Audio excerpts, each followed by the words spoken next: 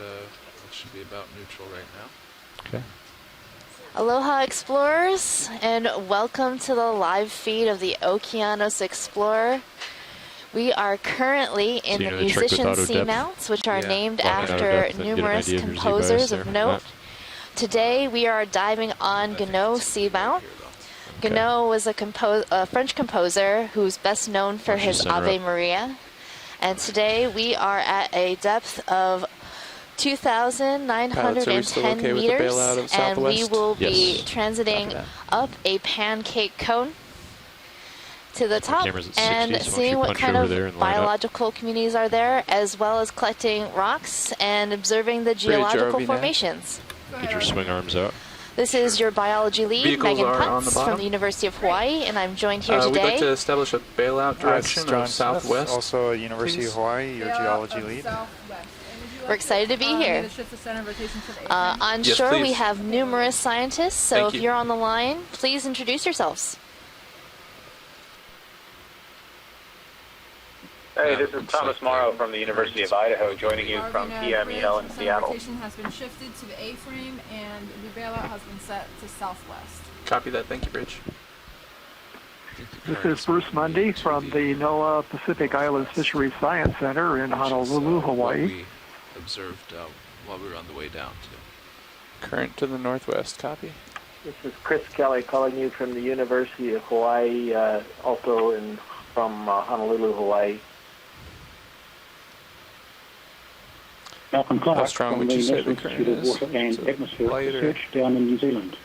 Pretty light, I think. Copy that. All right, you're heading to the bottom. Why don't you push forward a bit to keep yourself centered here. And I see in the chat room we also have Asako Matsumoto from Japan. Ohayou gozaimasu, Asako. That's very early for her, I think about 5 a.m.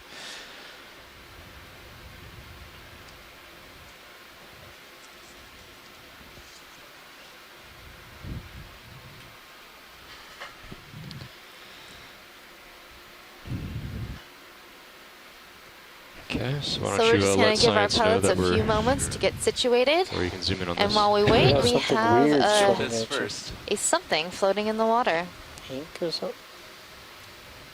go in on that. My bet is that this is going to turn out to be a duckbill eel. No, maybe not. It doesn't look alive to me. Looks like something broke loose there. Oh. But I really liked your identification. Bruce is going for it. First one of the week, the day. Really it's all rested up after the weekend. That's your thruster Ready to wash. ID stuff. Yeah, sometimes that happens, though. I've definitely identified some marine debris to species. Is that after a couple espressos?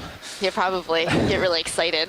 You know, I've had 2 cups of coffee this morning, so you ready, guys? Yep. Lots of great IDs today. Okay, all 4 swing arms are out. Great, thank you. Well, watch lead, we are on the bottom. We just thought we'd. Okay, somebody else chimed in on that. I'm getting too anxious to see fish. We got started. I really thought that was swimming. All right, and Nav, if we could bump down Sirius sonar to 50. Copy that, pilot. Are you comfortable with where D2's sonar set? D2 looks good for now. Copy that. Thank you. Okay, and we're back down. All right. All right, well, it looks like we have quite a few rocks to choose from that look kind of loose. Do we want to sample here, John? I would. Maybe I'm going to ask Thomas, since he's on the line. I know I'd prefer to get a rock as soon as we can. We kind of ran into a little difficulty yesterday finding a second loose one at the end of the dive. If Thomas is good with rock, I'd like to proceed with one. What do you say, Tom?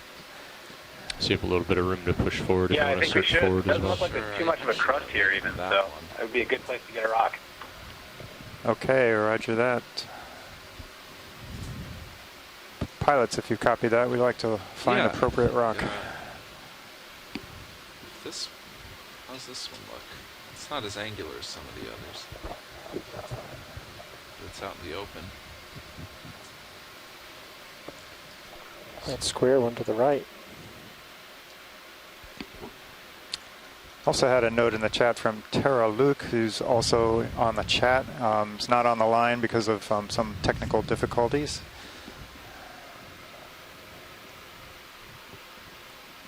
Video can come in partial on this. Let's see if any of these look loose. Come back a little bit. The big one in the middle. The yeah, go for that the one. lasers are on now. We like that.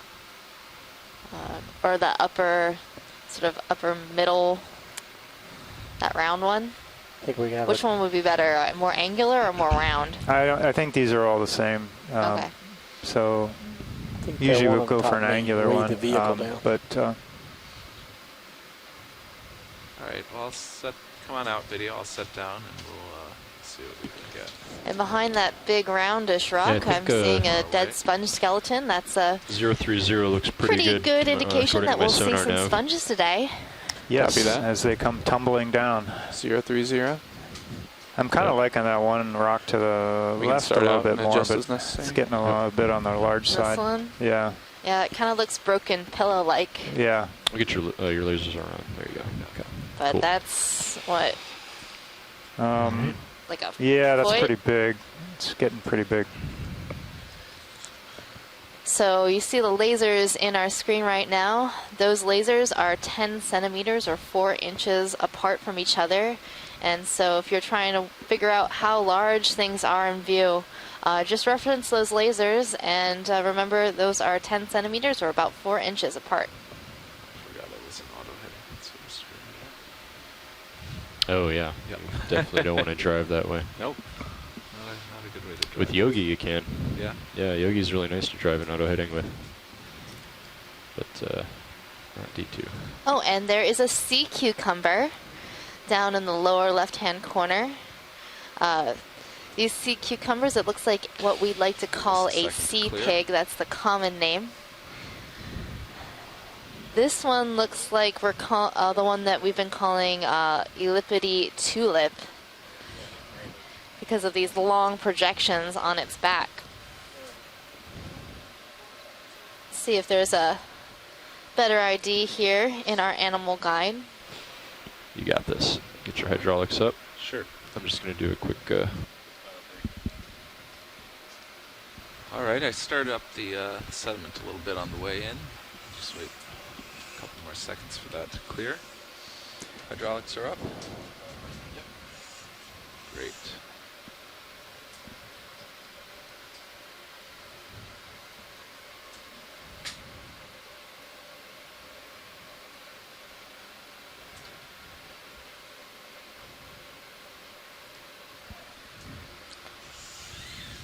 Yes, penny agony species tulip. All right, hydraulics coming on. And deploy.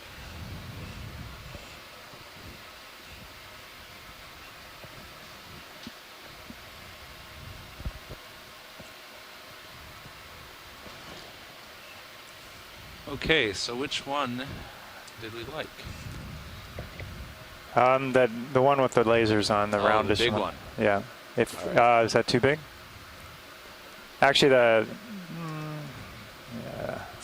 It's borderline. We might be able to try it. Was there a smaller one? Maybe that also. Yeah, looked one good? of those two angular ones to the left. Okay.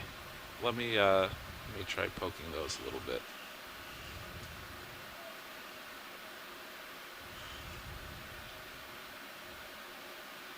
That's loose. That'll do. All right. Open up the box over here. Dion. Co-pilot, can you grab Mini Zeus and follow me over there? Sure. Thanks.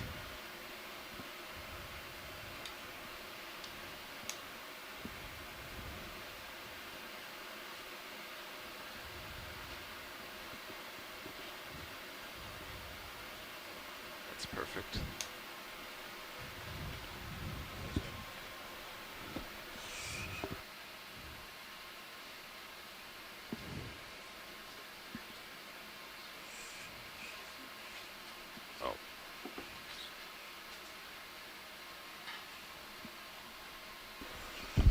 Okay, do you want to bring that wing inboard a bit? Yeah, that would help. Yeah. I forgot about that. Port wing inboard. John Colleen Peters is watching from home, and she says hi. There you go.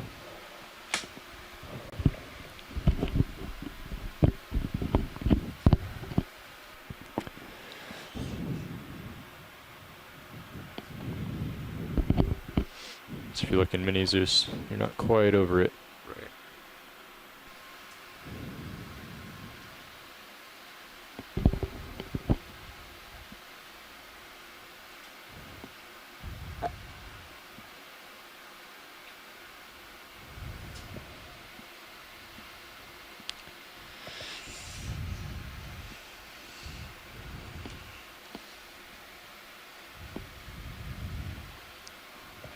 Want to zoom? Sure. Looks like a keeper.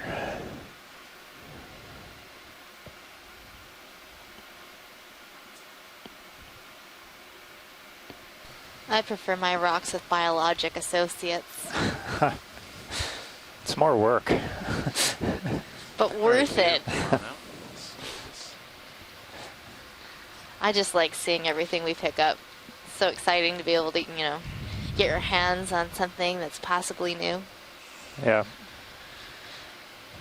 Or Oh, very shit. unknown.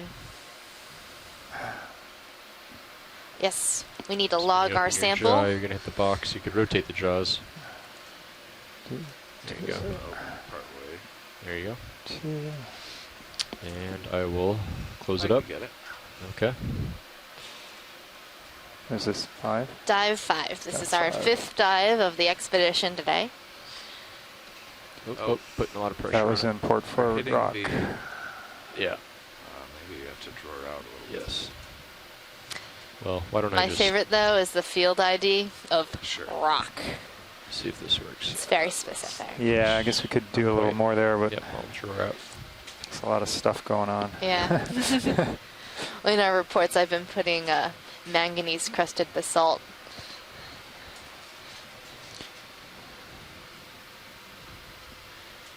Still hitting anything? Or, all right, why don't you close it?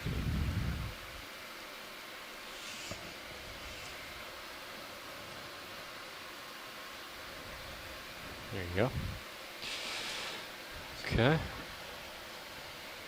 I'll follow you up at Mini Zeus so you can stow.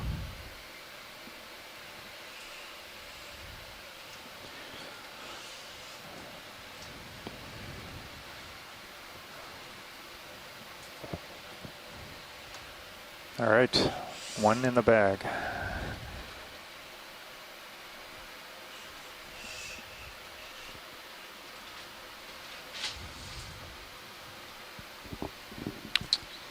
All right, thank you, pilot. That was a great collection.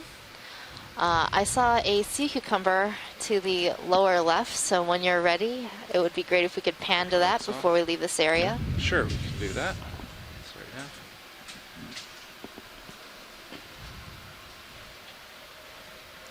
Bring in Sirius back up. Sure. And I'll center your camera rolling, don't worry. I have complete faith in you. Sometimes I forget to center your camera. And where was that sea cucumber? That's why I'm always watching bottom left. So when we landed to pick up our Bottom rock, it was just on our rock to the lower left-hand corner. It was Mini Zeus back sort of to you. a translucent white. It might have swam away. Who knows? Yeah, you've already passed the area. Yeah, I'm not seeing it. So 030 looks pretty good to me, and I'm just about lined up on that. Well, these sea cucumbers, they can swim, and you know, if I was a cucumber So what's hanging our out in average this pace area, that we I'd need to be make today now? a little concerned about the presence of this large I vehicle calculated on landing the way right next to my down, home. and we probably need to maintain But a hopefully pace we'll of see about some more along our way. 0.07. Okay. Yeah, it always amazes me though that the I'll give you an update shortly. the creatures down here, a lot of them don't seem bothered, and in fact they're most interested by the ROVs or the man subs or whatever. When they come down, you'd think it would bother them more, but Well, why don't we Well, just go ahead imagine and call how it a move. people would 30 react meters. if an Sure. alien 030. spaceship came landing on the 0.2 planet knots? today. We 0.2. would probably Copy have that. a bunch of people running out to see what was going on. With their Bridge ROV iPhones, shooting the video in Yeah, hand. getting ahead. selfies. We'd like to Yeah, call in a probably. shipment, please. Okay. They make a TV show 30 out of it. meters, There are certainly worse days to have. bearing Right? 030 degrees at 0.2 knots, please. 30 meters. Scott says deep sea invertebrates are chill. That's great. We just tilt up to sort of look off in the distance. Which is funny because if you don't realize this, the temperature at these depths is quite low, close to 2 degrees Celsius, so near freezing. So chilly in both the senses. Aha. Haha. Oh yeah, it's good to have puns in the morning. Puns and buns. ROV nav bridge, of 30 meters, bearing 030, speed decimal 2 has been initiated. Copy that. Thank you, Bridge. Small white floater. So lasers. we're on a classic so we expect that at about Talos, Small white 2030. floater below. many of which we've seen, broken Copy up that. rock, mostly Oh, I see. You can go come from upslope.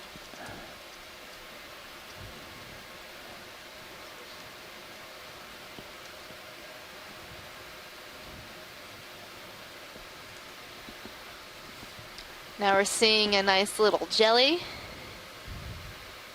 So yesterday we had some mid-water dives and we saw lots of jellies. Let that go. But this one's living a little bit closer to the bottom. Actually, I could get it again. That's good enough.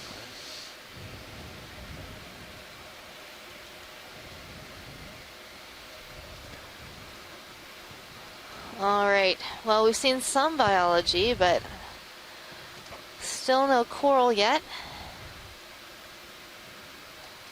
But it's out there. I have a feeling, I have a good feeling about this. Got a coral sense.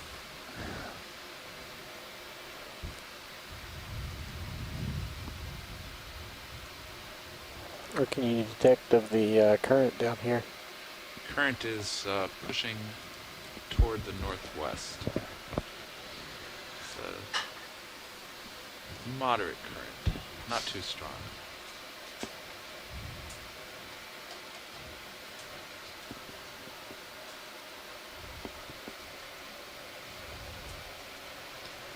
So right now the current is relatively moderate, pushing from the northwest To the north. to the northwest.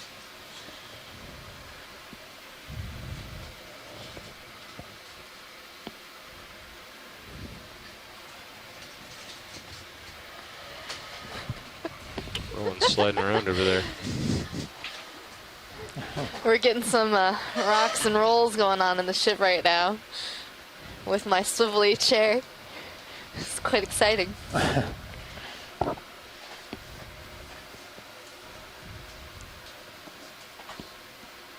Yeah, we've been lucky. The weather's been very good while we've been out here.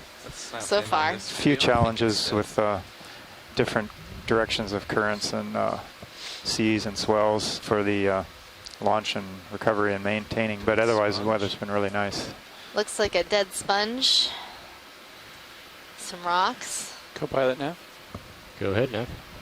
An updated estimate on our pace that we'll have to maintain. We'll need to move at about 0.066 knots. Okay.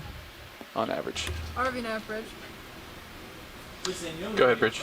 I'm going to adjust the heading a few degrees to port just to possibly try to make this ride a little bit better. Copy that. Thank you. You're welcome. The ship's moving slightly to port to mitigate the Well, it's a movement of the beautiful waves. field of talus. Another very Some large small boulders, floater cobbles, just above and to the left maybe of lasers, some diagonal. crusted stuff coming into view.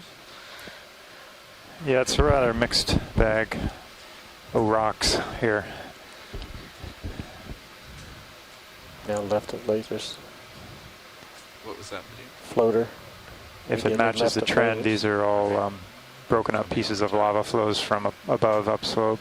Come in. Mass wasting, we call it, or just some gradual disintegration of intact flow units over time, over millions and tens of millions of years, due to just physical processes, earthquakes, also landslides, tumbling down the mountain. And we've got another little jellyfish. My favorite is squishy. Squishy? It's a Coral squishy. on the right. And he shall be mine. He shall be my squishy. I believe I'm underway now, so it was Alright. about 4 minutes. Go for the coral quickly. Oh, and our first coral. It looks like to be a black coral Yeah, touchdown here. in the He's lower pretty far right. away. Is it? Okay. It's out of your light Oh, pole. yes. I think I saw a crinoid up and to the left of that in the background. Something else in the water. Let's go on this potential fish. Come on in. And a fish, Bruce. I'm thinking Super tight on the head. Bazazetus. And I'm thinking that you're right. This is one of the most commonly seen fish at these depths of 2,000, 3,000 meters, the cusk eel, and genus Bazazetus. It's got a rounded head and a rather small eye, and these are usually seen up in the water a couple of meters or more off of the bottom, so it's likely that they feed on things that swim in the water rather than foraging along the bottom. So cusk eel and Bazazetus, and Megan, you got it. Sweet. Let him go.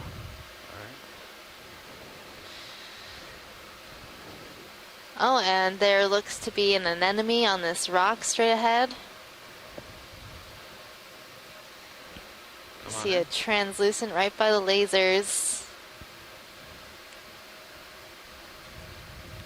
Amazing what a jellyfish will lead you to. Not sure what kind of anemone this is. They tend to be difficult to identify. But it's good to get this good imagery. It's a beautiful creature. Have we seen this one before, this trip? I'm not sure. It has that sort of puckered mouth in the center, so we might have seen something similar, but I haven't seen one this color.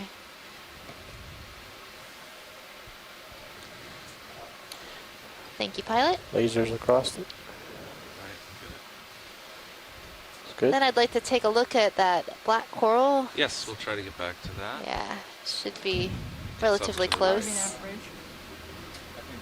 Go ahead, Bridge. I wanted to let you know that position move is done. Also, I have dive soup up here, and we might want to come around maybe about 30 degrees to starboard into the wind. The wind is veering to try to help with this ride. Copy that, Bridge. Can you just If confirm, that's okay, we'll confirm that adjust they're our rotating heading about A-frame? slowly now. We just like to confirm that we're rotating about A-frame. Yes, we are confirming. We are rotating about the Come on in, A-frame right video. Copy that. Thank you. now. You're welcome. Okay, looking down at you at And 70. You got some time. this is definitely a black coral. The orange color is quite interesting. Could be a Bathopathes or a Staropathes. Do you have any more? No, that was max. Okay. Slight tilt down. Get you down to the base. Scott France says Bathopathes.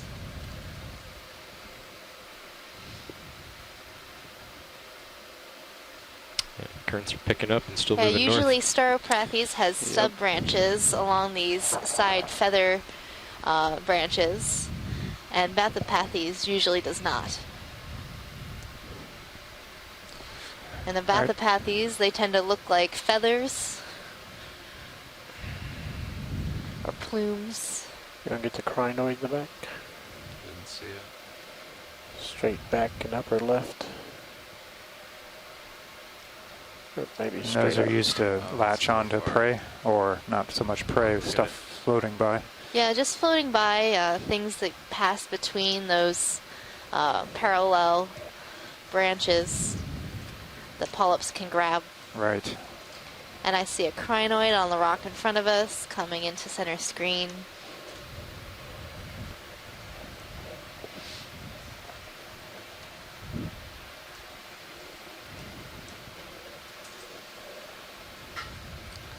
So crinoids are pretty interesting animals.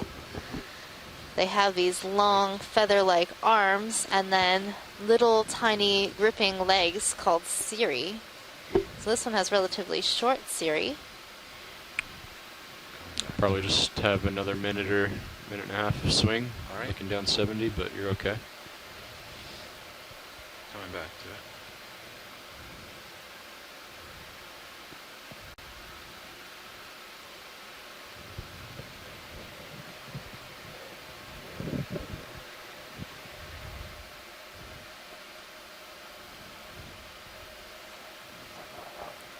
Going full screen.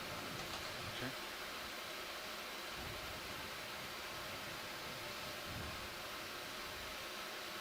So crinoids are an ancient animal.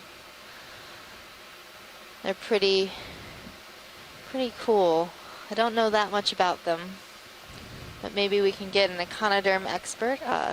Crinoids are in the phylum Econodermata, which is related to sea cucumbers, sea urchins, starfish. To the right, there's a xenophyophore, squiggly thing beside the rock. Okay. Let's see what else is in this area. Also potential holothurian right above the So lasers. just a smattering of organisms, a Right little on bit the here, a laser. little bit there. But hopefully as we transect up slope, we'll Translucent. see more. Well, that's the way it's been the past few days. Dives started out a little slow Sponge. biologically. Oh, here we're seeing a small sponge. First sponge of the day. Sponge of the day. Sponge of the day. Is that a club? It is a glass sponge. If Chris Kelly is around, he might have a better ID for this. Thinking it might be a euplectellid, or in the family Euplectellidae, perhaps in the subfamily Corbitellinae. We're good. All right. And that'll be squiggly. All right, why don't you push So forward? that was a glass sponge. And then we'll, once you get up a little Glass bit, we'll, sponges do are another kind of movement. interesting For because what? they have spicules, which are made up of silica, and basically they are small pieces of glass Little jellyfish. that make up the structure of their skeleton. And every species of glass sponge has a very unique set of different types of spicules, and sponge biologists, or Watch biologists your that study sponge Sure. taxonomy, use Starboard those toe. spicules to help identify the different species of sponges. Shrimp on the Are lower the right. sponge spicules spiky? They are spiky, and some are not as spiky, but most of them are spiky. Go ahead, Bridge. I just wanted to give you an update. We're still Here rotating we're to seeing starboard, a so we Nemata can face into carcinus the wind. shrimp. However, It's a we're type going of pretty shrimp that slowly likes because to we're walk rotating along the A-frame. bottom on these very I just long wanted to let legs. you know we're still turning. Copy that. Thank you very much. You're welcome. Yeah, so we can't put in a move until they're done. Right. All right. They're pretty we'll stand chill. by. But We'll see them We're, pretty we often got at these depths. plenty of space right now. So. So why are their legs so long? The right is What are they moving out at gaining least. by being so long? They can get up off the bottom and walk over large rocks probably without having to swim. We generally don't see that shrimp swimming too often. We see some dead sponge stalks too here. So Yeah, big ones. I'm seeing a lot of them. So farther up slope, we should see There's a coral large sponges, thingy, I would think. believe, on that center rock upper diagonal left from this lady. Sponge talus. Yep. Maybe a crinoid. And a lot of Right. times, dead skeletons of sponges and corals can be homes to other animals. The other day, we collected a sponge stalk that had some Cerianthid tube anemones in it, and also a small polychaete worm living inside of it. There was some dissecting going on in the lab afterwards of the dead stalk to extract the other organisms. Yeah, Cerianthids tend to live on the bottom and tend to be pretty hard to collect. So having them living inside that sponge made it really easy for us to collect. Tangled. And now someone will be able to study them further.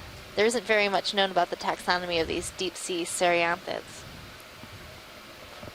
Right now we're looking at a crinoid, another crinoid. This looks to be a different species than the one we zoomed in on before. It also has these long, sort of very delicate looking cirri and long arms. Those cirri are the legs. And near the center mass of this crinoid, you'll see that the little feather-like projections are sort of larger and plump. Those are actually reproductive.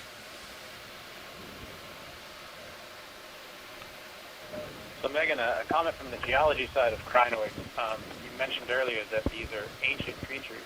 They've been around for 480 million years or so. They're often used as indicator fossils, so we know where we're at in the stratigraphic record when we run across them. That's really interesting.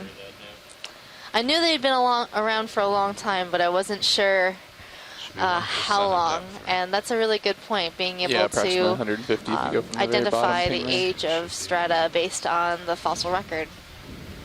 Probably about 100, Yeah, I remember like you said, across the having bulk of it. to draw and stipple those in my undergraduate paleontology class. Could that be due to EK60 frequencies? I don't know that much about paleontology, but I always found it very interesting. EK60 when we did a test last time. You know, I think almost every kid wants to be a paleontologist at some point. They want to find a dinosaur. But finding dinosaurs isn't all that paleontology is about. Just like marine science isn't all about dolphins. It's like they're still making that heading change. Yep. That's true. Yeah, let me know if you'd like me It's to check often in on the about progress. rocks. It is often about rocks. The thing that I really like about marine biology is that it is a sort of interdisciplinary science. You have to understand the geology, the physical oceanography, and chemical oceanography of an area to really be able to understand the communities that you're seeing and why they're there and what's going on.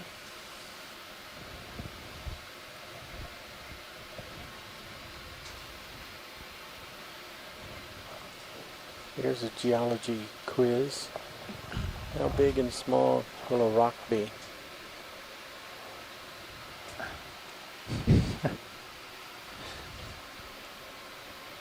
Don't know. I think of below 0.3 millimeters, it's sand. Is that and below about 2 meters, it's a boulder.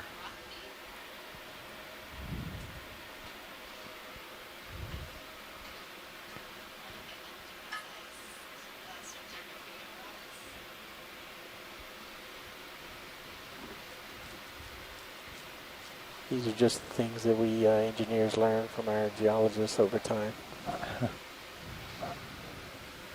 Here's a coral whip between the lasers. So we're seeing a coral. We'll have to get a good zoom to be able to tell what type it is. It could be a primnoid coral or perhaps a bamboo Bridge coral. RVNAV. Go ahead, RVNAV. Just wanted to check in on the status of the heading change, please. We still, my intended heading is a 310, and we're about 292 now. So Yes, still a little here you bit go, more to Scott. It looks like Copy that, like a Bridge. bamboo. We'd like to put in a ship move whenever we get settled, please. Okay, I'll let you know. And Thank you. I am seeing some pretty large intertentacular spines. For those of you who Did you are pilots just hear that? overwhelmed Yep, by the use of the word intertentacular, that means in between the tentacles. So bamboo corals are octocorals, and octocorals, you can identify them based on their pinnate tentacles. That means that the tentacles have little projections coming off of them, making them look fuzzy or hairy. And in between those tentacles, you see these white spikes. Those are the intertentacular spines. And this is a bamboo coral. You can tell it's a bamboo coral because if you zoom in on the skeleton, you'll see little black bands that are separating these long white sections, giving it sort of the look of a bamboo tree.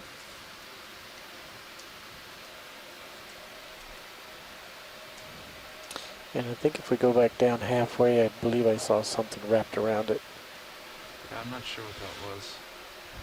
right there. Here. So Scott is saying that this might be in the Keratoicidinae J clade. So right now the taxonomy of bamboo corals is still being worked out, and we've been trying to group different coral species into what we call clades. Slight tilt down. Are these like clans? They're sort of like, yeah, they're clans, like groups of related corals, but they're all in the same family, the family Isididae, and within that family there are going to be numerous genuses, and within a clade there might be different genuses, but they're all related. Yeah, are they cousins? We're getting close. Yep, they're cousins. About another 5 degrees or so.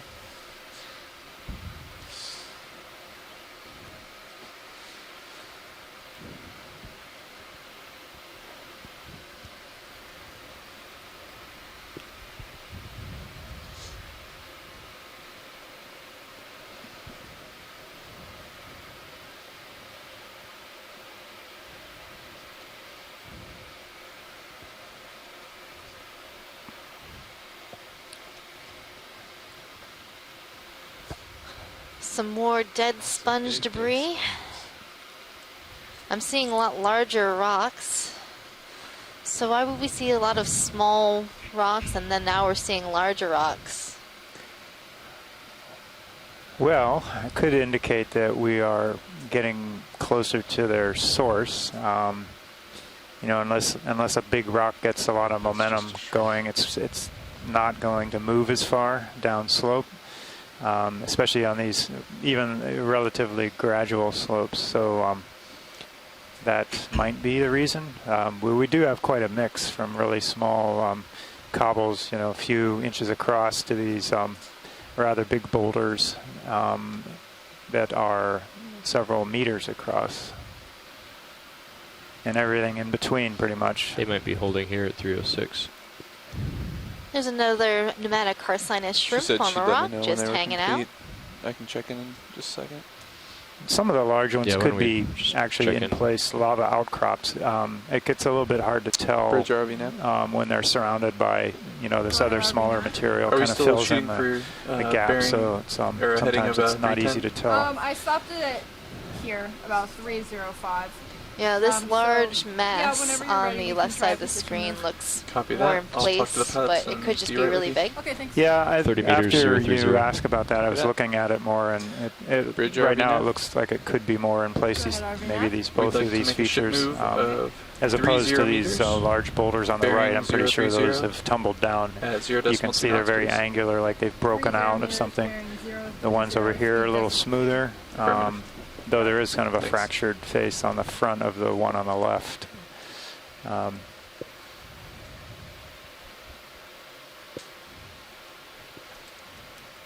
So you can get a whole range of size from gravel size. You kind of call that gravel rather than rocks, but they're small rocks to these kind of fist size rocks to these big boulders, and even like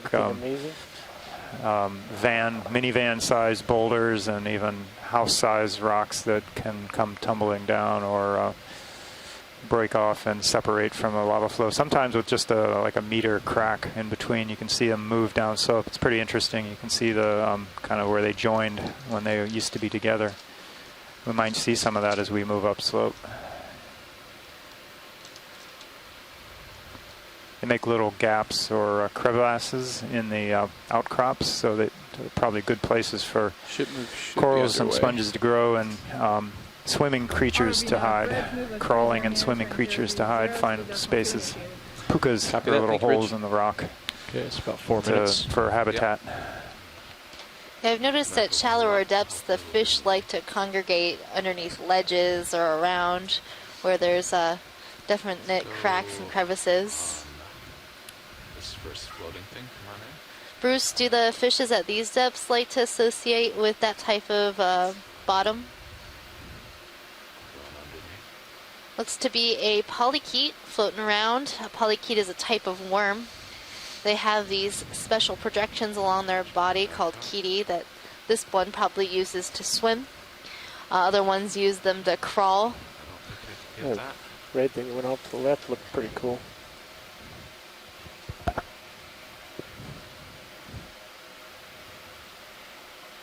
see it anymore. Yeah, I must have floated under or past you.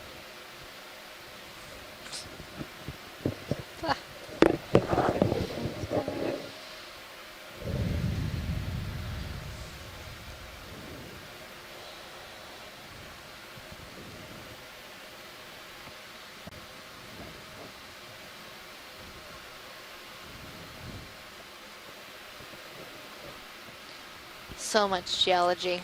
Yeah, you're starting to get out in front of me a bit. All right. It's cracking me up.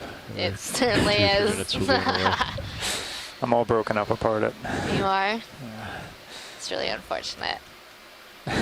Or is it very fortunate? I can't tell. Well, I think you're as solid as they come. Oh.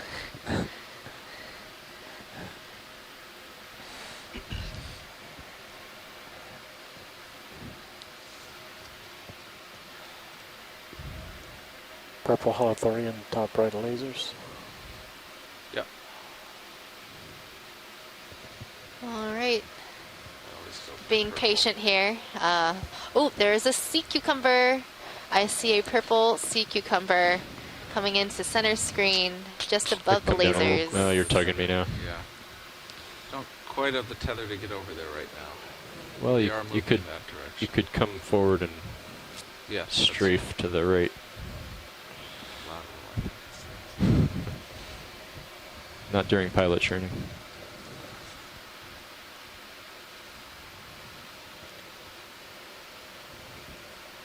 That is a big one. It is a big one. So again, these lasers that you see on your screen are 4 inches or 10 centimeters apart. Color. That makes this sea cucumber quite long. And he's posing well in this Posing beautiful, well, yeah. this beautiful pile of talus in front of us. It's about this guy, probably what, the length of your Still lasers, arm? I think we got the Yeah, size. about yeah, looks like about a foot, yeah, a foot long or so. Right. Probably gonna tug your Yeah. tether, That but I is should be a on my beautiful way. color. pretty So this soon. sea cucumber is in the family Synallactidae. This family is known to have some pretty colored sea cucumbers, Under the, like top pinks hood. and purples. You want the top? Yep. He looks like the color of our lab gloves. Yeah. So in our lab we have purple nitrile gloves. The shadow is also red Let's or see purple if under. I can find a genus for this. Megan or anybody else on the bio team, what would be the advantage to being this brightly colored at depth and against such a drab background? Wouldn't you be more visible to predators in this case? Well, in the deep sea, there isn't very much light, so at these depths, you're really not going to encounter that much light. So being brightly colored won't make you very visible.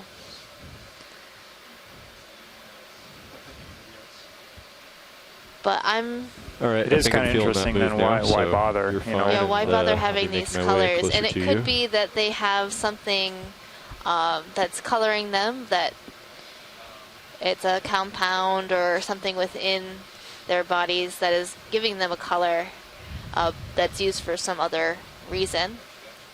But we also see, the shrimp are bright orange. Those goosefish are reddish, or bright red. So And- corals are all, of course, all colored. Yeah. And bright red in the deep ocean is the new black. So red light doesn't penetrate as far through water. And so if you are red in the deep sea, All right, yeah. you might be harder to see. Invisibility. You'll blend into these rocks. Maybe it might also filter out some color that of the substances that it's eating. Hello, Nav. And it could be that this Quick sea cucumber demonstration is of that as attaining I- its color so we are from currently moving whatever at it's eating. 030. As I pull away from I that, just A lot of started feeling shrimps it like a do minute or two obtain ago. their so color that from red the food that they disappears. eat. Another 3 or 4 minutes.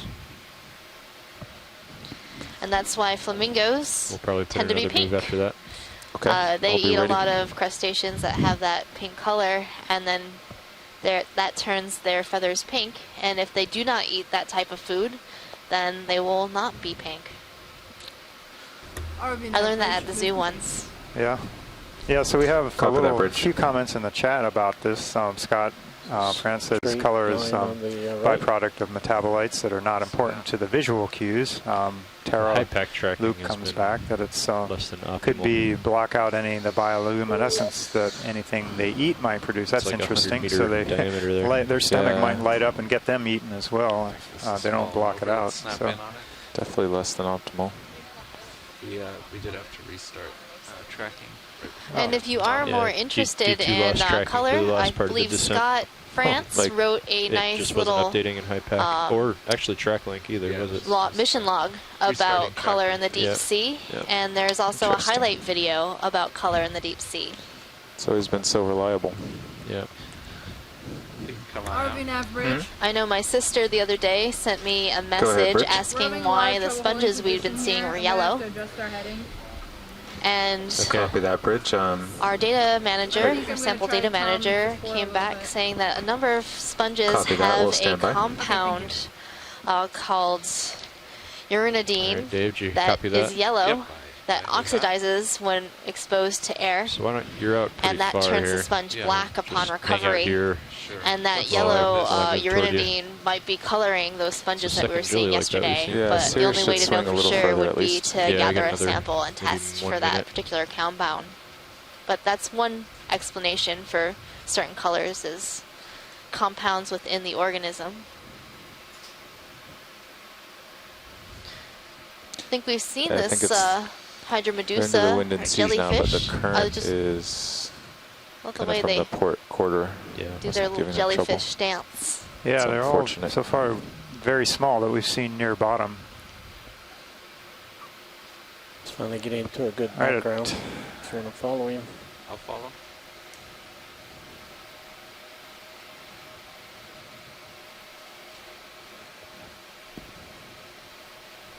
Looks like we've kind of come across a geologic So let's, contact or a transition from one geologic unit been type of doing rock to another. So we're, or a morphology, so we're kind of going from a kind of a dispersed lava field. I mean, sorry, a diverse talus field to some more concentrated, bigger chunks of talus that may be leading Bridge up nav. to a wall here. Yeah, if you steeper look slope, at the true current vector on the and high-pack on screen, our way to maybe some intact it's flows. coming from the south-southeast. Okay. So if this doesn't work, Or it could be just an isolated maybe feature. turning We have to kind of work our starboard way would up. actually get it on the stern and help with the thrusters. Okay. I'll try this out and see how it's going, and then I might have to come starboard. Yeah, I'll let you know though. Copy that. Thank you. Does your current vector on the DP, is it about 0.6 from the south-southwest? Yeah, I'm reading 1 knot from pretty much due Small south. fish, right of Okay, lasers. so not too far off. Yeah, not too far off. Okay. Yeah, I think I might have Towards to the try edge to of the leave screen. starboard. Even with the lasers. Thank you. Just right behind Thank the you. rocks. So this substrate is not really conducive to a lot He's of hidden behind the rocks now. biology, sessile What did they say, biology that's Carl? They done with attached the to the heading sea change? floor Are they because it's not building it very here? stable. So those that No, perhaps the thrusters are having land trouble, here, I think. do not But are they- survive are they still long term adjusting their because heading? of Yes. Okay. moving Larger either fish in the the rock they background, settle on or other driving ones that off come left down and and lasers. bash Is there a into chance them. they want a So we rock sample typically from don't here? see as much Oh, we just got one. biology So maybe not. adhering But maybe. to this type of material versus the intact flows I can suggest. that have been around longer. Video, let's try. I don't suggest this. It's probably a little too far away. And a fish. Looks like Ophidiid, possibly another Bazazetus.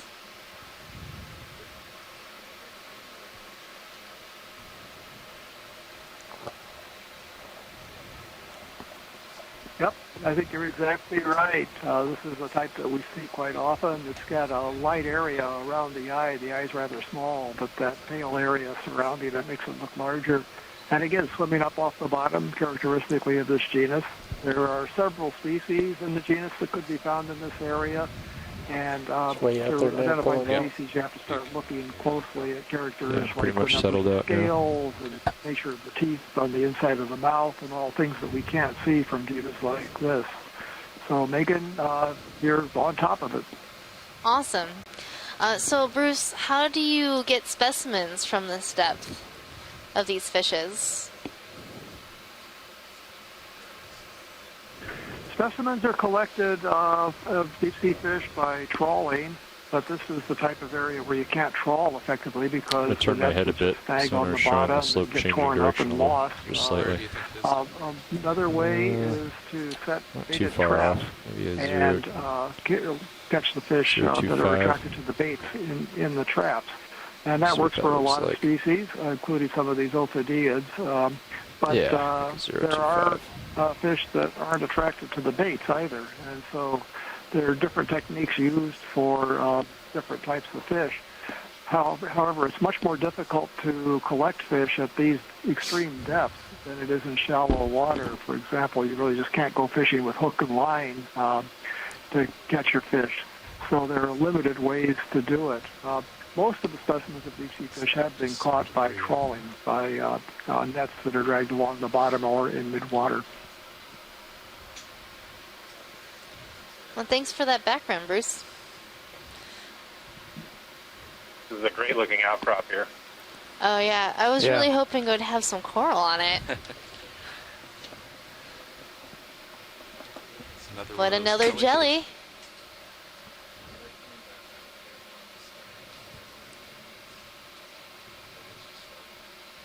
Hopefully, as we get further up along our transect, things will start to get a little more interesting. I mean, I guess if you're a geologist, this is pretty interesting. It is interesting. Talus can be a bit tedious after hours, I will admit. It doesn't have sediment on it, that's all. Though it's a little more interesting than a completely flat sedimented plain. Yeah, a sedimented plain can be quite tedious, I would imagine. Fortunately, we're at a seamount today. This is Gano Seamount in the Musician Seamounts. Go ahead, Bridge. Hey, we're having some issues holding station right now. For those of you who don't know, the Musician Seamounts are located north of the Hawaiian Islands. I just wanted to give you it's a seamount chain. Copy that. Thank you. You're welcome. Yeah, there's about 25 individual seamounts, and there's also associated volcanic ridges of a slightly different origin, and they have been dated in the past by dredging rocks maybe in the early 1990s. Those were dated, and they are Cretaceous in age, so those are in the range of 65 to 95 million years old. We currently have a pretty strong current and to so the that north, is the northwest. During the age of the last bit of the dinosaurs on Earth. Probably would be negligible compared to that. So and today we have Thomas Morrow joining us. He's a geologist who's studying the interaction between seamounts and fracture zones. Could you tell us a little bit more about that interaction here in this Musician Seamounts? Pilot, what would be our plan if, sure. if we lost propulsion on the ship? What we think was going on based on what we've seen is that somewhere around 80 to 90 million years ago, there was a plume that created I think we would just come up in formation, get up to 50 meters. But it was very close to a mid-ocean ridge, and that formation. kind of modified the magnetic output of the plume and led to some interesting linear features. Some of the previous dives we've done out on like Blackfin Ridge were good examples of these kinds of lineaments. And then on top of that, there's a very large fracture I just wanted to let you know nearby that we're going to dive the ship is having some tomorrow. trouble with these conditions presently. They're trying to adjust the heading to make the ride a little bit more smooth and to make sure that we can maintain station keeping. Just wanted to let you know that while we're doing that, we can't make ship move, so we'll need to make sure that once we get back on pace that we maintain a fairly good speed over ground. Chemistry and the morphology that we see any interaction that Copy the that. lavas And might have actually, had pilot, with those there's another kind of larger rock that really tectonic jumps plate out at you features that were might be nearby good at use the of time. time while the And we want to bridge use that to inform is further adjusting studies things. where we have the same process going on in modern times at places like the Galapagos Islands and over in Iceland.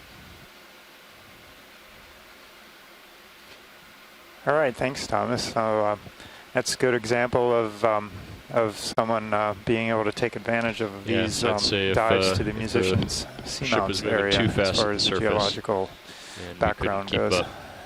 keep up.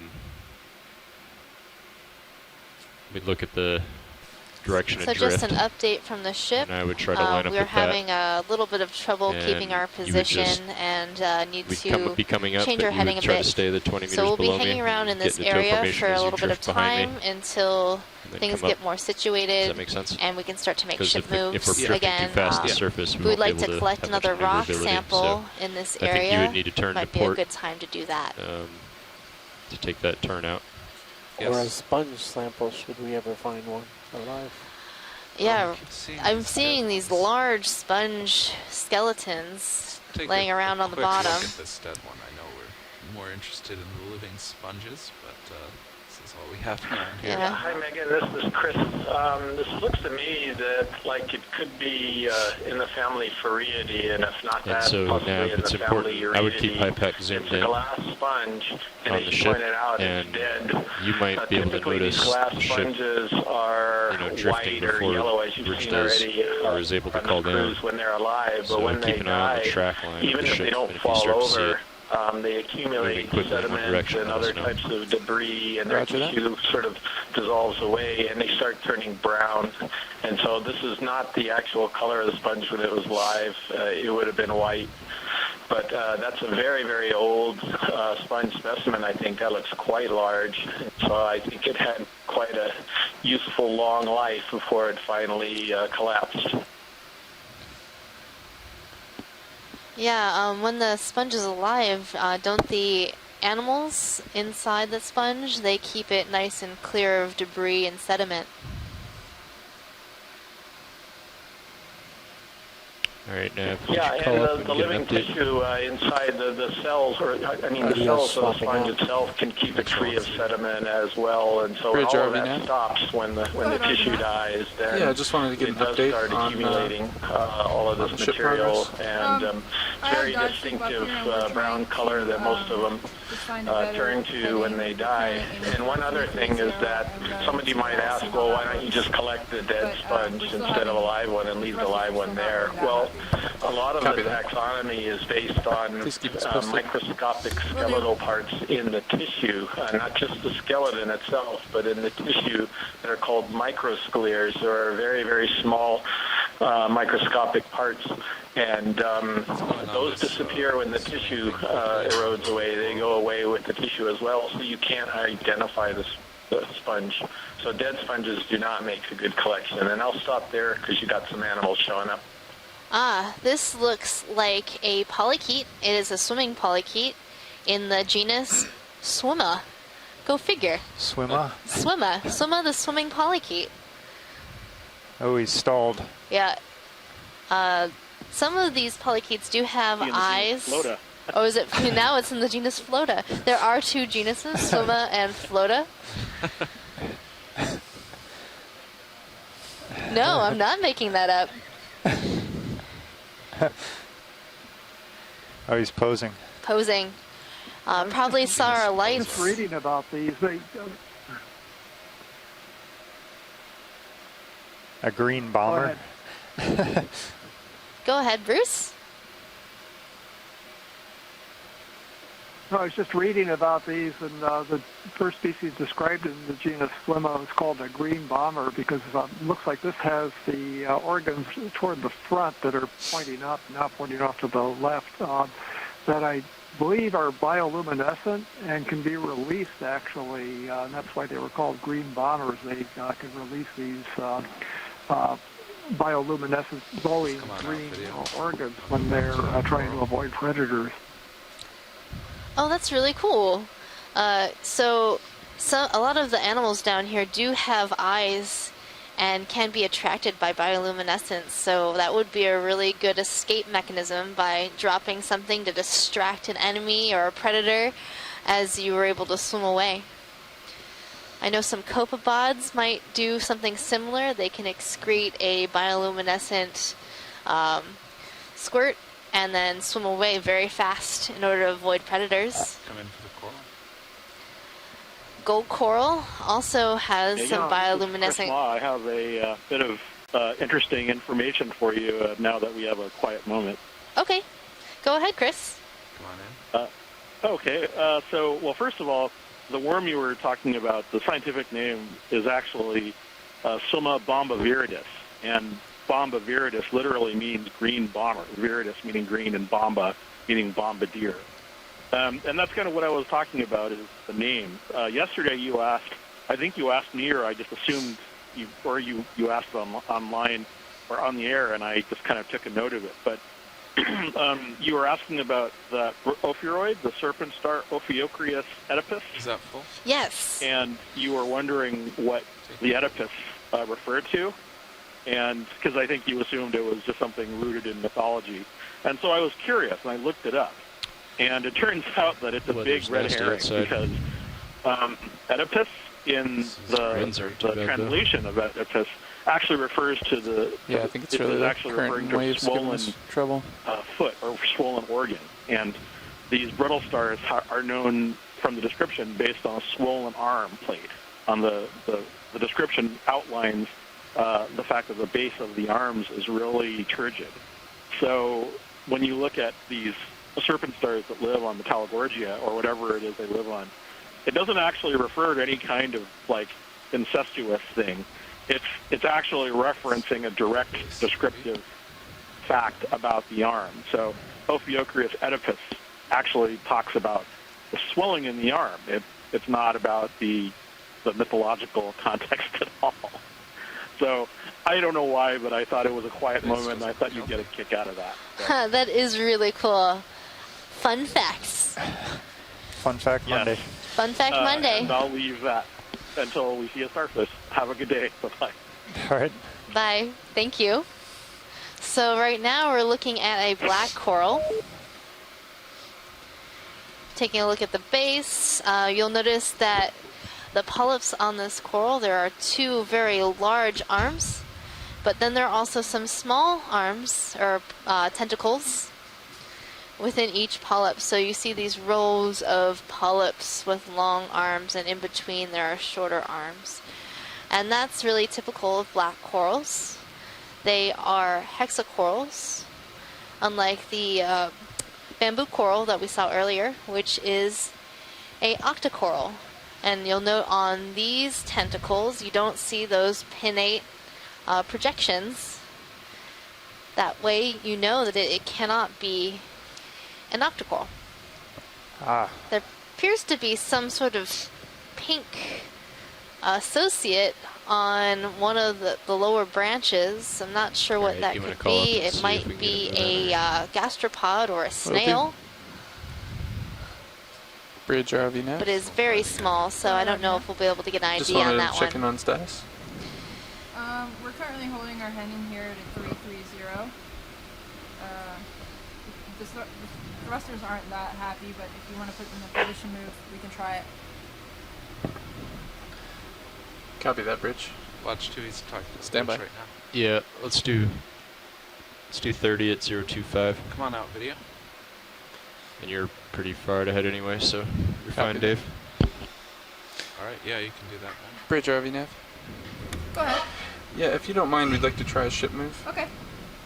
We'd like to do 30 meters, bearing 030. Or 025. I'm sorry, 025 at 0.2 knots, please. That's 30 meters, bearing 025. Pilot, I see some white Affirmative. below the lasers and just to the right within the rocks.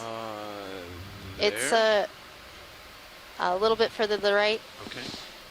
I'll get a little closer. I'm not sure if it's sediment or it kind of looks like a round, maybe a xenophytophore So now it's in line with the lasers. 0 meters for 025 speed, decimal 2 initially. Copy that. Thank you, Rich. You're welcome. Come on in, video. Still getting stable. Move underway, pilots. Thanks. Thank you. And Launch 2 is calling you. Yeah, that's the thing I was looking for. Do we have any more zoom? Video, you can come in more.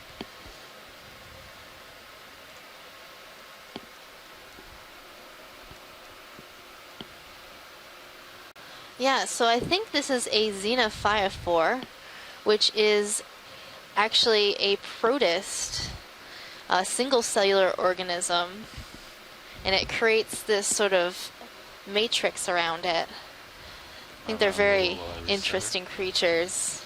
Huh. That whole thing is one cell. Really? It's, I think, the largest single cellular organism on the planet. That's amazing. Come back in. And you can see with the lasers, it fits right in between them, so it's probably around 3 inches in diameter. Guess the length of your finger, depending on how big of hands you have. Maybe your pinky finger if you are a large-handed individual, or if you've got really small hands, maybe just your index finger. All right, that's probably good. Come on out. That was great. And I think I saw an isopod hanging out in between the rocks as well when we zoomed in. He ran away from this. Yeah, he ran away, that little isopod. Isopods are related to pill bugs that you might find in your garden by turning over a rock. There are deep sea pill bugs. So isopods actually originated in the ocean, and most isopods are aquatic. There are only a few that have made the movement onto land, and those are the ones that you see in your garden.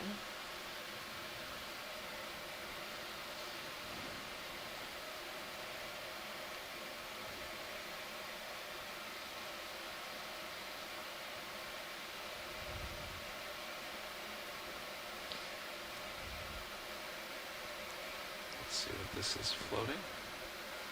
Come on in. Oh, it looks like we're seeing an amphipod. Stay in the center.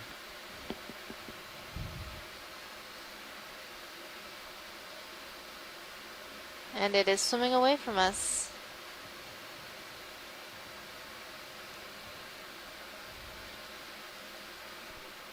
Alright, let it go. So amphipods kind of look like shrimps, but you'll notice they don't have that elongate rostrum in between the eyes. You also didn't see those long sweeping antennae. Right, they don't look quite as interesting. And they are not decapods like shrimps and crabs.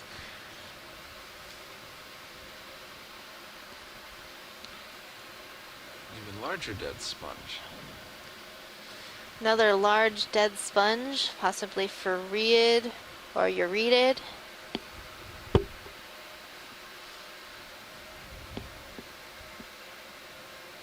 I'm really hoping we get to see some live ones once we get moving back up slope.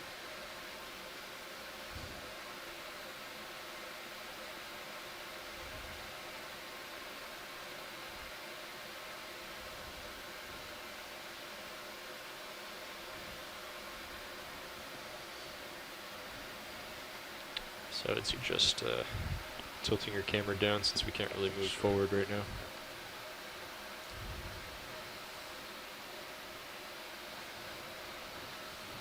So if you're looking for a picture of what these live sponges might be looking like, go and reference our online animal guide located on the Okeanos website.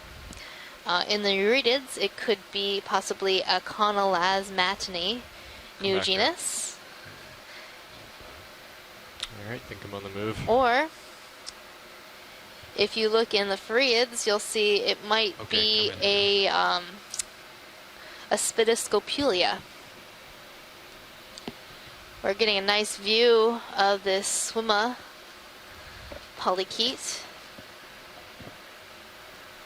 How's our progress, John? We're approaching the waypoint. So we Megan, dropped. do you think that this Looks is like the they same polychaete that you definitely guys struggling to make it there, just a couple days ago? I think they'll be coming I to think it stop might shortly. be. Now that I see it up close, it has those very long projections coming out of the head. I forget what those are called. It's been a while since I've done any polychaete taxonomy.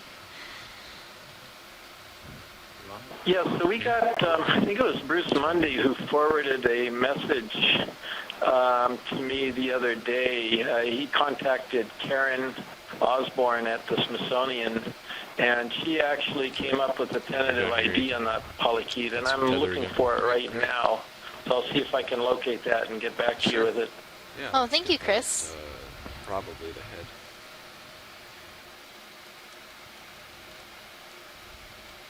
Whenever you're happy with it.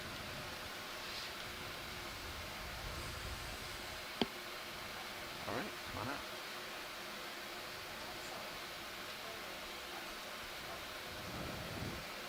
All right, well, we do have a little bit of tether now.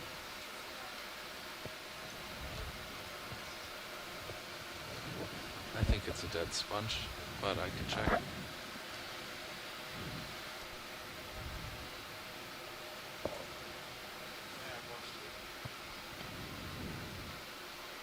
ROV knife bridge.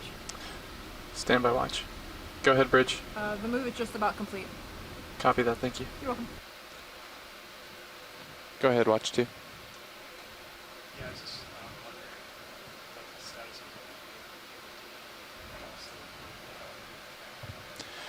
of We are currently, we actually just stopped our previous move. I know. So the pilots should continue to move for the next few minutes.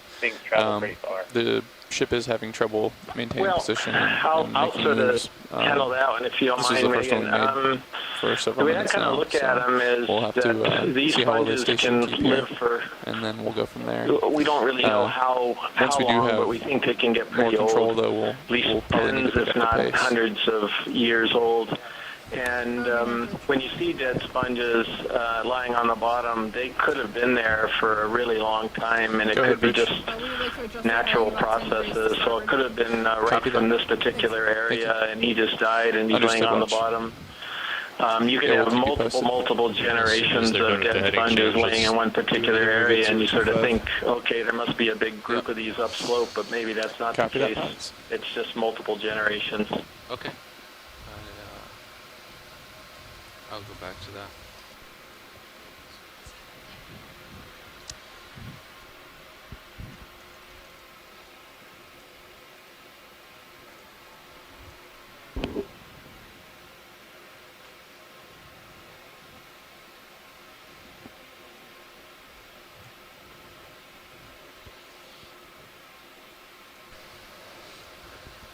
Okay, so we're still not able to move, but if you do see something in this area that we'd like to collect, it would be a good opportunity to collect, because once we get on the move again, we're going to need to keep moving quite fast to make our track.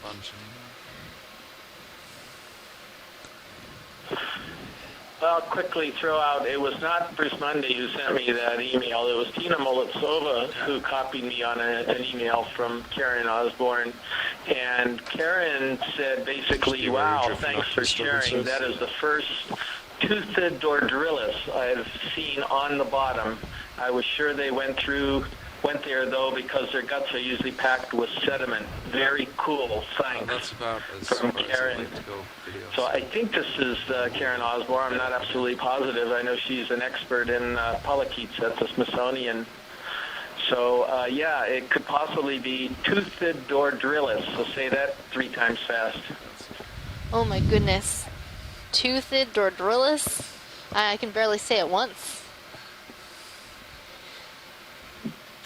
Hey, would we want to get a rock sample while we're here? We're kind of close to outcrop. At least we've been drifting past it a few times, and maybe it'd be a good chance to just sit down and grab something. Yeah, I was thinking rock, but we are limited to 2 rocks per dive, I'm told. So okay, let's do it. I didn't know that. Yeah, that's kind of the thing here, unfortunately. So You know, I would be inclined to save it for later, but it would be a good opportunity.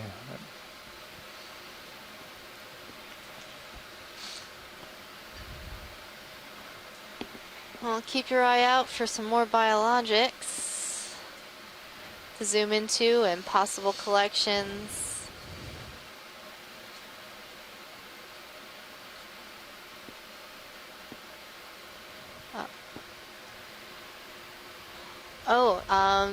Where was that? Back can pan back to the right? No, we're kind of... We passed it.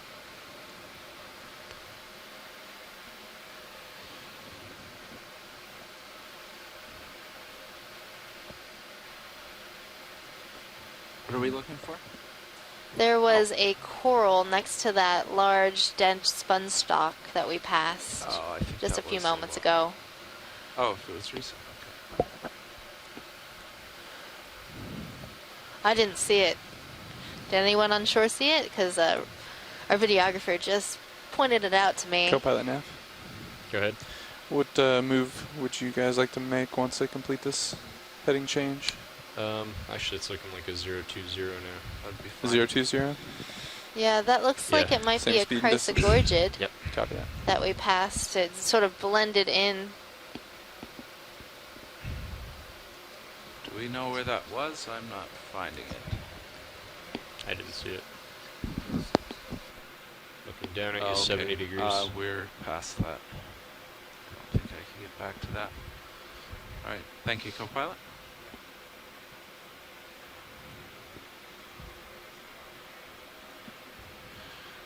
Okay, moving on up.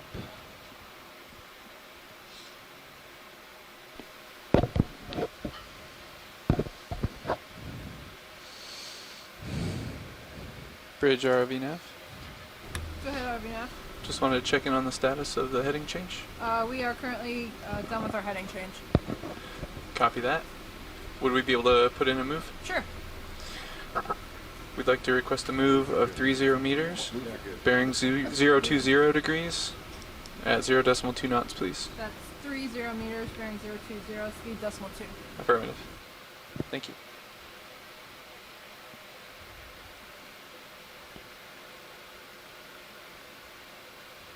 All right, it looks like we're transitioning to another type of flow unit here, something like a smooth sheet flow almost of lava, covered by dusting of sediment.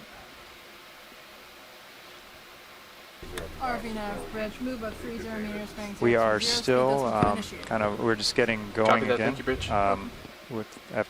With a ship move, we've been having a little trouble maintaining station, so we've been hanging out in the same area. We will start moving along once we get going. Since we're doing that, sent our biology expert aboard, Megan, down a deck or so to graze on the lunch offerings that are provided. So if the shoreside biologists want to point out a few things on the chat or on the teleconference, feel free, and keep you guys occupied that way. Well, right now we've got a view of a different type of fish than what we've seen recently. This is a halosaur. It's probably in the genus Aldrovandia. I'm guessing because it has that clear snout, which looks like it's not scaled. I think we're looking at it kind of from the, I can't tell if we're looking at it from the top or the bottom, but it's not the side. It's relative of the true eels. These are sometimes called spiny eels. It's got a very short fin on the back rather than the long fin that true eels have. And it also has fins on the belly, pelvic fins. Now we're looking at the side. This is probably Aldrovandia phylacra, although we were talking before about collecting specimens, and we can't really get species identifications of these fish, confirmed species identification, without collecting the specimens. These fish have their mouths on the underside of the head. they feed probably more on the in-fauna, the animals that bury in the sediments, rather than things up in the water column, although we often see these halosaurs drifting in the water. So a halosaur in the genus Aldrovandia. Thanks, Bruce. So you said they typically eat things down on the bottom in the sediment. Now, is that why you often see these types of creatures floating head down? Are they looking for stuff or trying to sense stuff? Or they just happen to be, that's just the way their ballasting system works? It's probably a little bit of both. The elongate eel-like shape with the long fin along the bottom of the tail creates forces that can help the fish position itself at an angle looking down. They have sense organs along the lower part of the head that sense vibration, and they probably also have taste buds along the bottom of the snout and around the mouth, and also large nostrils for a sense of smell. They're not relying on vision at these depths. We have to keep in mind that all of the light that we see down here with these great images, all of that light is coming from the ROV, so there's no sunlight. There's just faint bioluminescence from the organism. I see a sea cucumber, and I'm going to let other people chime in about this because I don't know much about sea cucumbers.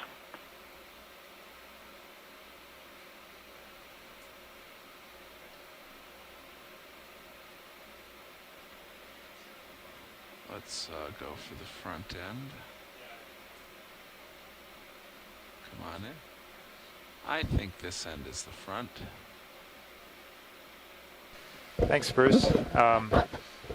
Yeah, that's interesting. I keep kind of referring by, I say, looking for food. I kind of realize that they have different sense organs that they're using down here. But it's kind of a catch-all phrase. But yeah, I was just getting an update from our dive super, and we're still struggling a little bit with maintaining position and moving. So we're kind of hanging out in this area right for a while 21, until we can 27. get that under control. So you should be feeling the movement shortly. So we can continue looking at a few things here in detail, maybe more than we normally would. Yep, so this looks to me like it's a sea cucumber in the family Synallactidae. Could be something like Hansenothuria or something related to it. But these deepwater sea cucumbers are basically bags of water and goo when you try to collect these things, which we did last cruise. They're amazingly delicate and fragile. Not much we can do, unfortunately. So it's pretty fascinating. They're difficult to get really good specimens of it. But in any case, from this view, which is spectacular, we can pretty much go to Synallactidae. And this species probably has the ability to swim to a certain extent. And he'll do that to reposition. So he'll go ahead and feed on a particular rock and sort of process some of the sediment that he acquires from the surface of the rock, and then he could just move on if a predator comes up, or if he needs to move on, he's not getting very much food. But in any case, a beautiful animal.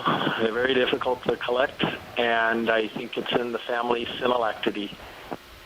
Yeah, so is his mouth in the upper left portion there, and is he eating that material off that rock, do you think? Yeah, I'm moving now. Dave? All right. Not sure.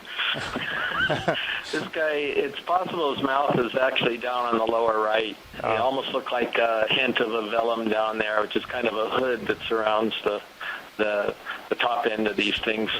But I'm not really sure about that, John. Just disappears. All right, kind of like an old Volkswagen microbus. They look kind of the same from both sides, both ends.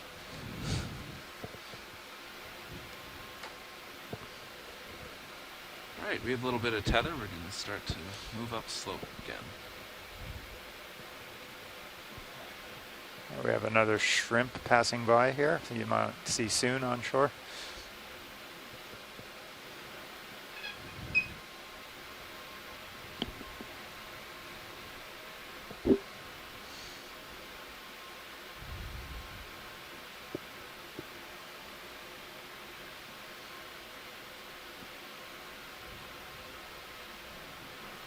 ROV nav, bridge, move complete. Copy that, bridge, thank you. You're welcome. Move is complete, pilots. I'll stand by for another. Yeah, let me just get ahead a little bit and then we can probably do another.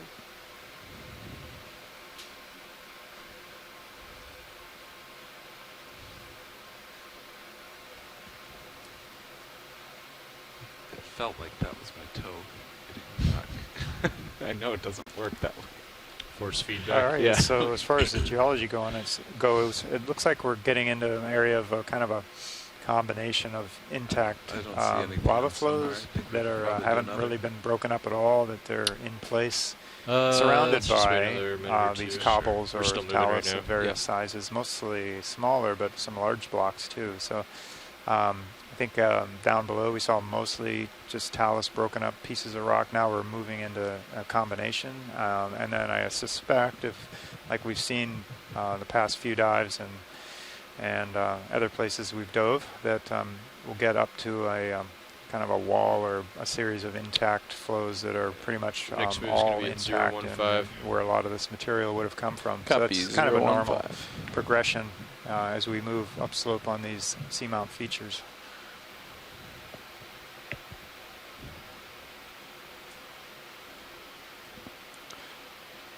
Let me know when you'd like to execute, co-pilot. Yep. Pretty soon.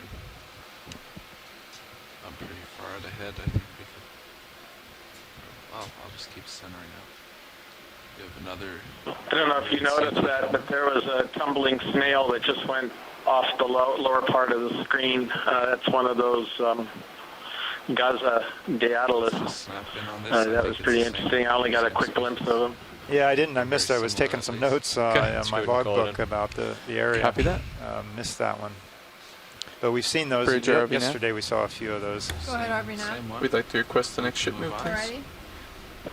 30 meters, Here's bearing another one of these. 015. This may be the same thing, a different 0.2, view please. of it, and I'm going to have to ponder whether the family Synallactidae is correct. I'm going to consult the animal guide here.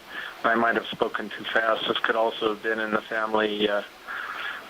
Well, no, I'm going to stick with Synallactid. Never mind.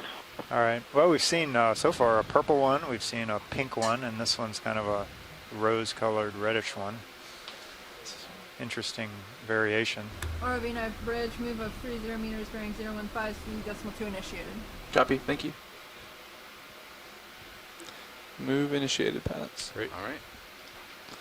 I still have another minute of swing or so. Sure. All right. I think now I'm centered up.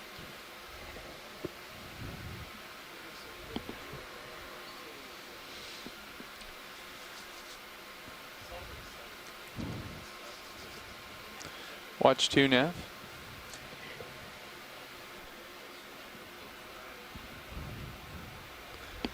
Yes, I just wanted to let you know that we have been able to reinitiate movement of the ship. We're currently beginning a second move now, so we'll keep an eye on the pace for you and Go on in video. keep you posted. Floating animal. It's coming too close. See if you can grab it. Nope. Right into my face. Oh. I see a sponge. It's a little guy. Let me get down here first.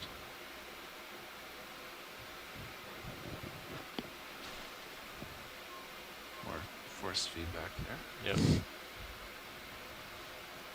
All right. Take all the zoom you'd like. All right, a stocked sponge. I'll have to leave it to somebody else to ID that. Top.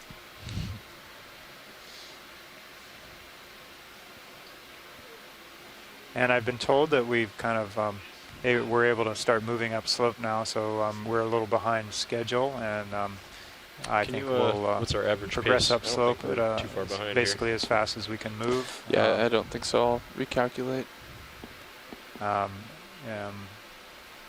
It's probably a good time to do that since there's not a high density of biological activities. Okay.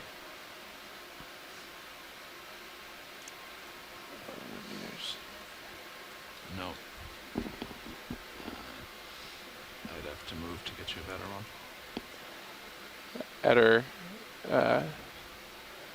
At our current pace, we need to maintain about 0.07 knots. Yeah, I would let watch know that we're not behind. We're just Yeah, copy that. Yeah, we'll be fine.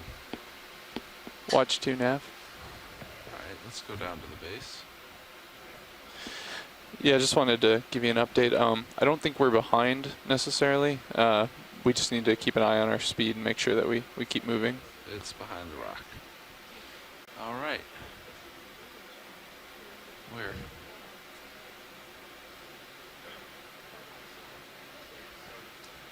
Oh, I just saw it. A claw disappeared.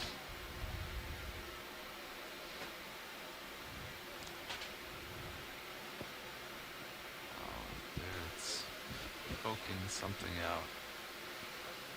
Are you at full zoom? There's something blue and shiny hiding behind this rock. It's just poking out a little bit. Can't really get a view from here.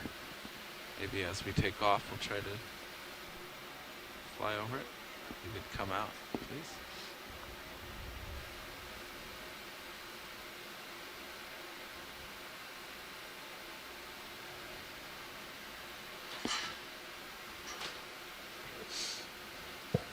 All right, let's try that. Come on in.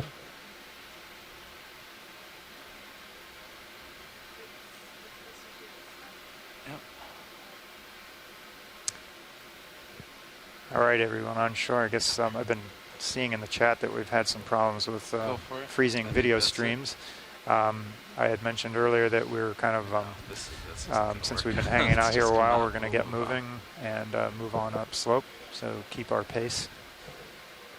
So if you see anything biologic of great interest, let us know, but we'll kind of pick up the pace a little bit here. I'm definitely moving. Great. Yeah, I guess you zoomed in on that sponge. It was frozen here as well, but that was a Caliphacus, just to point out what that stock sponge was there, a glass sponge. I don't know how many people saw that, though. Yeah, I got as far as stock sponge, and I was kind of waiting for the video to come back to get some response on it.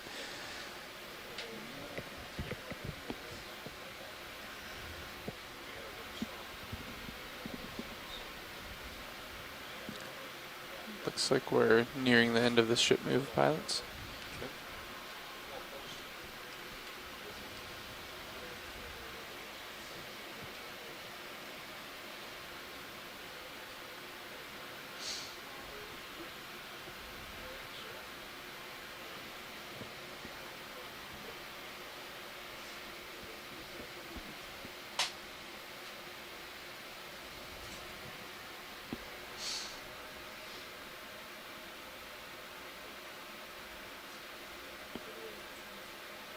Okay. All right, next video.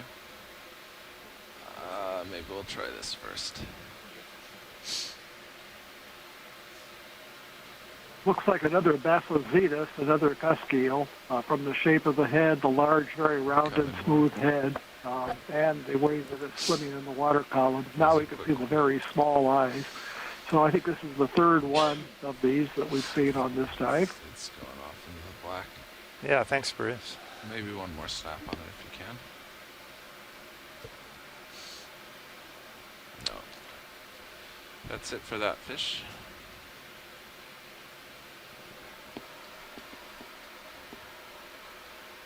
We do have a coral coming up. ROV nav bridge move is just about complete. You can So as we're moving up the slope, as we're seeing more intact lava flows. These are kind of pillowed flows, this rounded, bumpy format is how they erupt on the seafloor.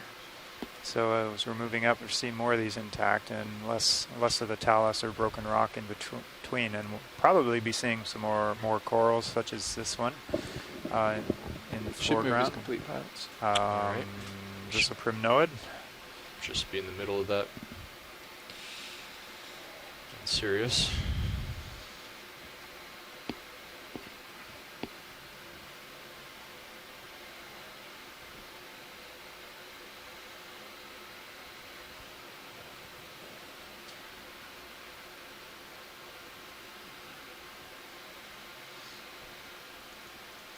Yeah, I'm downstream of this. All right, video, come on in.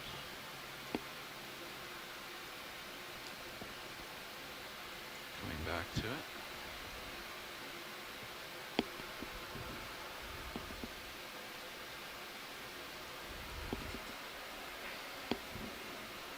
So right you are, John, getting to know your deep water corals here. So it's got a couple of, looks brittle stars on there, at least one. Also some anemones, it looks like.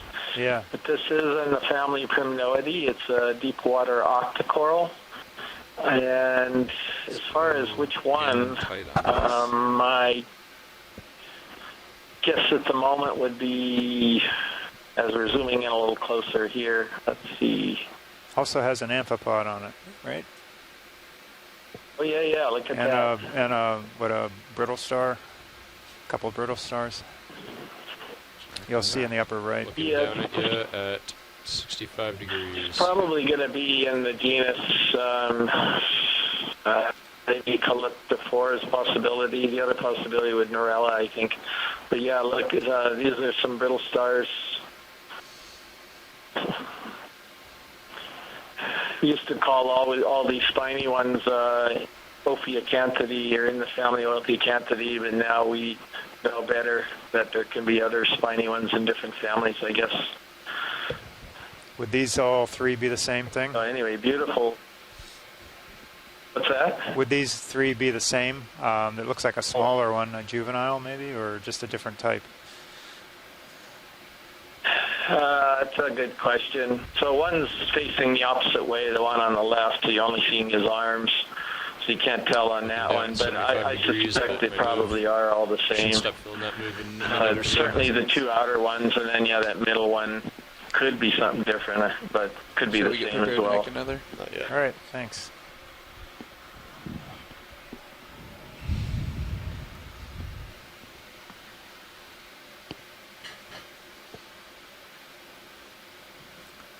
Yeah, that's a lonely coral.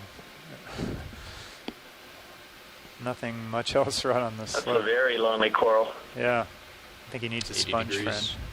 All right, I'm moving ahead. So the next move is going to be at 020. Copy that. Kind of surprised with all this kind of good substrate here. A lot of current, and I see a lot Yeah, what's your current flow like up there? Is it, you probably mentioned it already, it seems like you're getting some current flow coming right to left, is that right? Current is from east to west, and it's pretty decent. Yeah, I just heard from the front row that's from east to west and a pretty good current, so there you go. I believe I guess we can't blame the current now, can we? A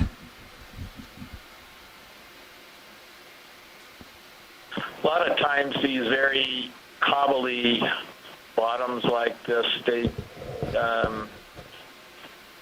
can have a lot of corals, and then some of them they don't have a lot of corals.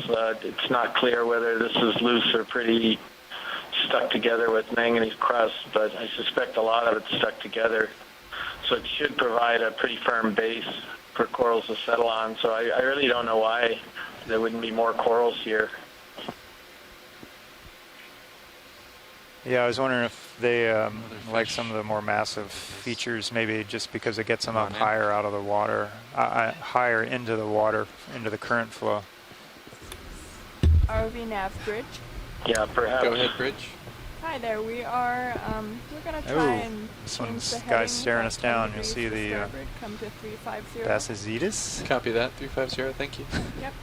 Yep, that's right. It's another Bassozetus with small eyes, rounded head, and boy, this is pretty bold. He wants to get his, he's showing us his good side here for his close-up. So we should have a few minutes here. Yeah, I have to admit I had a little coaching. Megan just came back, so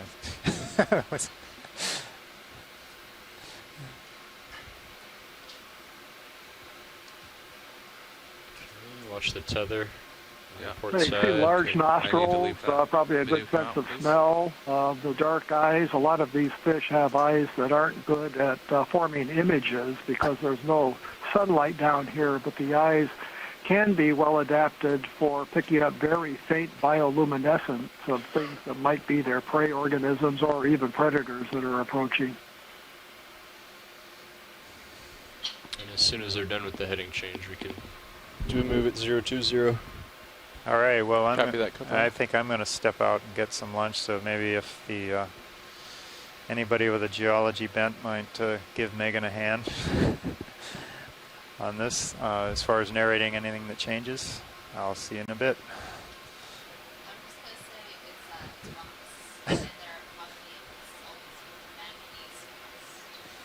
You are all correct in stating that.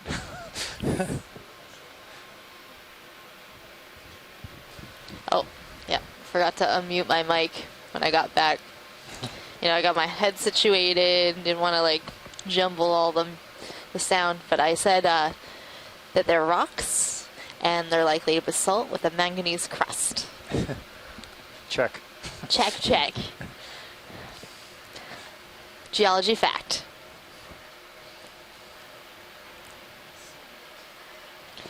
Enjoy your lunch, John.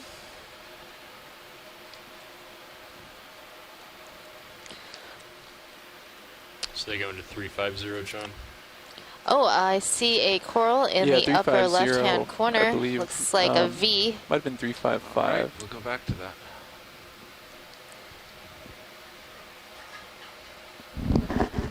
I think it was 350. So this might be a primnoid coral. Have we seen a primnoid coral yet today while I was gone? And there's a fish. Let's zoom the fish first. It's coming in the center screen. We're at 350. Copy. Yeah, let's do it. Copy that, Bridge. Thank you. 020. Looks to be, it's moving pretty fast. Bridge ROV now. But it's probably another Bazazitas that we just saw. We'd like to do another ship move if you're situated. Sure. We'd like to do a move of 30 Yeah, I would meters. guess so, but I think we'll probably just leave that as 020 degrees at 0.2 knots, please. Go by so quickly. It seems like the fish are having trouble with the current now. They're really zooming by very quickly. Yeah, the current's definitely picked up from the last few days. You can see the particles moving across screen quite quickly.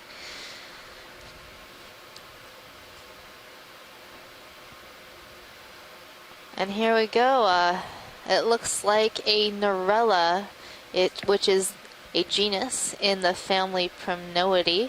That is an octocoral. Move initiated, 30 meters, 020 Go down to the branch. at decimal 2 knots. Thank you, Bridge. It's one of those. Megan, we did see a primnoid when you were gone. It was different than this one. It was lyrate primnoid that could have been a calyptrophora or a Narella. It was hard to say. This is clearly a Narella. I think you can see at least the minimum of 3 body scales on the calyces. But this could be that V-shaped or 2-branched Narella that we sampled for the first time last year off of Wake, and it's going to be something new, a new species according to Steve Cairns at the Smithsonian. Awesome. Yeah, I was going to suggest maybe collecting it if it hadn't been sampled before, but since I'm hearing it probably has been sampled before, we can probably move on from this specimen. All right, video, come on out. Yeah, there's always a better coral on the other side of the rock, right, Megan? Right. There does seem to be another coral in the distance on the right-hand side.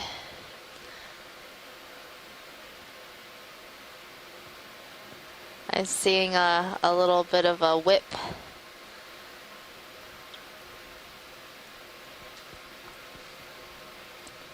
I know you have such a great memory for all the different specimens that have been collected, Chris. That one, just so happens I was out on the Wake cruise, so it was easy for me to remember that one. And we came across a huge field of them where these V-shaped primnoids are everywhere. So we grabbed one of them. But, I mean, if nothing else appears as you get further upslope, that's going to be undoubtedly, at the very least, a new record. So it'd be worthy to grab it. But I would just hold off a bit for now. Okay. It looks like we've got a bamboo coral in view. It's possibly the J. clade bamboo that we saw earlier. So I learned that these clades have been divvied up based on genetic testing. They use the mitochondrial DNA to figure out which clade these belong to, and they're testing for the MUT-S gene, which is known only to octocorals. So you see on this particular bamboo coral, there are large intertentacular spines in between the pinnate tentacles. So those are large spines in between each one of these tentacles.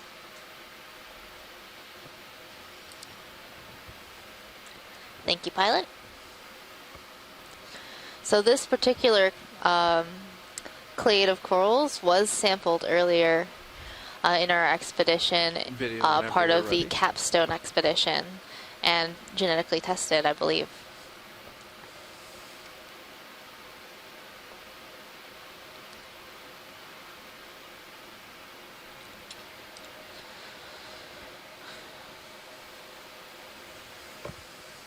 And now we're moving again? Well, I'll start feeling the move in about 1 minute. Okay. Yeah, the ship is presently moving.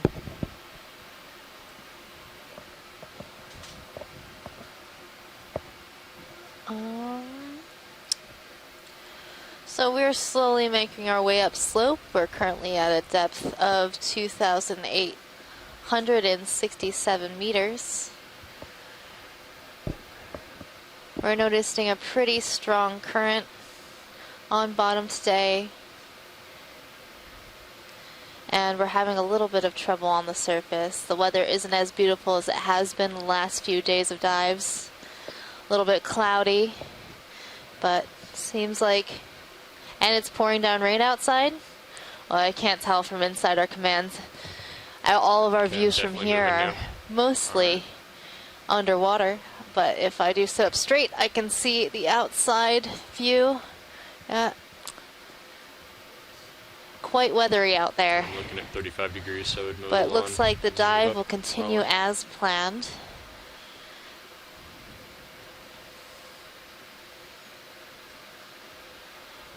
So today we are diving on Gano Seamount as part of the seamount, one of the seamounts in the Musician Seamount chain, which is located north of the Hawaiian Islands. And right now we're seeing a fish coming into view. It looks to be a eel. So get ready, Bruce. I think we've seen this particular eel before. Looks to be an Iliophis. I'm noticing that's very good. Some white pores along the side of the body, a blunt snout.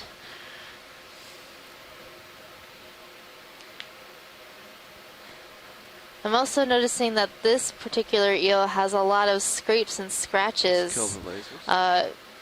Bruce, do you know why it might have these types of scrapes and scratches? Is it from feeding, or do they fight? It's probably ranged down D2 sonar to 30, John. We see this quite often, this sort of scarring on these synaphobranchid eels. It's the family Synaphobranchidae. This is an arrow-tooth eel. You're right. It's in the genus Iliophis. Go ahead, Rich. And both these and the cutthroat eels in the other subfamily, the Synaphobranchus, tend to have these scars.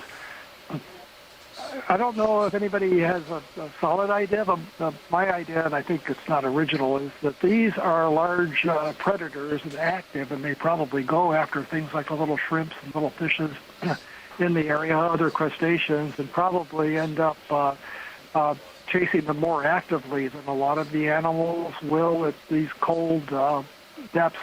And as they do that in the kind of rugged, rocky areas and amongst the corals and all, they probably scrape up their skin. So it's probably, I suspect it's probably a consequence of their feeding, their active foraging, predatory lifestyle. That behavior that we just saw is something we see quite often in Synaphobranchid eels, where they'll do a shake and they'll open their mouth, and we think that's a reaction to the presence of the ROV.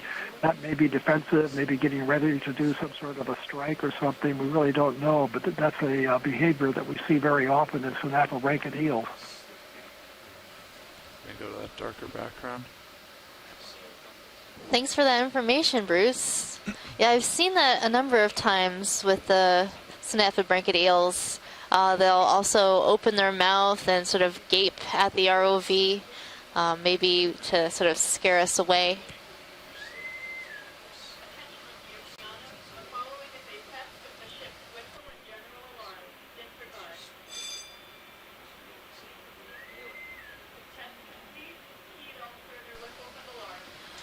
All right, we're seeing another one of these bamboo corals in the J clade. That's some nice view of the intertentacular spines and pinnate tentacles.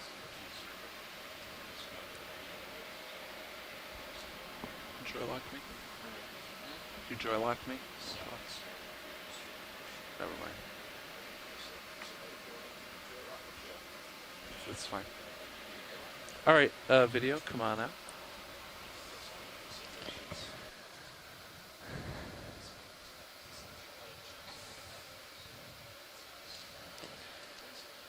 Well, for those of you just tuning in, this is your biology lead, Megan Putz, aboard the Okeanos Explorer. We're coming to you live today from Gano Seamount and the Musician Seamounts. These seamounts are located north of the Hawaiian Islands.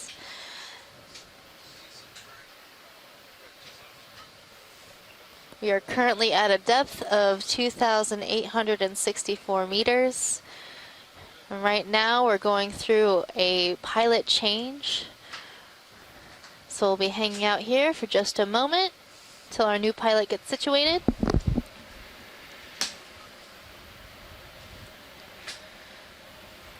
Hey Nav, what's so the current bailout plan? So our pilots and videographer teams are from the Global Foundation for Ocean Exploration.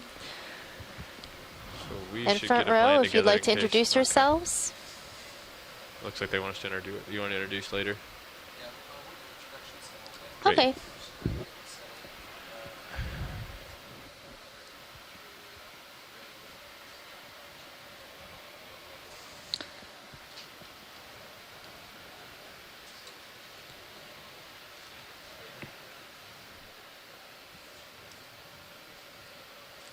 So right now our ROV team is coming up with a plan just in case the ship loses propulsion. We are experiencing some waves and weather on the surface. So they like to be prepared in any case to recover the ROV safely.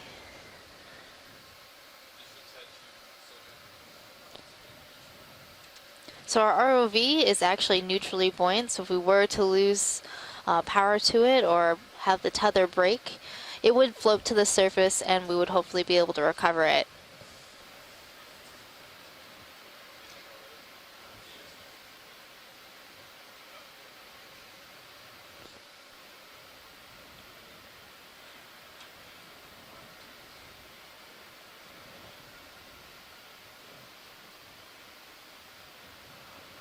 So I'm seeing another coral coming into view on the left side. It's likely another primnoid coral.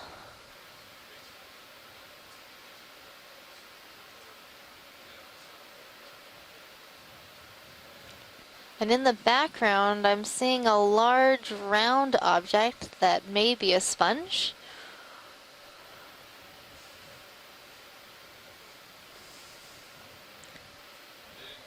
Oh yeah. Oh yeah, it's sponging time.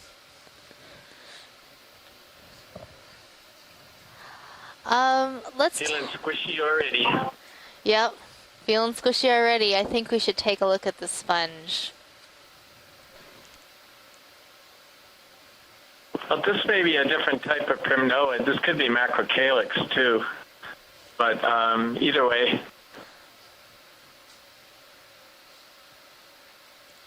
This sponge has just really caught my eye. It's a really strange shape.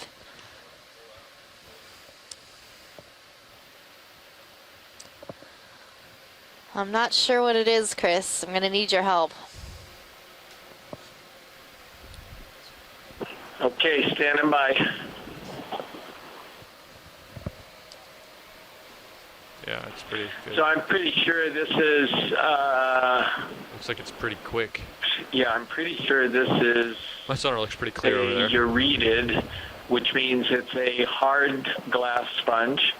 Some glass sponges are soft. That means they're squishy, as we were just joking, and others have a very hard, brittle consistency because they actually glue all of their microscopic parts together with silica, which gives them firm texture. So this one is almost, I guess it's a hard one, I think. Yeah, it looks like it's in that family, Ureatidae. Ship has been stopped, it's got that translucent appearance. 7 minutes, so I think you guys have settled As down. far as going further than that, I'm just not so You sure will want to that we continue can. to push it moves in fairly regularly. Just We will. on target. Is this something that we would want to collect, Chris? Are you interested in studying this particular sponge? Okay, RV nav bridge. Could we zoom just for a We're gonna moment try another, and just see what it looks like a little closer up? 2000. Pilot, can Copy we get a that, nice Bridge. zoom? Oh, yep, Thank you. you're already on it. Pilots, the ship is doing another heading change. They've been doing these periodically just to It looks like temper there the might elements be a little bit, so- anemones Probably it's about the in A-frame, this I take it, right? sponge. That's correct. Okay. I'm seeing some projections that look soft, and then there's also a little So shrimp unfortunately, we have to hanging wait. out. Yeah, I'm trying to figure out what those projections are. I'm going to twist my heading around so that you've got more of a dark background. Maybe those projections will come out more. Although they don't seem to be along the outside edge, only on the inside edge, huh? Yeah, the projections well, only have you seem to got be on the inside edge of the sponge. Well, I definitely think, I do think it would be possibly a good collection. You haven't seen a whole lot of animals, so this is, I can't go further than family on it. So Yeah, and it Sure, the seems to family, have an frankly. associate in it. That would be interesting to find out. Would having an anemone associate give you a better idea of what kind of sponge this would be, or There's a couple. would that See the top edge? is that How pretty does it feel? common in You want sponges? to try to get those video? You can go back well, in. could he zoom in on right on the edge, where those Yeah. little projections are? Just give me, perfect. I think he was already heading that way. They almost look like part of the sponge. I see sort of fuzzy appearance to the projections. Right. So if that's the case, definitely I haven't seen a sponge that's got these type of projections coming off of it. So yeah, this would be a valuable collection if you'd like to give it a go. Maybe you ought to put that out to the group and see if everyone would support that. Video, if you come out, I can Well, you don't have get a a little bio closer. We collection can try to yet, get. so, Yeah, we have. reasonable I think it would be a really good one. Yeah. What do we expect the consistency of this? What do we expect the consistency to be like? Well, I'm actually pretty uncertain as to whether it's going to turn out to be soft or hard. Now I'm a little befuddled. I think it's going to be hard and brittle, but I'm definitely not certain. Did you copy that, pilot? Yeah, he says he thinks it's going to be hard and brittle, but he is not certain. We won't know until we touch it. So, do you remember the sponge sample a couple of days ago where kind of got finger folds more than like a chunk? Yes. This may Yeah, or that may not- large sort of cowboy boy hat looking sponge. Yep. This may or may not end up being a similar scenario. So if that's useful. Mm-hmm. That's what we probably will be able to get. Okay. Yeah. That should be enough. Get a part of the sponge that has those little projections on it too, because if they were Cnidarians, it'd be good to sample those as well. Yeah, definitely part of the projections. And Chris, I'm seeing these sort of long striations and lines within the skeleton. Do you think that might make it more of a soft? The sort of spicules are lined up in those sort of long, thread-like manner. Yeah, precisely, Megan. That's the thing that's bothering me, and that's exactly what I was looking at. Those tend to be more characteristic of softer sponges because you've got isolated spicules running through the skeleton that aren't glued together into a firm matrix. So in any case, I think this is really good. I don't understand what even, I'm not certain even what order of sponge this is. So I think it's a good collection. All right, we're going to have our pilot get into position to collect this. Well, we should know quite soon whether it's hard or soft. Okay, more will do. The moment the manipulator arm comes out and touches it, it'll either crunch or it will smush. This is the bridge. Go ahead. You're ready to go. Place your bets now, folks. Where are you going to try to put it? Squishy or crunchy? The heading change is just finishing up now. Where we will be, the ship's heading will be 0, I'm gonna go squishy. I'm feeling squishy too. That is correct. Bailout southwest. Copy that. Thank you. And we're holding station, correct? Scott French also says squishy. Copy that. Thank you. That's 3 votes for squishy. Okay. Pilot's going to test for squishy or crunchiness.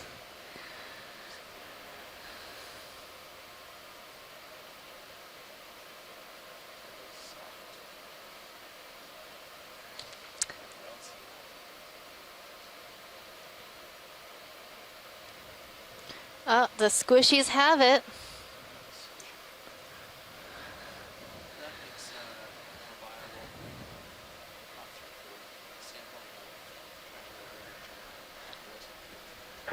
Yeah, so actually the fact that it's soft makes it even more interesting. Yeah, that makes it even more interesting. I really don't know what the sponge is. I assume it must be a euplectellid in that family there, but it's really quite different.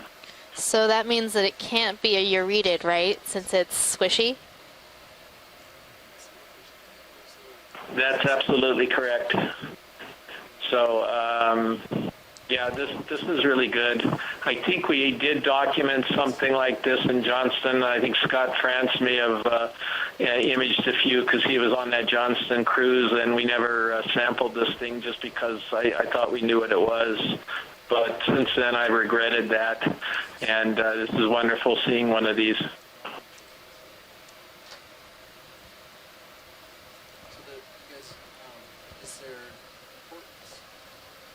Is there importance in making sure we get some of those bumps, or do you think yes, they are we part definitely need the bumps. Okay.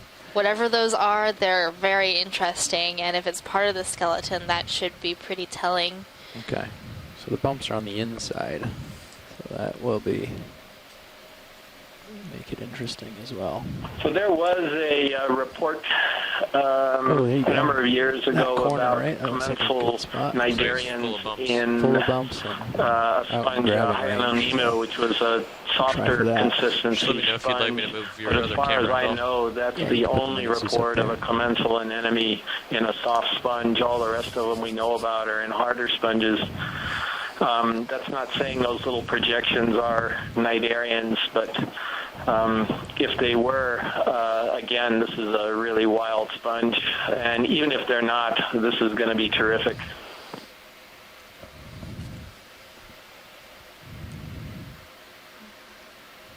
Okay. So I'm going to attempt to just grab this corner here. I think I see some protruding pieces on it. Okay. And sort of pluck it. You can see the more right angle looking corner that's sticking out. I'm going to try to grab in that region because that was the only outside section that had those bumps on it. All the rest are in the middle of it, and I don't want to try to reach in there and grab. So I think this is going to be the ideal. Does that work for you? That works for me. I just really want to make sure we get those weird projections. Do you want to zoom and make sure that it's there? Yeah, let's zoom and make sure it's there before we collect in that location. Oh, my camera.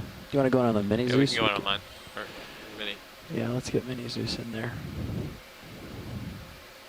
You want to line it up on it? It's right here you're talking about? It's a little up from there, I think, towards the outside. Okay. Definitely be some bumps in there though. Let's see. See, I don't see them there. Wait for it. It's in. I thought it was in this general section. So too. See, there's see this hole where the finger is right now on the mini Zeus. Yeah, I see one inside that hole. So when we were looking at this region with the Zeus Plus, there's a whole bunch sticking out, but I think they're camouflaged right now. Okay. Yeah, you kind of see them. I can see them further down on that side. Yeah. But yeah, if we're looking straight down, they probably blend in. Yeah. Well, there's a whole bunch of long protrusions. Yeah, further down on the left side. In this section here. Okay, coming down. So could we grab that section? If that's what you prefer, I can try for that. It's a little trickier, but we'll go for it. Okay. Yeah, that looks good. If that's the ideal. Right along there, if you could grab a chunk of that, left part of the colony. So would you like that would be a really nice sample. Like a T-Rex chomp You just don't need too much of that brown stuff in the center. Let me ask Chris. That's T-Rex right chomp, or do you want to sort of grab just try to cut a piece out? Yeah, just sort of, I think you can just pull a piece out of it that's, I don't know, 6 inches by 6 inches or something like that. That should do it. Okay. Well, we'll get it in here and we'll see what we can manage. Okay. Before Sounds I grab, I'll get the okay from you guys. Okay. How's that sound? Sounds good. So pilot's gonna start to grab for a piece, and then he's gonna go ahead when we say okay. Group force does not to be that high. 3 is probably all I need.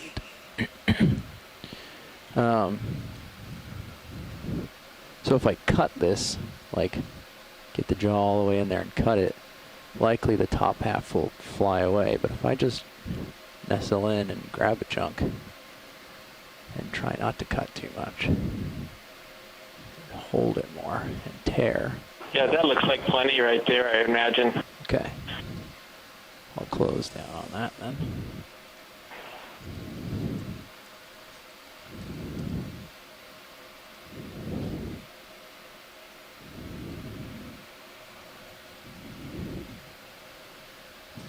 Try something like that. Yeah. A little tighter.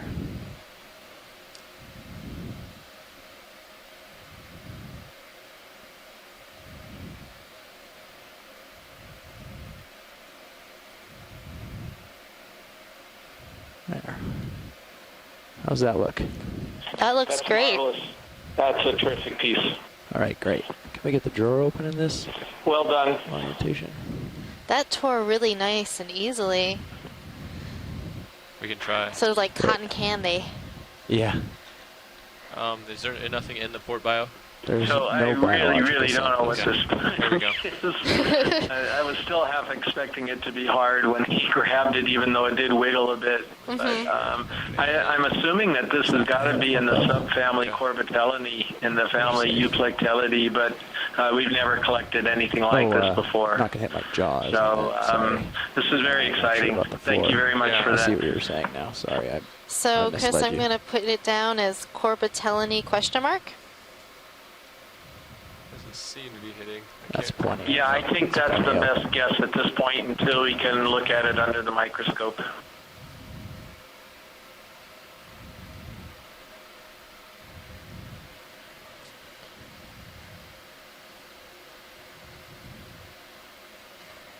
Touching the edge a little. There we go.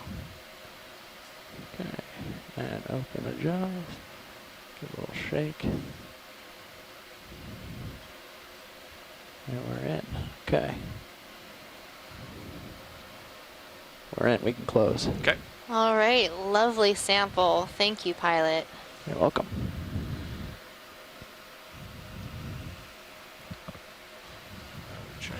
Yeah, and I think we may have to change some IDs on some photos as a result of this. I can't remember whether we decided to alter the new version of the guide to call these things Corbitellinae or Euplectellidae instead of Euretidae, but I know they were listed as a Euretid for a while, and that's definitely wrong. So, very good. Thank you very much.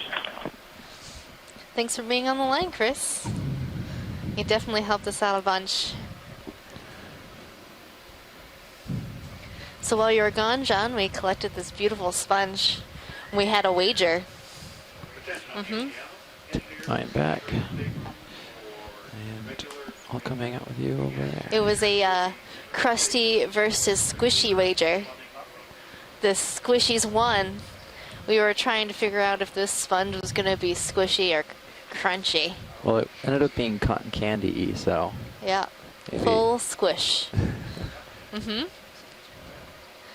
Yep, went squishy. Chris's original idea was it was going to be crunchy, but he changed his mind at the last moment.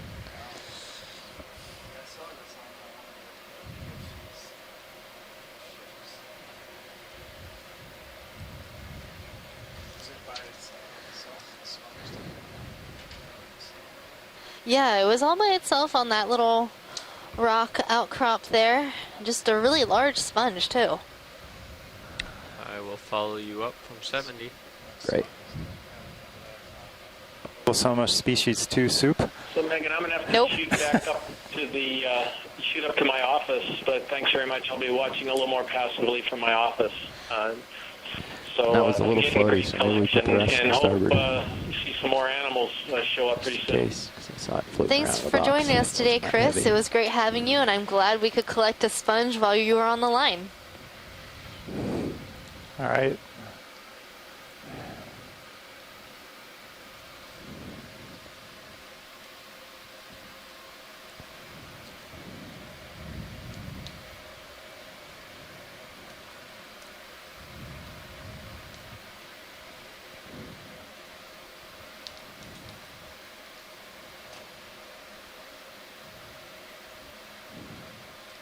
I now have you at 45. Great. Like another move. Yeah. Pretty clear. Last move was 30 meters, 020. That still works for me. Okay.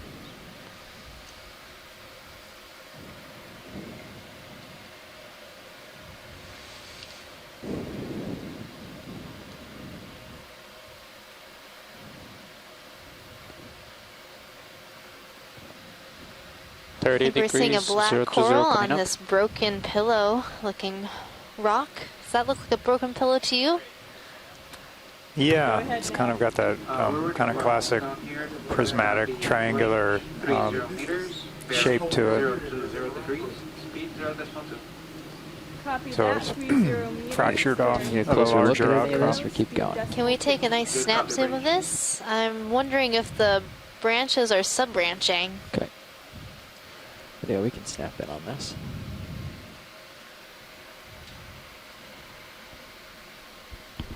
Come on in.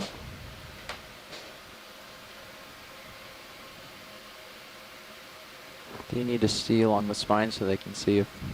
And there appears to be an associate at the top. There's some sort of pink tissue. Side, I think. But I do think the branches are sub-branching, so this might be stauropathes. Maybe Tina or Scott knows. Scott says fairly standard bathypathes.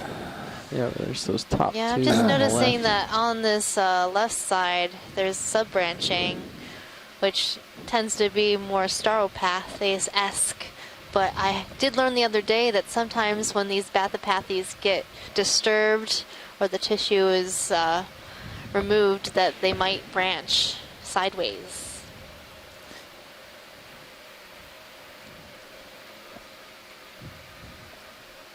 Yeah, well, Tina says we need to see the side of it. What do you need to see? I think we need to see it from a side view. Okay. We'll rotate right a little. Go into the branches first. Oh. Or whatever it works. Yeah. You can go into the branches first if you want video for your zoom. Video would like a quick zoom of the polyps. Tina does say it is a stauropathes.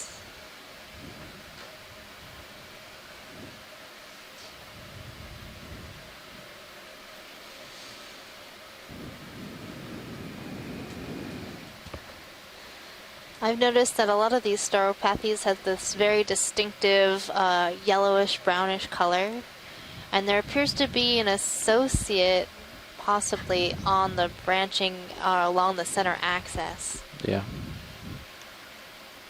Okay. Well, coming wide. Okay. Awesome. Thanks, video. Well, for the sake of the trip, I guess I'll just try to keep ahead so we can keep those moves coming. And they don't have to hold off as much. So I'll just try to stay stretched out. Of course, this is pretty poorly sub-branched for stauropathes. Yeah. And Scott's wondering why it might be like this. Who knows, it could be a young one, it hasn't finished sub-branching, or maybe there was some predation, who knows. All right, now you're pretty far out there. Okay. I don't know how we're going to keep really good time with all these, all this dense coral and stuff here. Yeah, it shows a lot.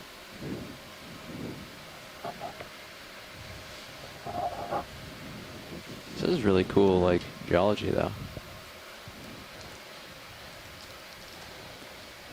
The rocks seem to be a little more consolidated, sort of pebbled with some loose talus. Yeah, this kind of this low relief, intact flows of pillowed flows. Pillowed flows with toes. Pillows and toes? Pillow toes? Pillowed flows with toes. And yeah, the kind of these really small cobbles or bits of rock in between, and probably mostly cemented together with this manganese crust, even though it looks pretty loose.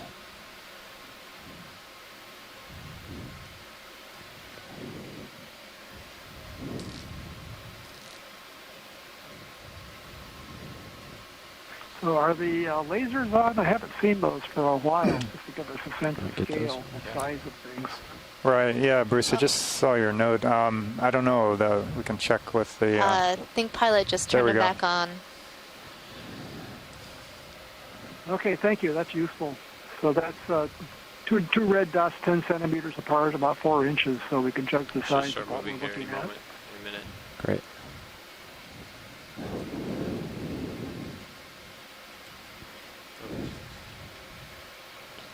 Got so excited about that sponge selection, I forgot about the lasers.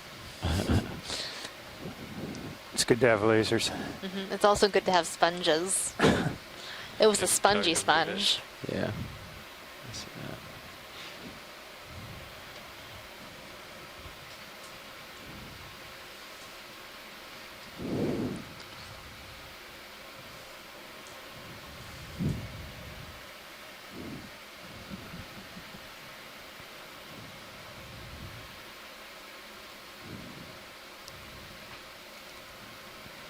Oh, there's something on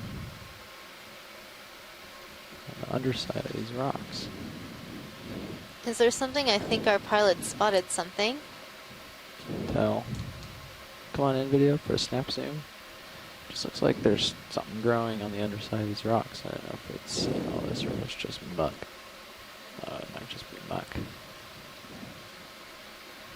Yeah, just dirt. Yeah, so that looks, there's like a conglomeration, might be an old piece of an organism, but definitely not alive. Yeah, no, it looked like a little colony of something at first glance.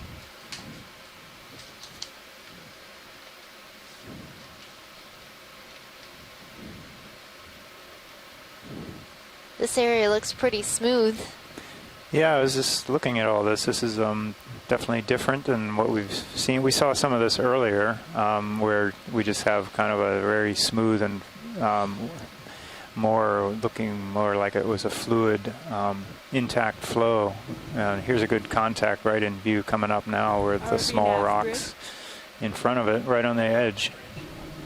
Move is complete. So you can get, like on land, we see with, like on Kilauea volcano, you go walk out there to the active flows, and you can have these breakouts where all of a sudden a lot of lava breaks out of a tube, and or just out of the surface, and you can get a big rapid flow. Maybe that's a similar analogy here. Yeah, we're good on this. Not a pillowed form; it's more of a sheet form. Thank you. So, from what I understand, the sheet lavas are more liquid, so they have a different amount of. Is it gas or just a different type of formation to make it more? Probably just a higher, in this case it'd be the same chemistry, just a higher effusion rate. So feel good with the same or 30 could be closer to event. 0 to 0? Event. It's some of both maybe. Okay, coming up. Would that also maybe slope affect it? Yes, Go ahead now. slope can affect it too, though sometimes you'll transition into what's called an off-flow, which is on land at least. That's when it's more jumbled. Right.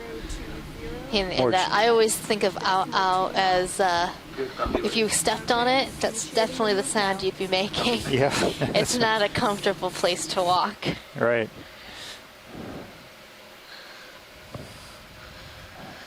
The other type is the pohoihoi, which is more like this pillowed flow, more with like toes and bumps and undulations like you're seeing right now. That's the land form, the type that's on land. And these are Hawaiian words. Right. But they're used throughout the world, in the volcanology world, to describe those types of flows. Is that because the Hawaiian flows and the Hawaiian volcanoes are one of the first volcanoes that have been studied? Oh, not necessarily. I think it's just over.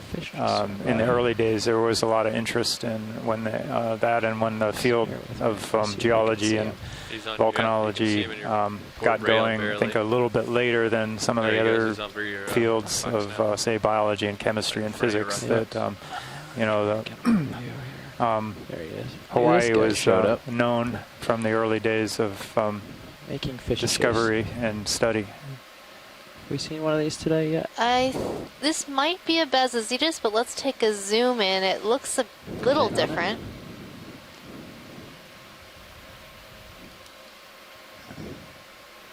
So this is an ophidiid or cusk eel. And I really like the shape of the head there. Yeah. Bruce, can you get an ID from a top-down view like that? I couldn't really, we're getting another view. I think this is something different, and I'm waiting to see if it has distinct spines on the head. Yeah, this definitely looks different. I'm wondering if this might be something called Acanthonis. I don't see big spines on the head, but it's not a Basozetus. It's much more robust. A little bit of a puzzle here. A very large head, rounded head. I don't see the spines that I would expect to see on Acanthonis. Acanthonis armatus, the species name armatus, comes from distinct spines that they have. But this is definitely a different one. Thanks for letting us visit, Mr. Fish. By the light and the other sensory input from the ROV, so it just bumped into a rock, which I'm sure it wouldn't do if it weren't sort of stressed out. But I don't think that's Basozetus. I'll have to take a better look at images of this when we get those and send them off to some experts. But right now I'm going to tentatively identify it as Acanthonis armatus. Yeah, Bruce, the head looked kind of bumpy and not smooth, but I don't think it didn't look spiny to me.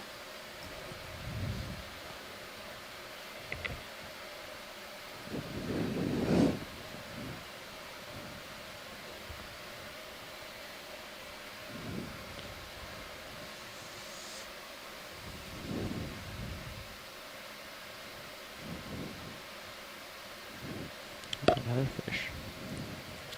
Another fish off to the right. Yep. Settling so we can come into view. This also looks like a cusk eel. Okay. Come on in.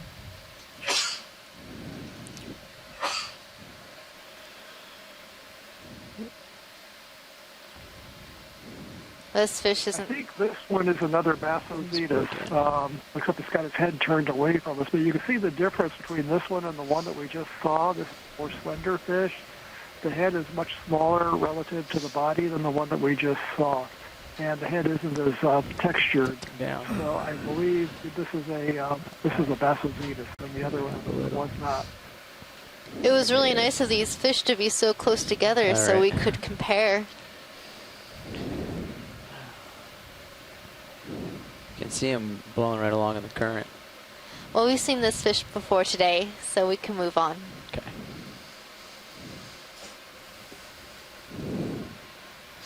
I'm seeing lots of lobes down there on the bottom. Yeah, there's some kind of nice classic pillow flows there.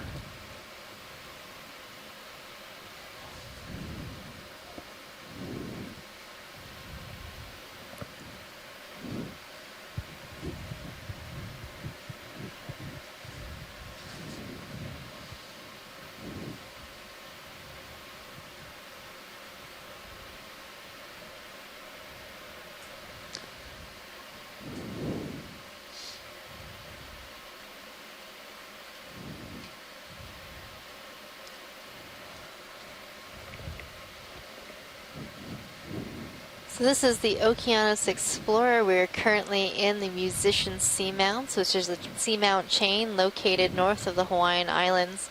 Today we are diving on Gounod Seamount, which is named after the French composer Gounod, who is most famously known for his Ave Maria. Move.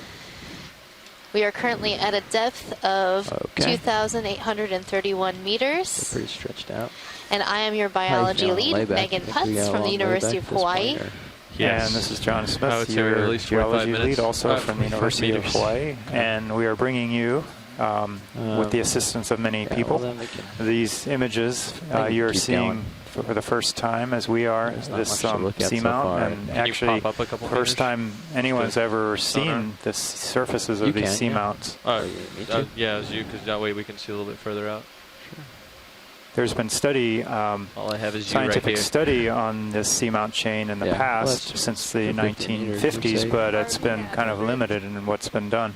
Go ahead, Rich. And there haven't been any submersible or Copy, robotic vehicle dives or even camera sled that we know about. So these are the first time you're seeing visual images of these features. Real quick, looking ahead. We're going to come back down for it. I think we're safe.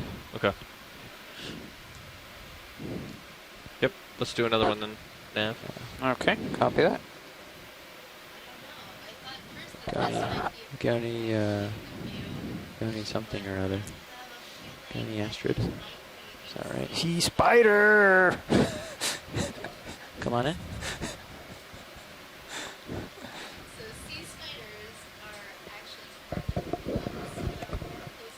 I think you're off mic. Megan, you're currently muted. Go ahead, Nav. Let's keep moving. It's going to be the same exact move. 30 meters. So sea spiders are arthropods, but they are not related to actual land spiders. Video zoom. Copy. But like land spiders, they have this very articulated skeleton with long legs. This one is a very, very large individual. Yeah, the first one we've seen this trip, I believe. This is definitely our first sea spider. They're one of my many favorites. They're calling these pycnogonids. And this one, given its size, is likely in the family Colossonidae. Oh, he's got a slime star underneath him.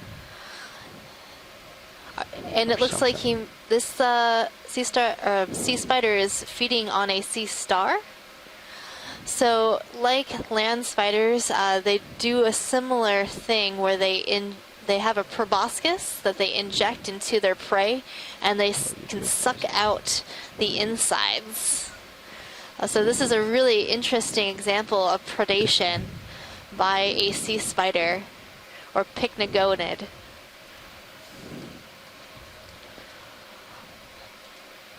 This is super exciting. So Scott France says that these usually feed on cnidarians. So if it actually is a slime star that it's feeding on, that's a different prey item than we've normally seen sea spiders feed on. Towards the ends of the legs here. Just be able to see it.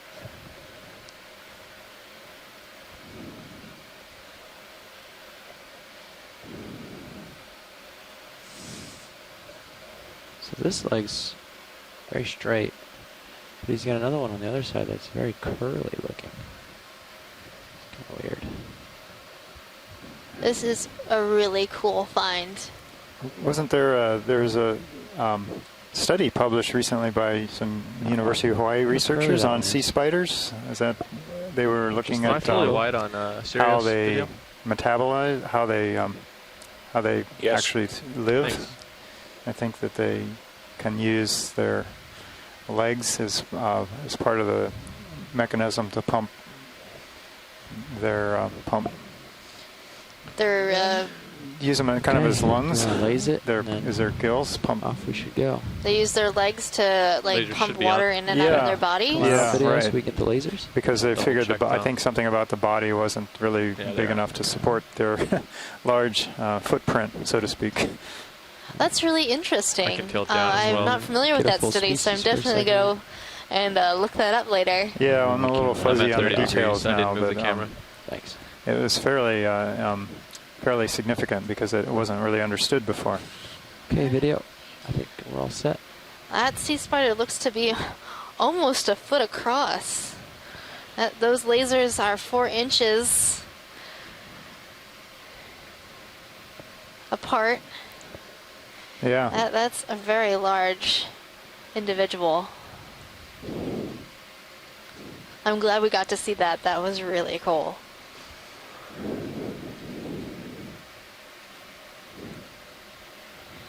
So perhaps what it was feeding on was actually an anemone. It did look to be waving a little bit, and Scott says they normally feed on anemones and that it's probably some type of anemone and not a slime star that pycnogonid or sea spider was feeding on. Didn't mean to throw confusion in it.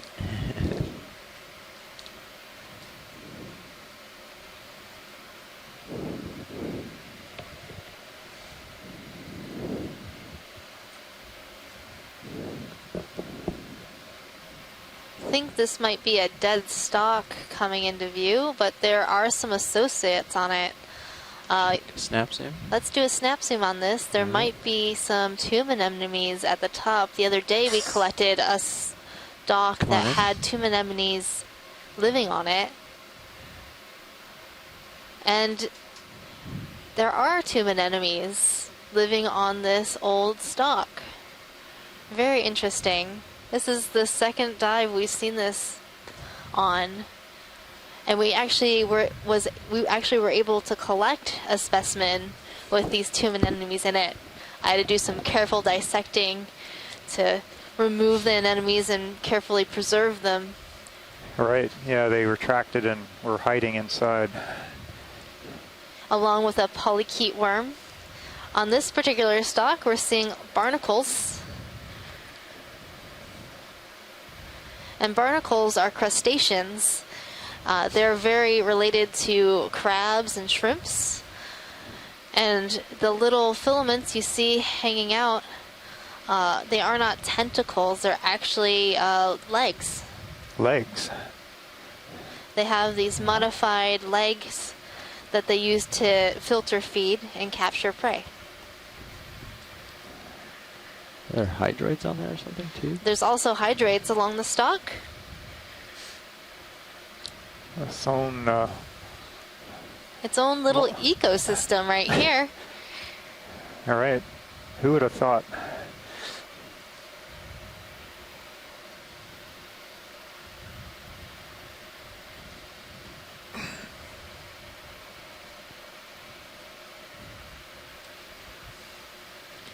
That's a beautiful view. And you can see that there's a second ring of tentacles within the opening for the mouth. And that's very distinctive of cereanthids or tube anemones. Come wide.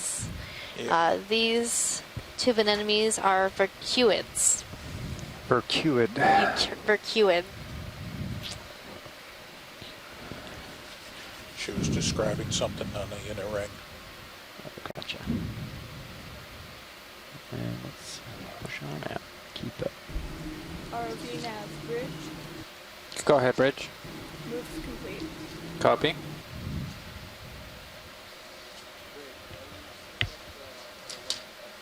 So that was Beethoven's seamount, or Beethoven Ridge, that we collected the cereanthids in the stock? Yeah, I think so. That's a couple days ago. No, we don't need to make any changes. Thank you.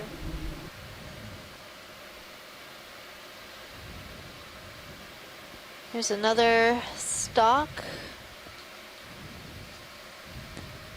And it looks like we're moving into some thicker and more pronounced, more obvious lava flows.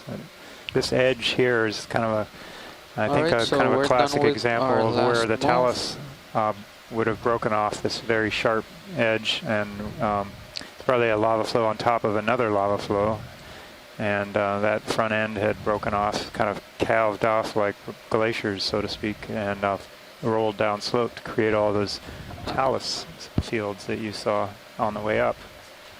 So this is a nice, looks like it's going to be pretty continuous lava flow outcroppings from now on for a while, as far as you can see. So we've been seeing lots of dead sponges and dead stalks of sponges, but so far only one live sponge, which we were able to collect. It was a very interesting specimen, and not the types that we've been seeing dead around in this area.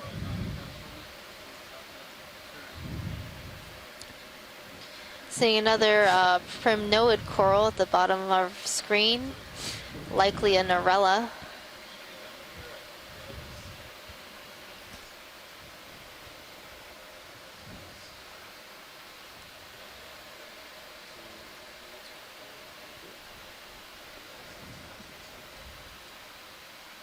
But I'm on next shift too.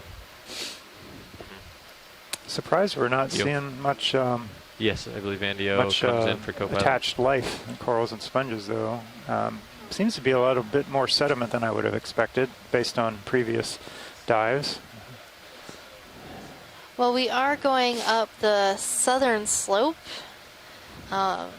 Maybe that has something to do with it. The top of this feature is flat, and perhaps the sediment is settling on this side of the slope.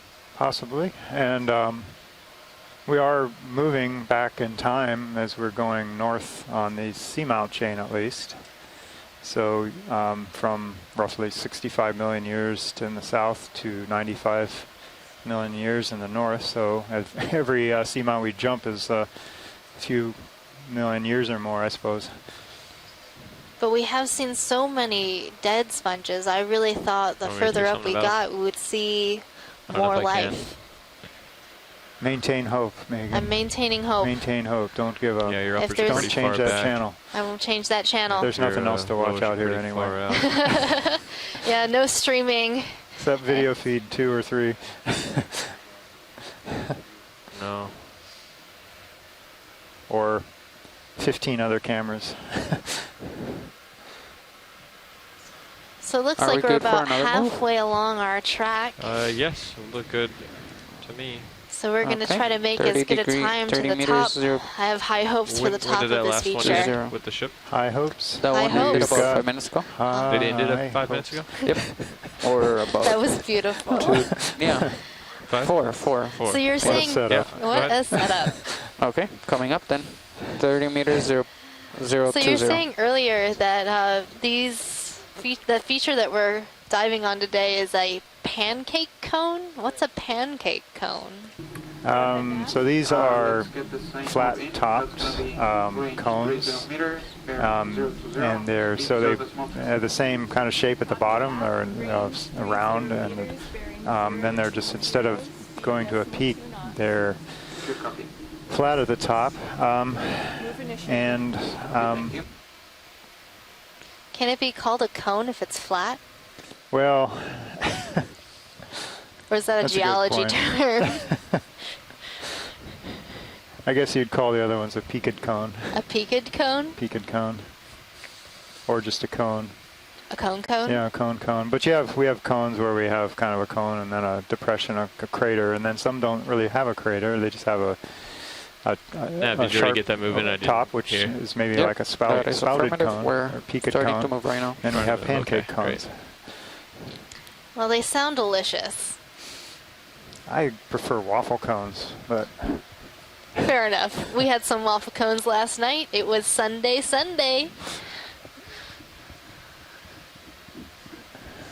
Got to do something to keep the morale up. Yep. You know what's good for morale? Ice What? cream. Yep. Every day. Well, maybe not every day. At least on Sunday. Yeah. At least then. Starting to get kind of out there. It's a good team building activity.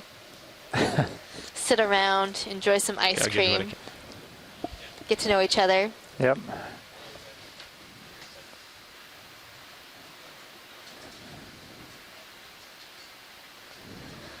Oh, we've got an animal coming into view, probably a crinoid. There it is. Ooh. This is a crinoid. Hard to get that one. So earlier today, Thomas called in and let us know that crinoids have been around for 480 million years, and they can be good indicators in the fossil record. I'll put myself in for tomorrow. I have some design things to do. Yes, they've been around like sharks have been around. And nautilus. Well, I do love aside nautilus. from that volcano dive So with here the glass, that's the first time I've really seen glass just sitting there. To the It's pretty right cool. Have you seen of that? the crinoid. There's a really shiny. I was just about to comment on that. Yeah. That would be really rare to find on the seafloor, especially at this age. I would actually think it's some anomalously polished manganese crust for some reason, but it certainly looks like volcanic glass. It looks like thaw glass. Yeah, and it has that that kind of fracture, that conchoidal or curved fracture of volcanic glass.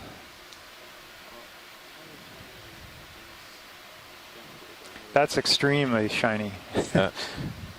Maybe there's some more around here. I heard there's 2 moves in a row anyway. That piece looks pretty should be no, trucking along. that's part of the furniture there. Yeah. It's just unusual that would actually, whatever it is, whether it's volcanic glass or manganese, why that one little spot would be like that. It looks like it was chipped off and polished, but it's really well protected, so you can actually see it from this wide view. It's pretty amazing. Mysteries, geological mysteries of the deep sea.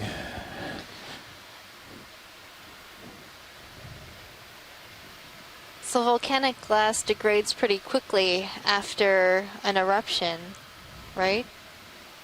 Or a lava yeah, flow? relatively, especially in geologic terms. How's the current down here? It's not very stable once it erupts and cools like that. It's also brittle, just physically brittle. But sharp, they use that, the Hawaiian people use that as a tool, that volcanic glass. There's quarries of it on certain places, I think, like Mauna Kea on the Big Island, where they actually could mine that and use it as sharp tools for cutting and chiseling. Probably make adze as their axes to create the, dig out the canoes, the voyaging canoes. I think only certain people were allowed to go there. To the quarry? To the quarries, yeah, because it's a sacred mountain, but also the rock was special resource, non-renewable in human terms, human timescales. All right. So you said conchoidal fracture. Does that mean like circular? Okay. Yeah, exactly. It's a kind of circular pattern. And that's right, pretty that much sounds it. good. Yeah.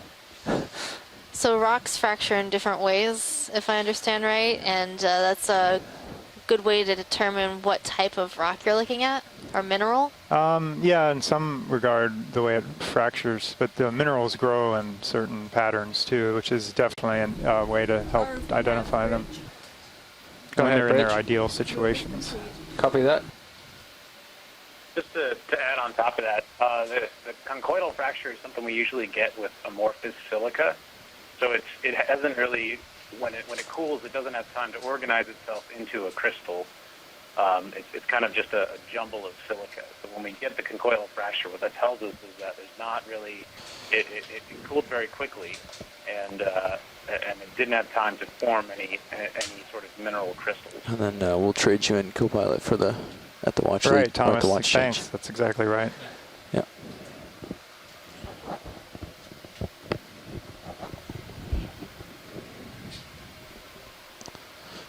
So it's basically quenched either by the air temperature or the seawater.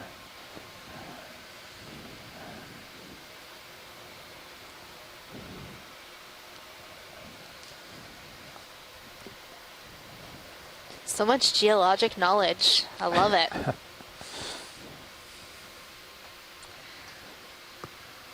Seeing another coral in the bottom of the screen. Probably a bamboo coral.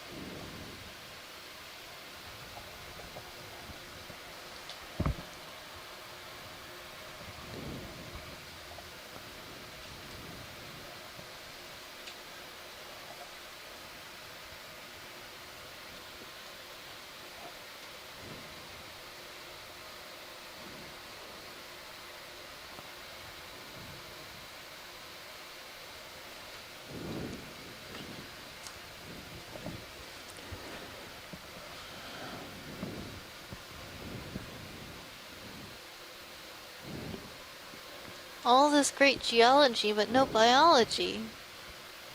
Where are my dense communities, my beautiful corals?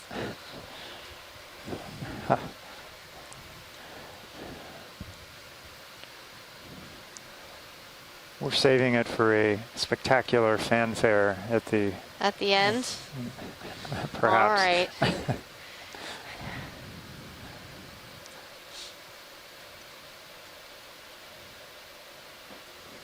On occasion, I'm seeing dark trails on the rocks that look like something has cleaned off the sediment in a sort of meandering fashion. And I'm wondering if that might be these little monoplacophorans again. I don't know if we have a chance to zoom in on one of the sets of trails if we see them at a point where we're slowing down or not. I know you want to get to the waypoint though, so don't hang up the survey for that. Okay, yeah, if we spot something, I'll definitely call it out.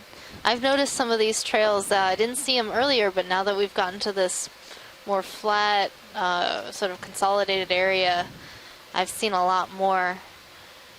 They do look wider than what we've seen in the past associated with the monoplacophorans, so maybe that suggests it's a larger set of individuals moving around on the rocks here. I think this, yeah, let's zoom in on this coral in view. It's pretty tall.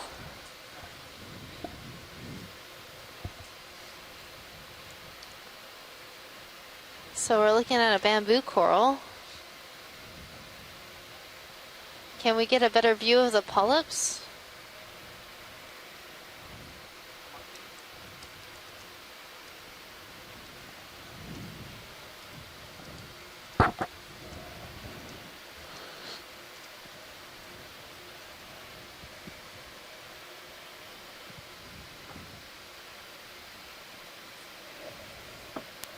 I'm going to chime in with something about the composer Gounod that you mentioned earlier, that that's the person that this seamount was named for, Charles Gounod. And for those of us who are quite a bit older than a lot of people watching, I think Charles Gounod is known more for the composition March of the Marionettes. And back in the early days of television, black and white television, that was a theme for the Alfred Hitchcock show that a lot of people watched, and people that are familiar with that show would know the music almost instantly. Thanks for that fun fact, Bruce. Does it look like all the polyps are concentrated on one side of the stalk?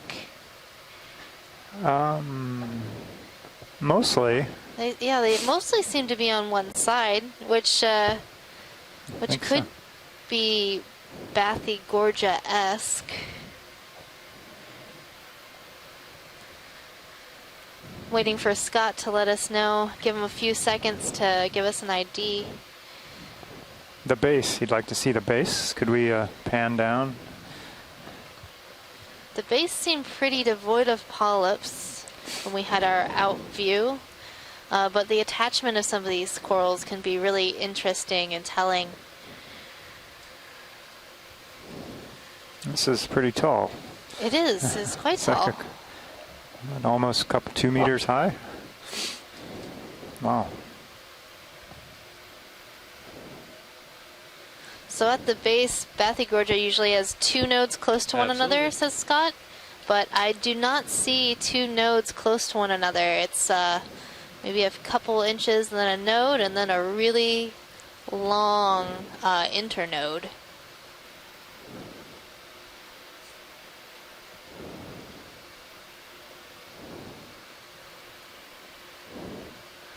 That is a very, very long internode. So when we say nodes and internodes, the nodes are those black pieces which are actually a proteinaceous matrix, and then the white portion is a carbonate. And some of these deep sea bamboo corals have been used as bone replacements in bone grafts. Wow. Yes. Let's move along. Yes. I think we're good. Time to center back up. So this could possibly be a sea clade or long bones, says Scott. Sounds like a pirate name. Hey, what day was Talk Like a Pirate Day? I think it's next week. Next week. So we have this calendar in the mess that tells us what every day is. That'll be my pirate name, Bamboo Longbones. Bamboo Longbones? I like it. Now I have to come up with a pirate name. Give me your camera back. I'm going to tilt down on mine.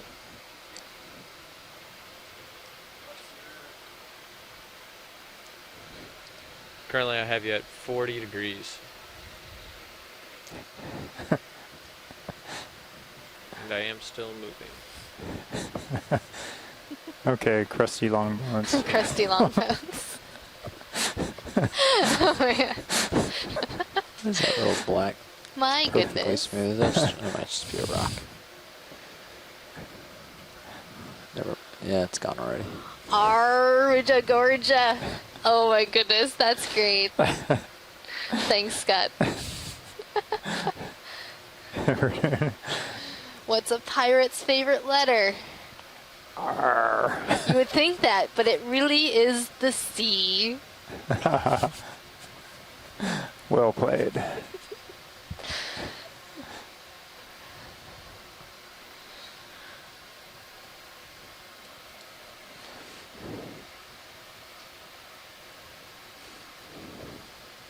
starting to head off screen. I'm still giggling about Aridogorgia.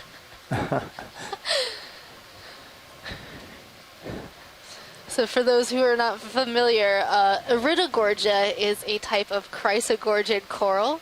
It is very distinctive because it spirals. So if we see one, you'll definitely know it. Look for the spirally coral. That's Aridogorgia.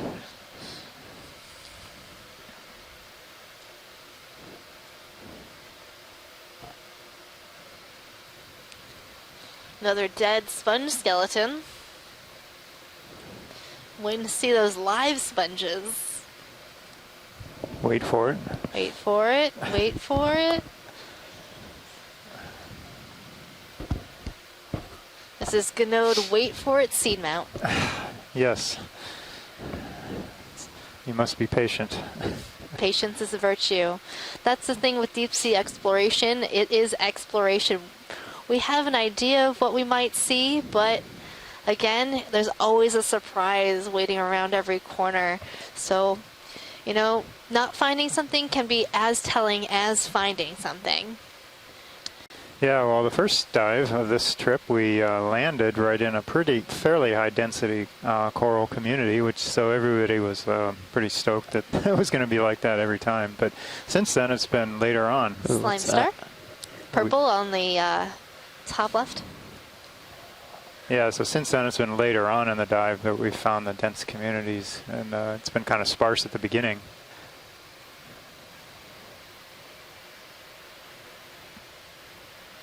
I haven't seen this one before on this cruise. So, no, I think we did see a slime star. So that's what I think this is. Okay. Maybe if Chris Ma is listening, he'll come in and tell us a little bit more about slime stars.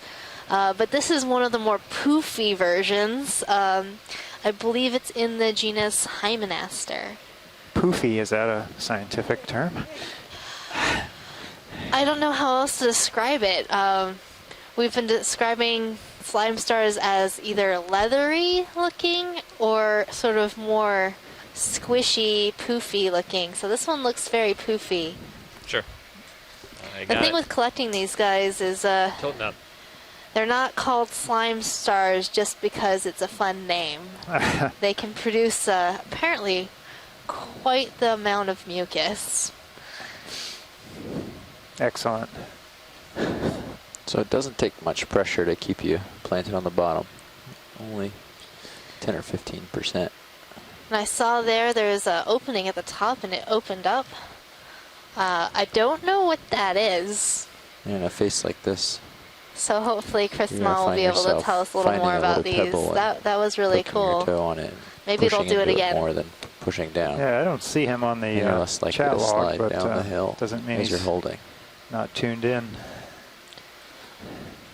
Well, even if he's not tuning in now, we have a great group of people who take screenshots and screen grabs and post them on Facebook so that other experts who weren't able to tune in can almost immediately see the pictures from this day's dive. So thank you, all of you screenshot sharers out there. We really appreciate it.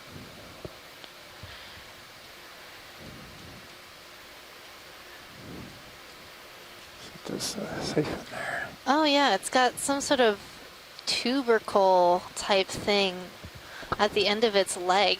So it's really hard to tell where the ends of the legs are, but you'll see that there's some tube feet or those little hairs that seem to be projecting out to the water. Those are the tube feet which the star uses to move around.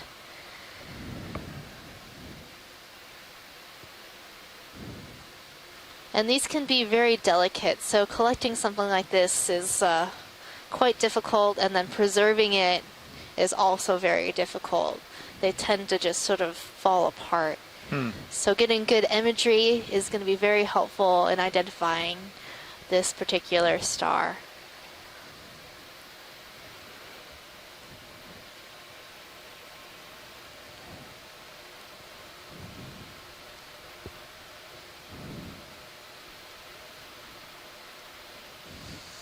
All right. Thank you for that imagery, pilot. Go moving along. Thank you. You have your camera back, and I believe I'm actually stationary. It's a pretty small star. How you guys looking for a nice 4 inches move? across, the width of our lasers. I like what we've been doing.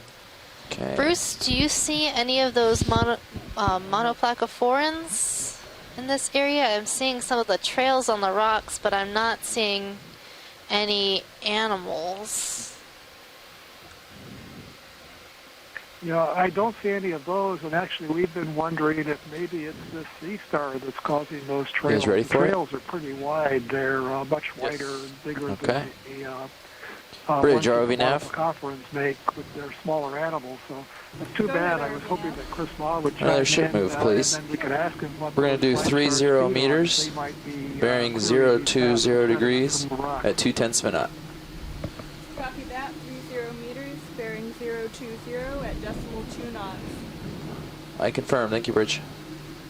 Well, that was a pretty cool find of that slime star. It was a really pretty light purple.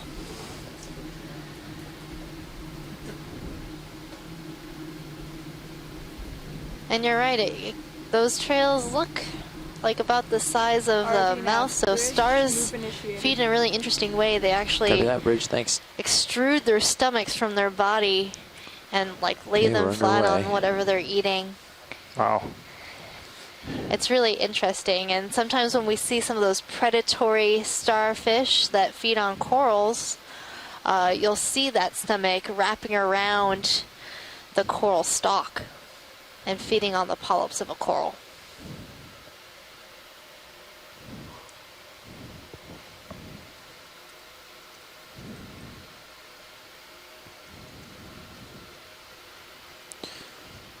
So guys, just so you know, the wind's Well, here's an interesting coming crinoid on around this off their rock. beam at this You point. can see its arms sort of Hasn't picked up. It's blowing pretty low gently in the still. current.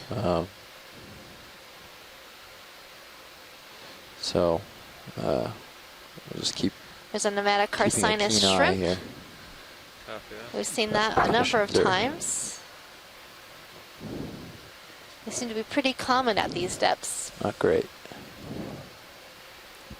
Let's snap zoom on this crinoid. This one looks a bit different than the other crinoids we've seen today. Little pinnules, or the projections that make it look feathery along those arms, seem to be much more dense than the other crinoids we've seen today. The center mass of this crinoid is more peach, and as you get further along the arms, it goes to white. Does that mean it's a different species? Coloration isn't always a good indicator of species, but definitely this arrangement of the arms, there seems to be a little more arms, if I'm remembering correctly, and the fact that these pinnules are closer together.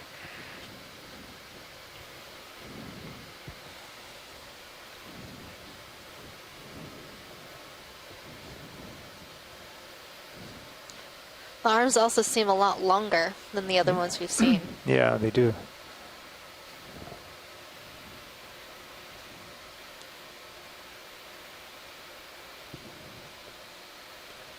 Thank you for that imagery, pilot. And we're good for science. Bridge, ROV nav. Go ahead, RV nav. Hi, I just see the winds coming up to your beam. I'm making sure things are still going okay up there. Yep, we're all right. Thank you. Great, thanks.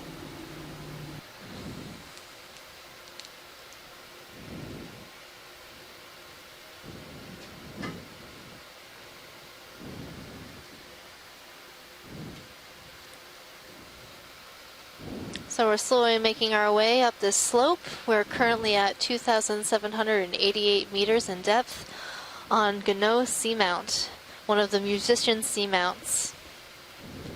Oh, there we are. There's a coral. Yeah, we're getting into some bigger blocks here. Left. Of rock, of lava outcrop. Yep. There's a whole outcrop out there, so I'm sure. Everything we've been seeing recently has been pillow flows, which you'd expect down a kind of a pillowed volcanic cone, a pancake cone, down the sides as it spills over the top and goes down the flank. So this looks to be like a chrysogorgid coral. The long bottle brush looking coral. Yeah, the one in front. The other two yellow corals that we see on the side, those are stauropathes. We saw those earlier in the dive. These ones look to be a little more subbranched, but they're still sparsely subbranched in comparison to the other stauropathes that I have seen in the past on other dives. I'm going to turn around and keep you in view for a second.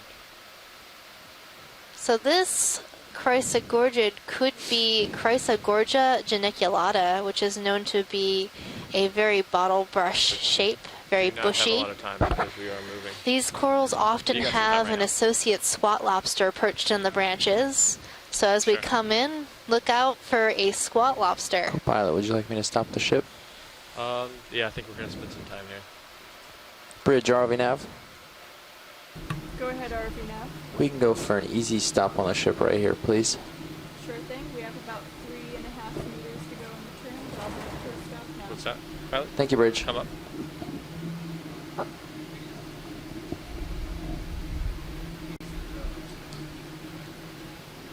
Yes, this is the one we wanted to take a look at.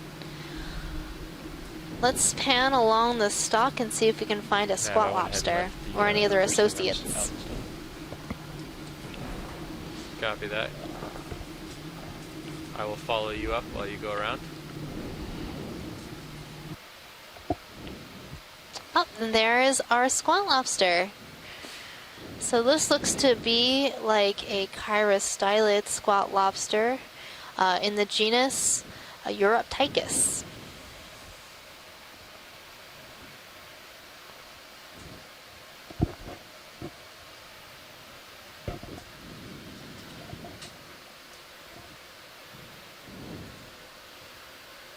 Tilt down.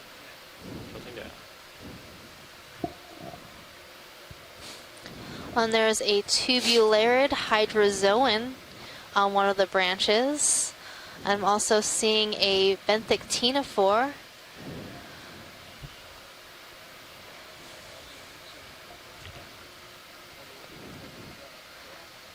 Yes, all the way to the top of the coral, and stop if you see any associates.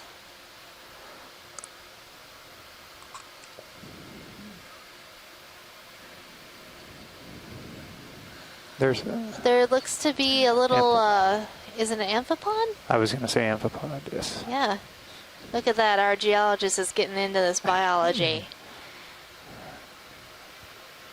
You got the zigzag pattern. The zigzag pattern of the Chrysogorgid. Copy.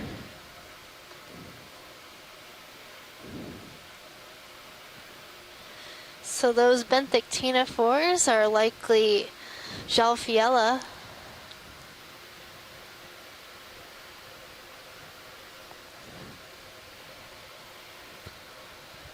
Wow, that's pretty spectacular. That was pretty great.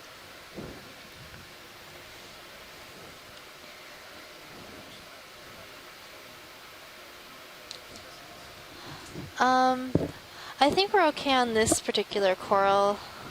Yeah. All right. Yeah, let's mosey on, and I'd really like to finish the transect. We only have one rock right now? That's true, one rock, yeah, so you're going to have to come over, and I'm going to follow you back to... I think we have a hour or so, a couple hours to go almost. Okay, yeah, I think we're leaving bottom at so I would 340. Right now it's okay to, something push like out, that. But how fast you move along should be proportional to how high you are off the bottom. So if you're pretty close to the bottom, it's better to mosey along for the sake of, viewing things going by. And if you're up high, you can go a little quicker because you have a broader view. But when you're down, 15, inches off the bottom, you tend to want to move a little bit slower. 315. So we will be leaving bottom at 315. Yeah, general, it is currently 1:15 on the ship, so we have about 2 hours left in our dive. Pushing around. We're currently at 2,782 meters, making our way up to the top of this pancake cone on Gano Seamount. I'm seeing a sponge that looks alive this time, right in the middle of our screen. So this looks like this is a stalked sponge. As we get closer, I think it might be a bolosoma or a euplectellid. But what we're looking for is where the stalk is attaching to the top poof of this sponge.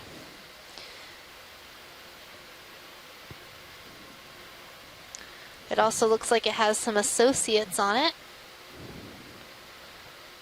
Possibly more benthic ctenophores in the genus Chalfiella.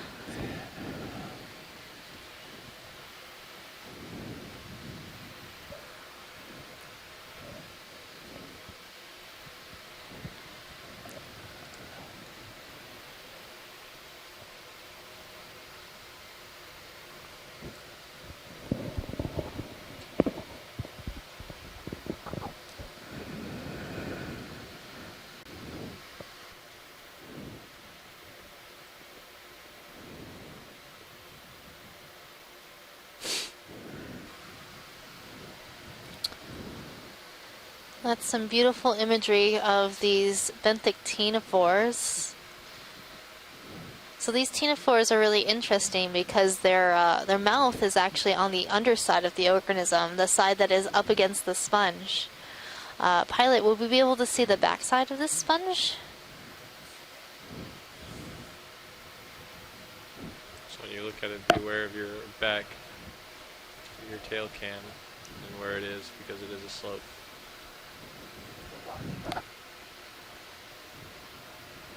Your lower swing arms are stowed.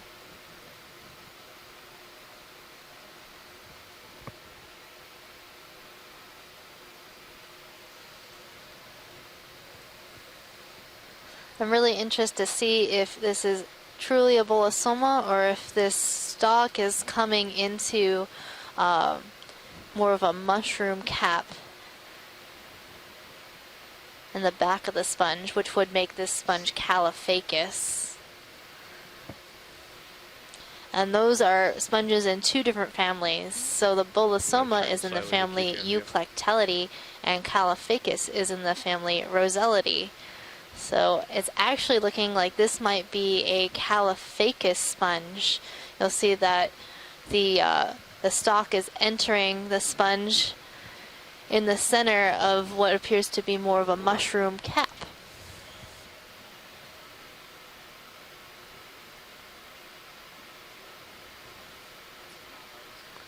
Yeah, I think we've got good imagery on that. I just needed to see where it was entering. It looked like it was a ball with a stick in it, but it's actually more of a mushroom shape. Thank you, pilot. We can move on. Okay, I gotta come back to 20. So that is a caliphacus sponge in the family Rosellidae. It's a type of glass sponge. And it had two benthic ctenophores on it in the genus Jalfiella.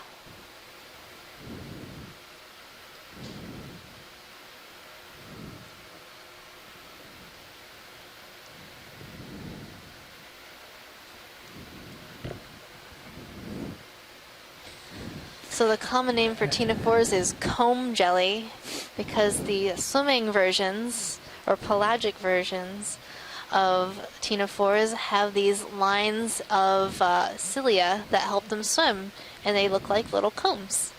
Ah, I see. At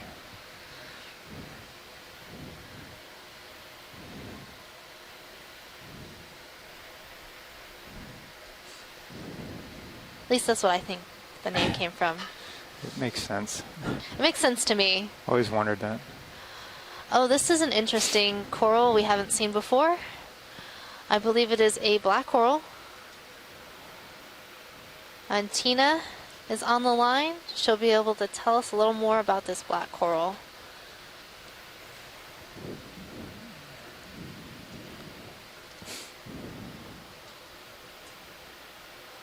Well, she's on our chat. She'll write in, and as we get a zoom.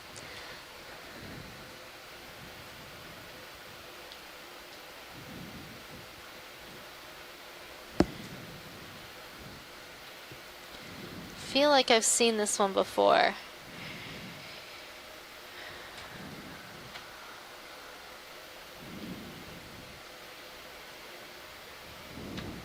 But I don't know what it is.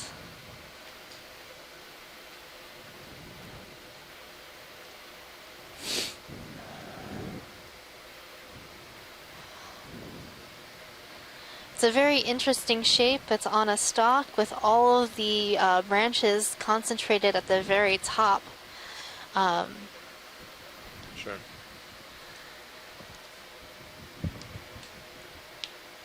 Okay.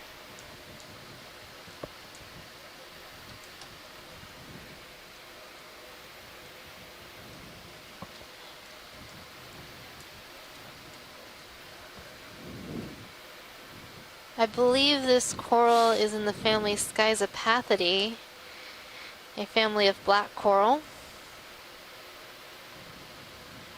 And it seems like there's a real concentration of polyps right there at the center, or there might be some sort of associate on the underside, but I'm not seeing it. I'm looking through my animal guide right now. I feel like I've seen this animal before, but I don't know what it is.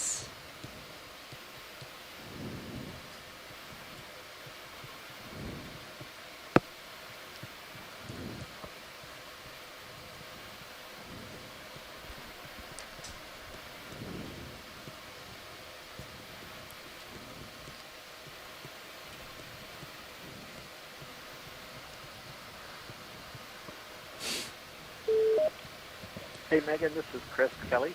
Hi, Chris. Hi. I didn't catch the audio earlier on, but then I just caught it now. And you're wondering about this coral. This is Heteropathes CF americana, I think, right? So it is in the guide. It's a known one. Oh, so I was looking in the wrong family? Off of Johnson last cruise. We did collect one of these? Yeah, in Johnson. So I'm pretty sure because it's a very distinctive black coral, and I was fascinated by it. We saw one, I think, in the Marianas. Didn't collect it. Ah, yes, I found the picture. Johnson, and Tina was there. But great. I'm glad we got some good imagery of that same coral here. If we do see it in Johnston, we see it in the musicians. That's very interesting. Thanks for calling in, Chris. Also in the Marianas as well. Not positive. We saw it somewhere else, as I recall. Do you have camera control again? Oh, it's looking at the guide now. We saw it in Wake. Yeah, Wake, I guess. That's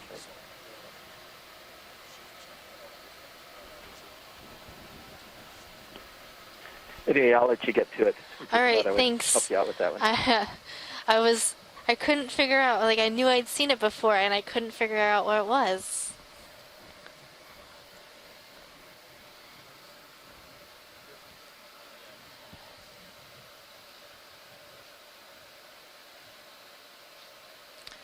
Well, that was a great view of Heteropathes CF americana, a type of black coral. It was actually in the family Cladopathidae, not Schizopathidae, that I had guessed earlier. I see another coral, likely a Chrysogorgid, on the right side of the screen.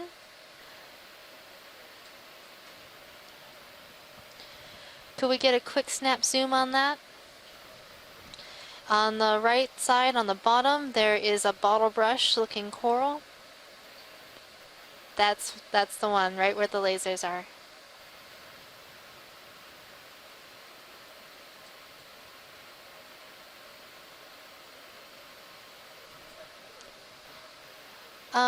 A little bit closer would be good.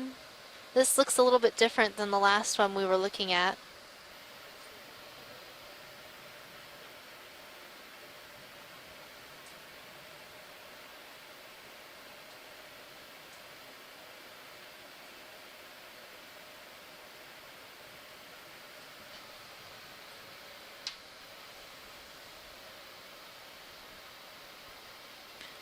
I think I see a squat lobster hanging out in the branches of this one as well. So it's very interesting to note that these bottlebrush corals are almost always inhabited by squat lobster.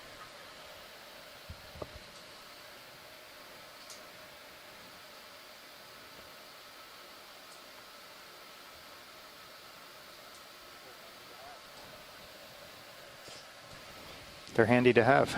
They are handy. I think it's just a real advantage for the squat lobster to hang out in the branches of these corals. It's a nice, safe location to live, and you're up in the water column, meaning you can catch more food. There's also benthic ctenophore taking advantage of this coral. Looks to be the same type of squat lobster, Europtychus.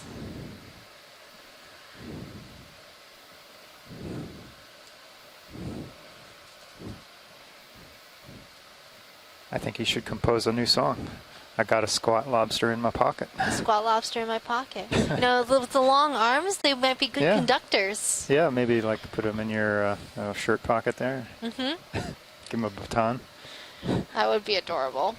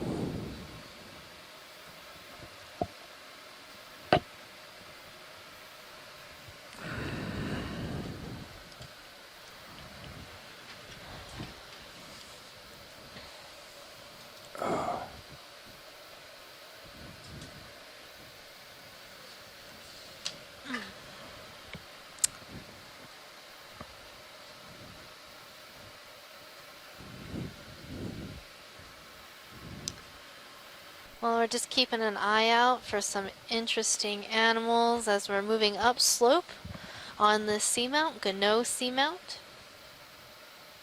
We're currently at a depth of 2,772 meters. And ahead of us, I'm seeing a sponge. This looks to be a Caliphacus sponge. It is a type of glass sponge.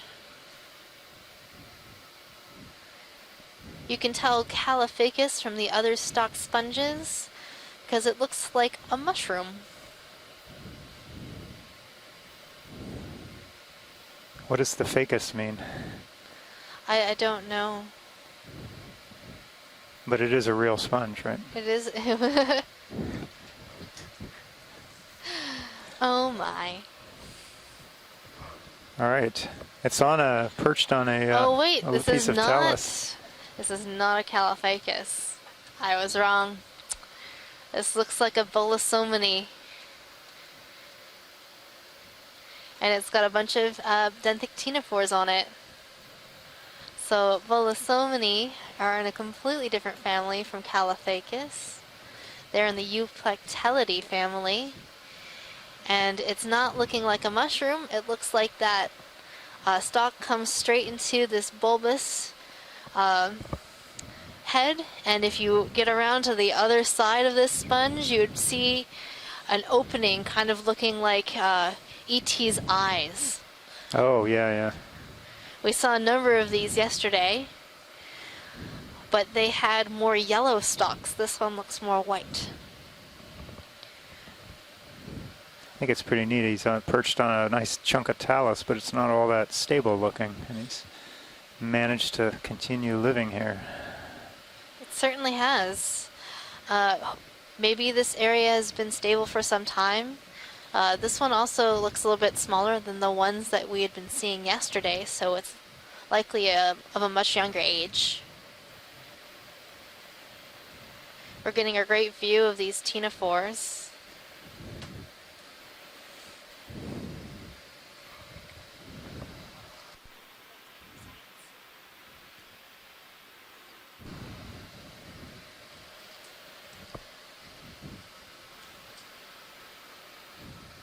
And I think that's our first Bolosomini today. Oh, yeah? Yeah. Maybe. I think we saw one. Did we see one earlier? Maybe when you were out at lunch. Perhaps. Having your Bolosoma soup. I had a salad. Oh.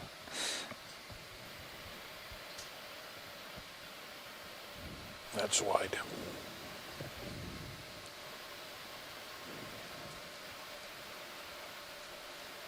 Yeah, after yesterday with the ice cream, I felt that I needed to counteract it with full salad. Oh.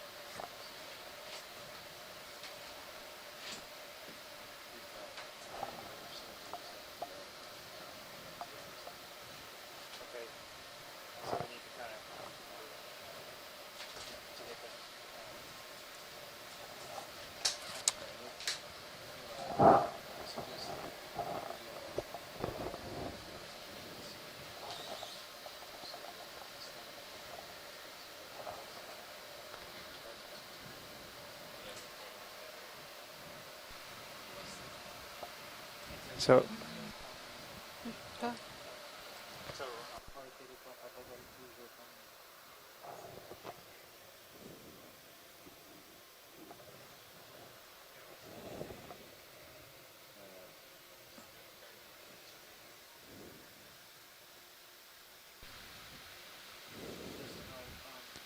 All right, so everyone spoke with the front row, and we'll, if we want to make the summit of this, or the top, the end of the track, we'll need to pick it up a little bit, and we should be able to make it. We'll just need to stop at things that are a little more interesting, and so we'll kind of pick up the pace and go through this kind of a blank area for a while.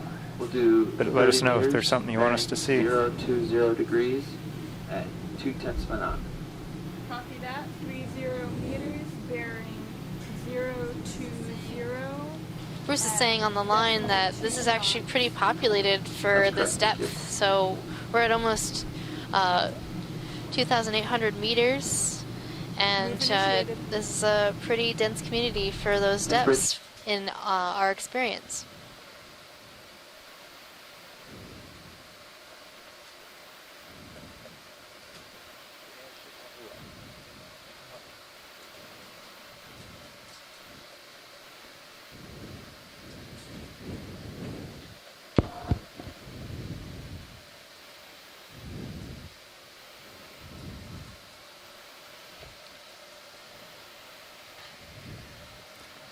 So I guess part of the lesson here is we need to explore more than the most exciting areas.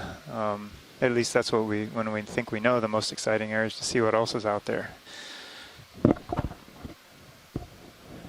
As far as depth ranges and locations, to get a better feel for what's really down here and what's not down here. So I think we're getting pretty good at prospecting. Like ridge lines and certain depth range seem to be the most populated by organisms, but it's really necessary to get a view of other areas as well.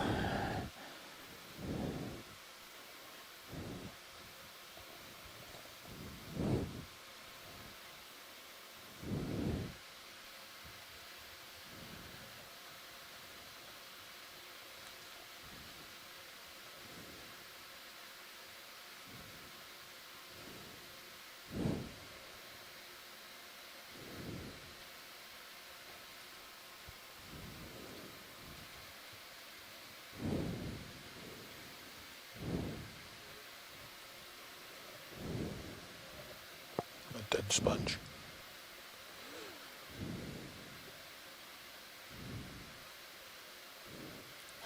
There's a white something on this rock. It might Yep. be one of those monoclinic forms. Right above the laser. Yeah, let's do a snap zoom on this little white object. Bruce, is this, looks like it might be a gastropod? Yeah, this looks like it might be Gaza Daedalus. Gaza Daedalus? That's that. Yeah, this is definitely.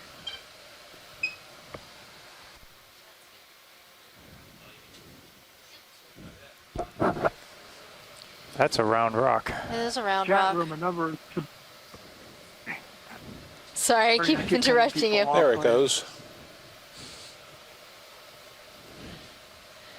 You got a tumbling snail. Photobomb snail. So you can see the foot of this snail like pushing off the rocks as it tumbles down the slope toward us. It looks like me getting out of my top bunk bed every morning. Me too. That's how I feel. On a rolling this morning when the ship was rolling a lot. Yeah, but I have short legs, so I can't feel the bottom. Well, you can tumble all the way down 2 decks to the galley and get your breakfast. Right?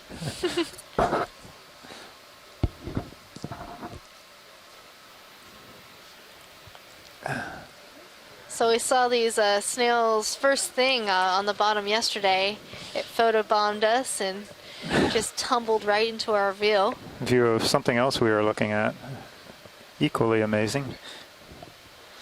So Bruce, do you think that snail might have caused some of these trails on the rocks that we're seeing? Yeah, that's our suspicion now. There were some trails on the rock where we saw that snail, and we did see how it reacted to the ROV, how it quickly left the area. In a lot of cases, we don't see reactions from animals to the approach or presence of the ROV, and that even includes some of the fish. Of course, we don't know what we are not seeing because there might be because of animals that flee.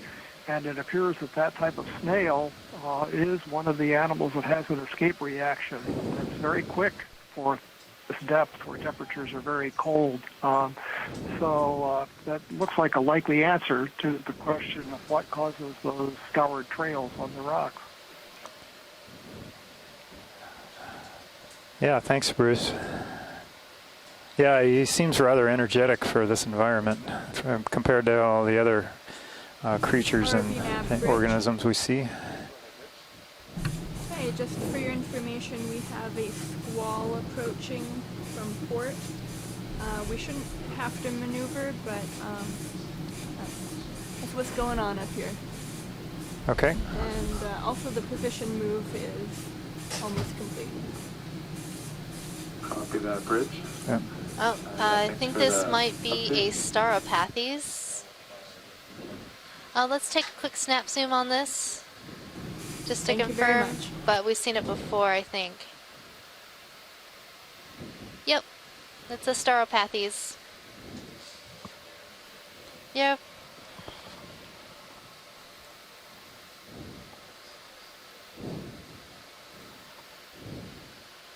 In the background, a whip.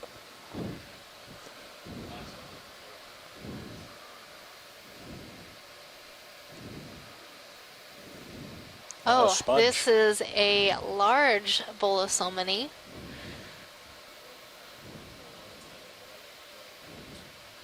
Wow. We saw a bunch of these yesterday, but and we just looked at a smaller one earlier. This is the first large one. All right. There's also a lot of rocks in this area. John, do we want a rock? Yeah, you know, I think we might want to grab one of these. It's probably a good opportunity, unless Thomas, if he's still on the line, has some other opinion about that. No, I think this is a good spot. If we go up to the top, it's going to be kind of flat. You may not have anything loose, so we should take it while we've got them on these talus slopes. Okay, Thomas, could you repeat that? I kind of had too many other feeds going into my ear. I couldn't catch you. I'm good for taking a sample here. I'm concerned that if we get the flat part on the top, there won't be anything loose to grab, so this is good. Okay, thanks. Yeah, that's what I thought. I agree.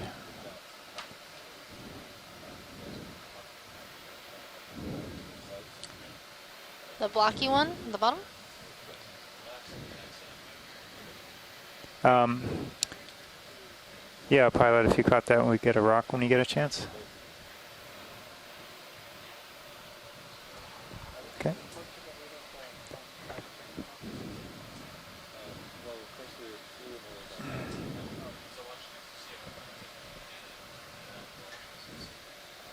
Okay. Some number of angular ones. Roger that. Over by that sponge.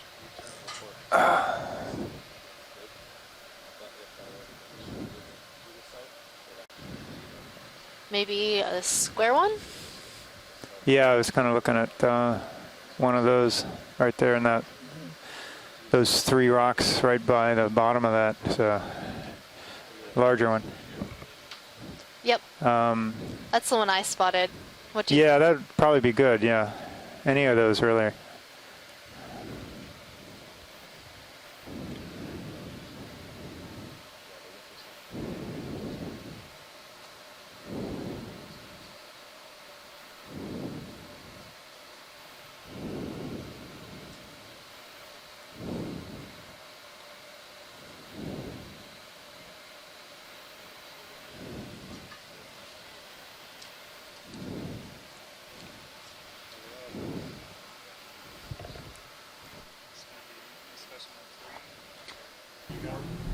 ROV nav bridge. Go ahead, Bridge. We're going to change heading 10 degrees to port. Copy that, Bridge.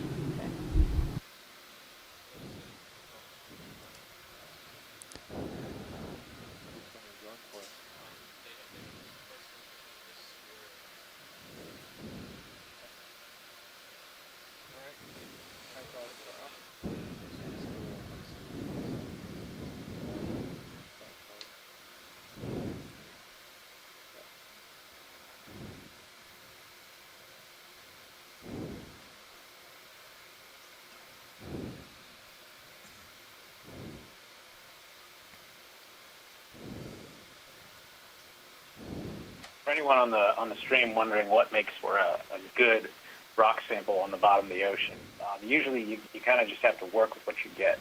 An ideal sample would be something that's taking place as part of an outcrop. And if you were on land, you would break off a piece of the rock that you have fresh material and you know exactly where it came from. But on the bottom of the ocean, we don't usually have that option. We don't have a hammer on the ROV to knock off the fresh piece. So we look for talus, and we usually look for angular pieces, because that would indicate that it's broken off recently.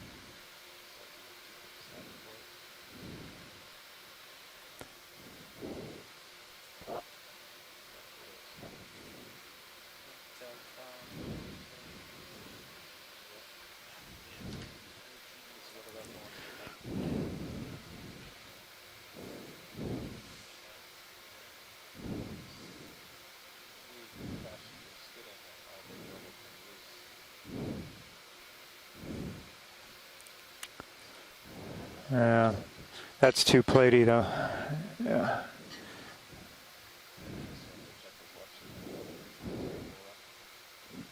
That, yeah, those two are loose.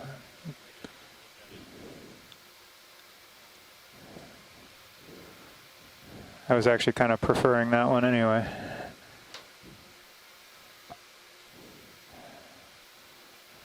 Thomas, how's this one look to you? Looks good to me. Maybe a little stubborn. I think we can get it. Yeah, that one looks... All right. Nice job, pilot. Thank you.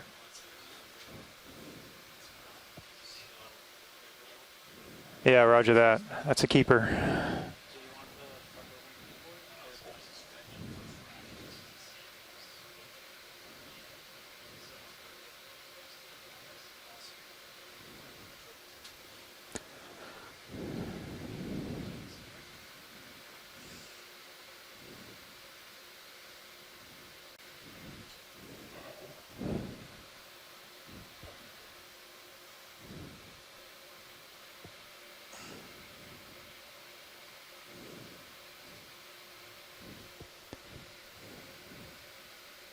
All right, good job.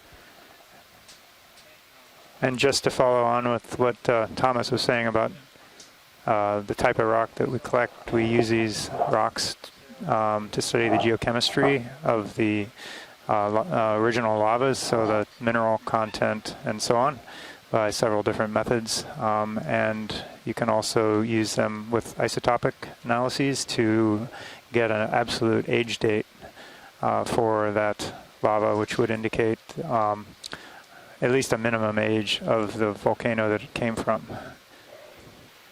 Minimum, because these are rocks from the surface of the volcano versus the ones that are from the inside. Deeper, older rock.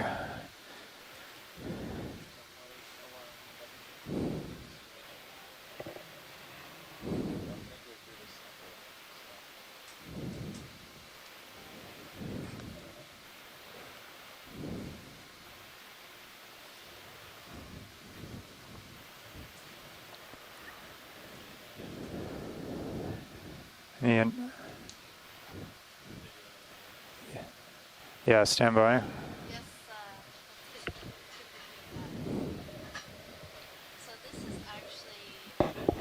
This is a hydrozoan.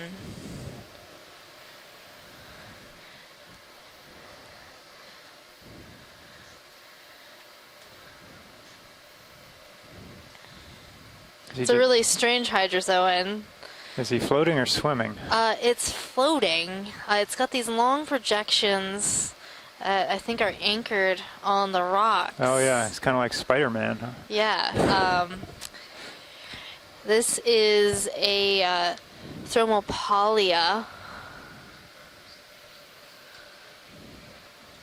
It's a type of hydrozoan in the family Rhodolidae. So it's like those little jellyfish that we were seeing earlier, but this one is attached to the rocks by these ROV nav bridge.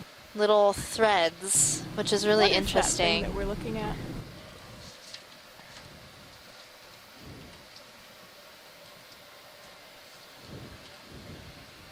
Thanks.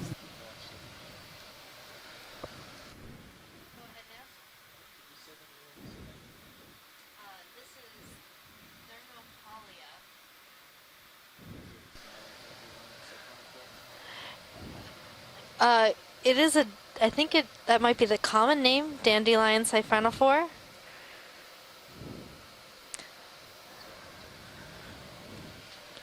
It does kind of look like a dandelion. It would definitely sting you. Don't put it up to your nose. Yep. Touch with caution. Wear gloves. But this is a beautiful animal. No, these ones are usually always anchored to the ground in some way. So anchored to the rocks or sediment. Go ahead, Nav. Yeah, did you catch the biologic name and the common name? No, we couldn't hear that. Oh, I think from what I called it a dandelion siphonophore. Okay. That's the common name, and then I forget already what the official name is. The official name is Thermopolia. Thermopolia. Thermopolia. Yeah. Cool, thank you. To be honest, it kind of creeps me out. I think I just as soon move on. Creep show over, let's go.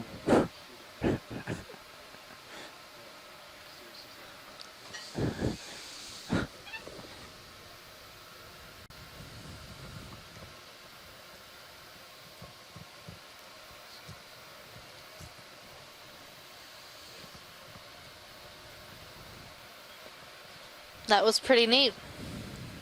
It was different. It was definitely different. Oh, we're seeing something tall. A tall thing. A tall thing. Oh, it looks like one of those sponges that we saw toppled over, except this one still looks dead.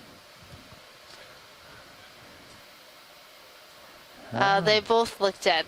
Yeah, that's... But this is what they would look like if they were standing upright. Right. So we might be getting closer to where we'll see some live ones. So let's keep going. Let's keep going. And hopefully we'll get to the live ones. Got to...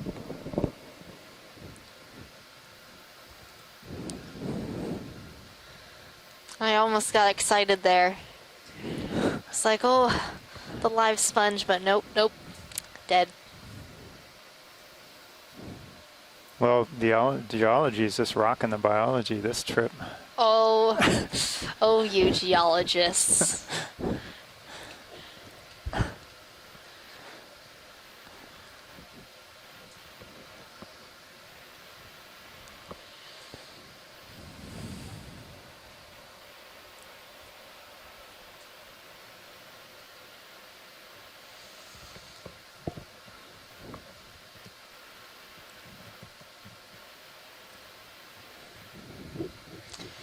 John, do you know any good geology jokes? Oh, don't get me started. Come on. I know the folks at home are dying to hear some good geology jokes. Let me work on that.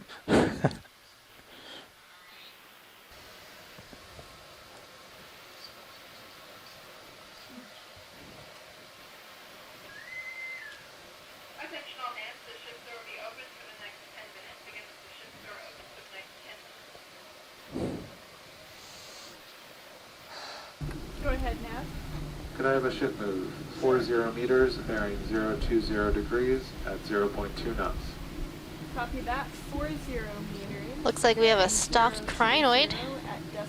That'll be a first for today. Good copy, Rich. There is a chrysogorgid coral. We've seen that one earlier. Looks like chrysogorgia. And then a black coral, perhaps. Let's do a snap zoom of this black coral. That looks a bit different than the other black corals we've seen today. It is different. We saw this one yesterday. This is Trissopathes. And it has an associate on one of the branches, but it's on the other side, so we can't see it very well. It could be a polychaete. Seems long and might be polychaete-like. Maybe an egg casing.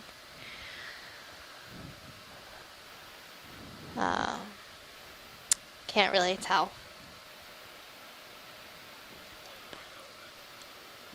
No, I don't know if we really need to know. I'd really like to see this crinoid, though.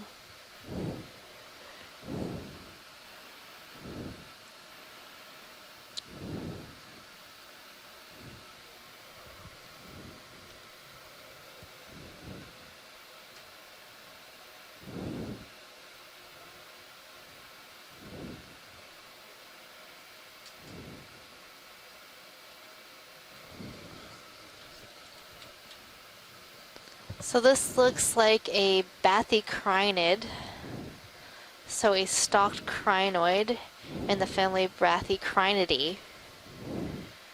This might be the genus Bathycrinus. I'm also seeing some hydroids along the stalk. The bathycrinids tend to have these hydroids along the stalk. No one really knows why. I haven't heard an explanation, but it's very often that we see hydroids along the stalk of these particular crinoids.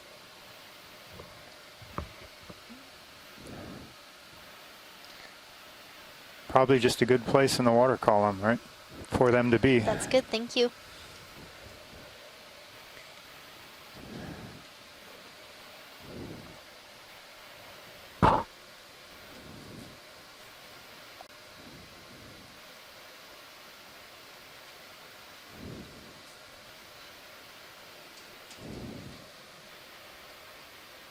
Right.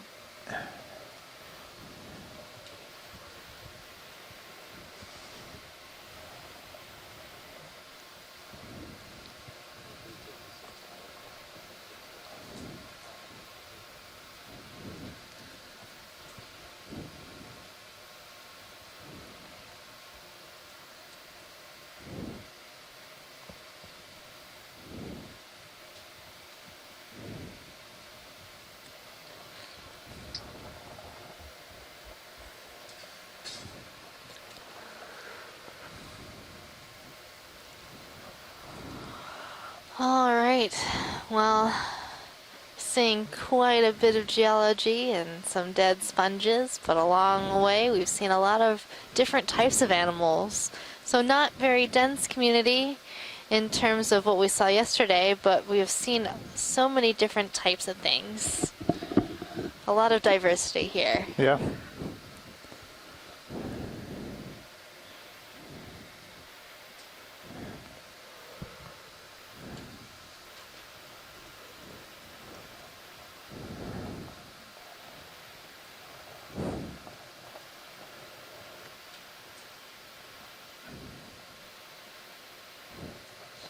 Oh, I think we have a live sponge of the type that we have been seeing.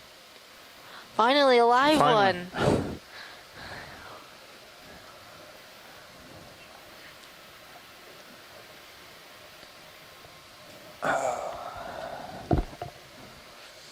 So I think that this sponge is a Farreid sponge. That's a type of glass sponge. And I believe that this is a young version of all of those dead sponges we've been seeing throughout the entire of dive today. You can see those sort of scoops along the main axis of this sponge. This is a very young version. So this might be a Farreid, perhaps in the genus Aspidoscopulia, and it's going to be a very young version of whatever sponge this is. Yes, let's see the top.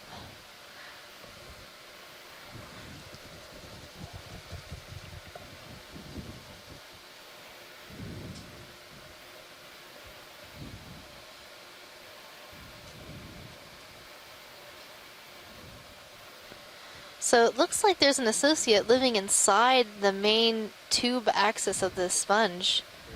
Looks like an amphipod, if I were to make a guess. Well, that's really great that we finally saw a live sponge of the kind that we've been seeing dead all over the place. So at least they're still here. We know that they're still here. And hopefully as we make our way upwards, we'll see more of them.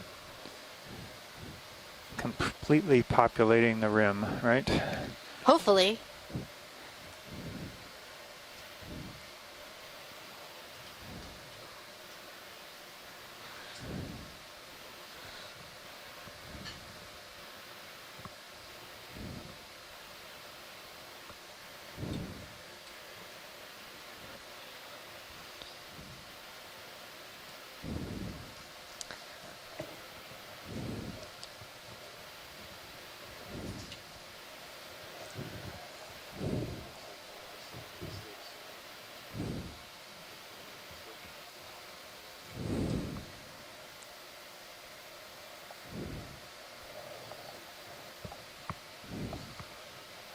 Yeah, there's a dead sponge stalk.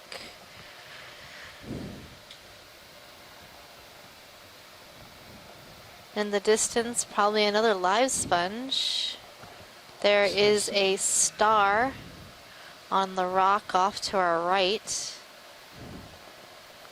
I don't think we've seen any stars yet today. Well, we saw the slime star, but this might be a Brisingid sea star. ROV nav bridge, move complete.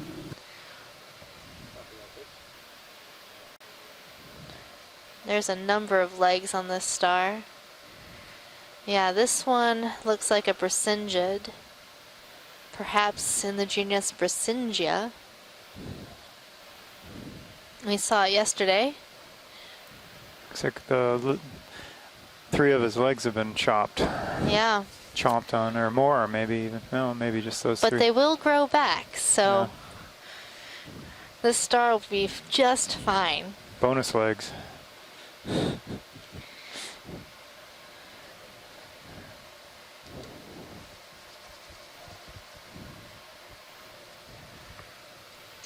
So those sea stars, they have they have those little spiny projections along the legs, and they usually hold their legs up into the water column. And as things swim by or pass by, those little spines or pedicelaria will capture prey, capture food that the star can then eat. We're moving up this gentle slope. We're seeing a very large Aspidoscopulia. This one also appears like it might be dead, but is much larger. To tell if a sponge is alive or dead, the live ones tend to appear very white, like the one we just looked at, almost translucent. And this one appears brown and sedimented. So after the sponge dies, that sediment gets trapped inside the sponge skeletal matrix, and it gives it this brown color. But while the sponge is still alive, like the one that's in the background right now, it appears sort of, it appears white and a little more translucent.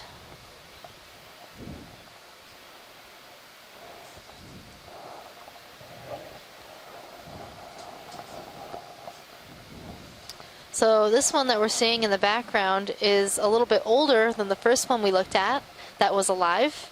You can see that those little petals of sponge along the outside axis are a little more developed and leaf-like in appearance.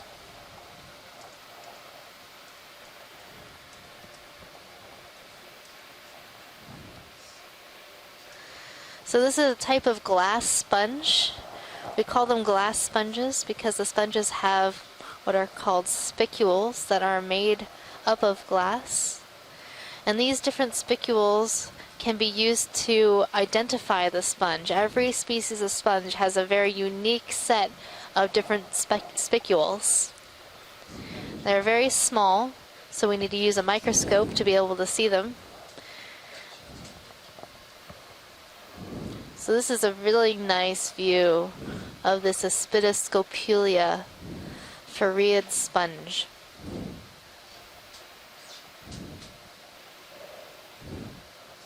He's got some pipes. Got some pipes. And a lot of times we'll see organisms living inside these types of sponges. So the last one we saw, there was definitely another animal living inside the main axis of the sponge. The sponges are hollow. They're going to push water through their main colony body. And that's how the different animals, this is a colony, are going to get food. They create a sort of a current flow into and around and out of the sponge, filter feeding what's in the water column. So what's inside that grabs the food as the water flows through the tube? So there are tiny animals, the little sponge animals. Just like a coral has polyps, the sponge have their own individuals that are within the skeletal matrix that will capture food. Wow. So this is a relatively tall specimen. Those lasers are 4 inches or 10 centimeters apart. So this is almost 2 meters. Yeah. Yep. Max. Maybe more. Maybe more.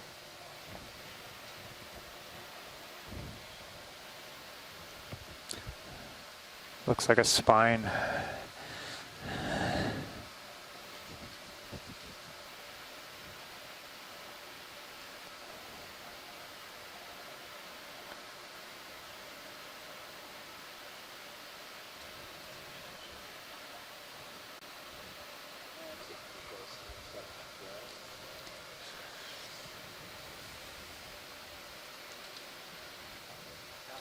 Oh, and here's an even larger one. Just like we predicted, the further up this slope we've gone, we're seeing more of these sponges that we saw dead lower down. Right. This is even older than the one we just looked at. You can see that the different parts of the sponge are longer, more developed.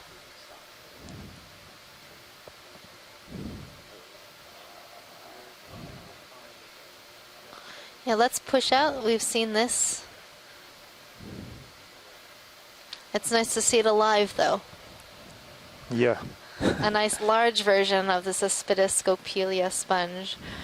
Another option of identification, if it's not Aspidoscopelia, it could be a Conolasmatine sponge.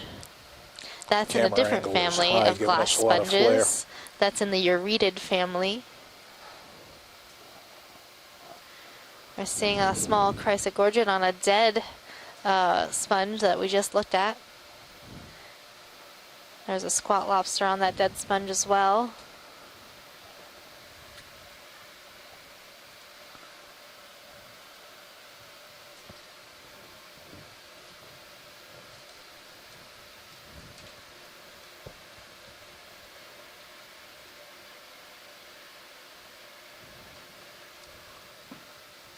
Well, I thought John's comment that they looked like a spine was interesting because the first time that I saw one of these sponges dead on the bottom was quite a large one.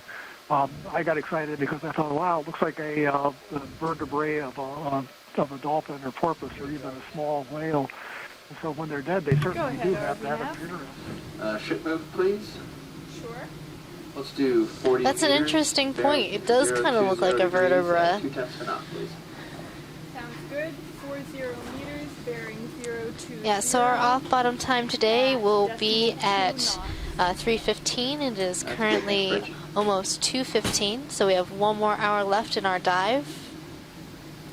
We are at a depth of 2,722 meters, transecting up to the top of this pancake cone on Gounod Seamount in the Musician Seamount chain.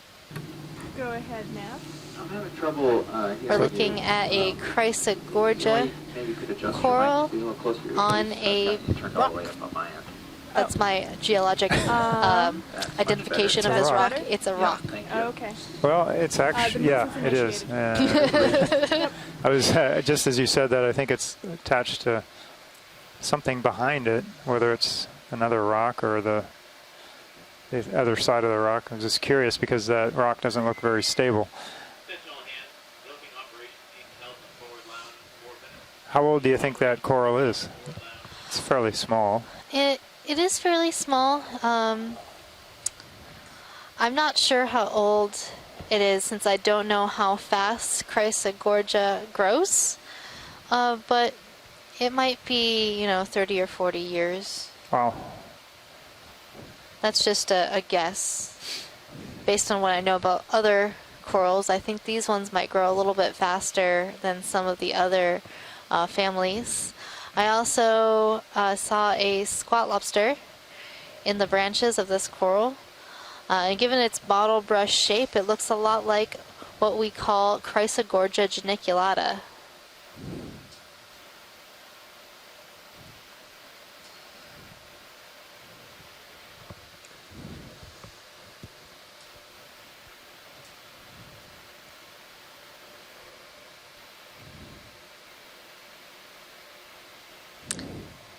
So Les Watling, who knows a lot about these chrysogorgic corals, says that he thinks it must be Chrysogorgia geniculata, but he's going to check on that. So I see another Chrysogorgia geniculata, and then in the background I see another small, what we've been calling Aspidoscopulia, or those sponges that we've been seeing dead throughout the entirety of our dive today, but there is a white one out in the background on the right side of the screen. And then there's also a primnoid, I believe, on the rock straight in the middle. It would be good if we could get a snap zoom on this real quick. So it is a primnoid coral. It is probably in the genus Narella.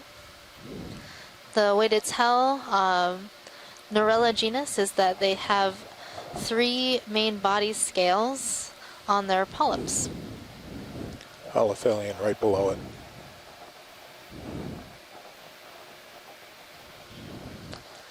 That looks good, thank you. Oh, and there's a synallactid sea cucumber.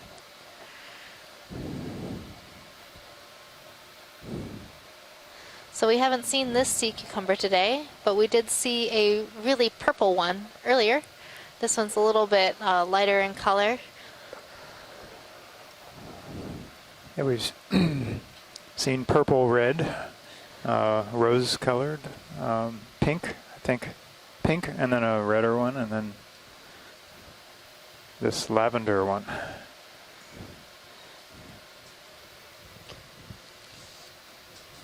That was a neat find.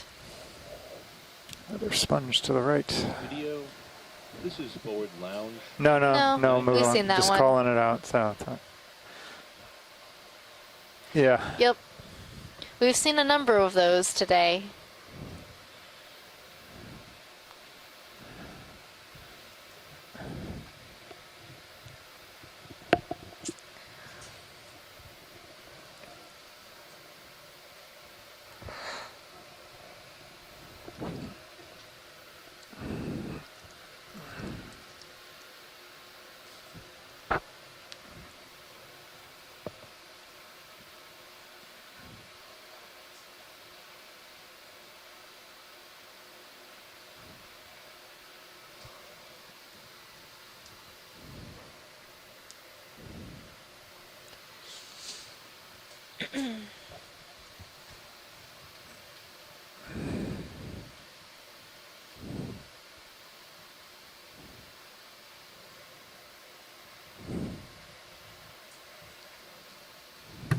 ROV nav. Oh, can we zoom on this sponge? We haven't seen that today. ROV nav. It's on the are picking up a left side. Bit up here, so just going out of view. We might be calling in another heading change sometime in the foreseeable future. Copy that. Thank you, Bridge. Let's zoom the sea star after we take a nice zoom of this.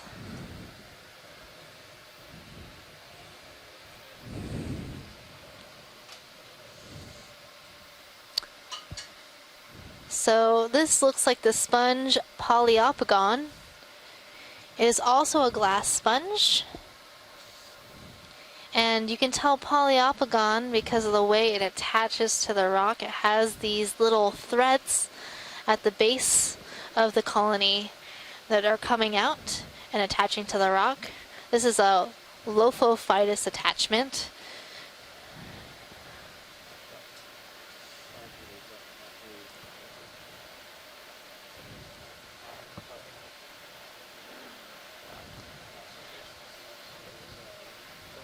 I think that's good. So these sponges are actually pretty common at these depths, but this is the first time we've seen the sponge today, so that's pretty cool.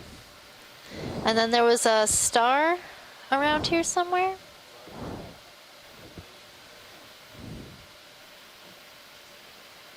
Oh, I see it now.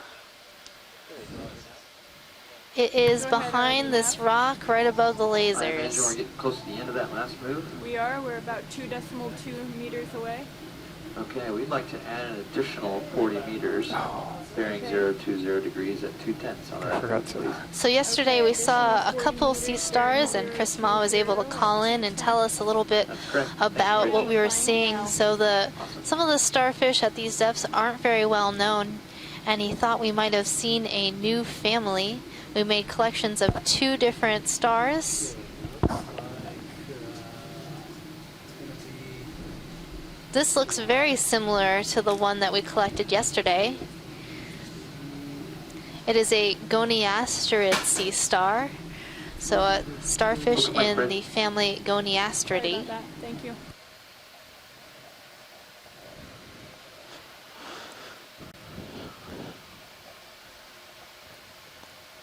So that's very interesting. It's hard to collect these sea stars because they are so small, and our wonderful pilots worked very hard to get the sea star samples that we collected yesterday. But it's also good to have these good shots of starfish like this so we can document where we've seen similar individuals, and we can't always pick up every starfish we see. So thank you, pilot, for this nice zoom. Let's move on.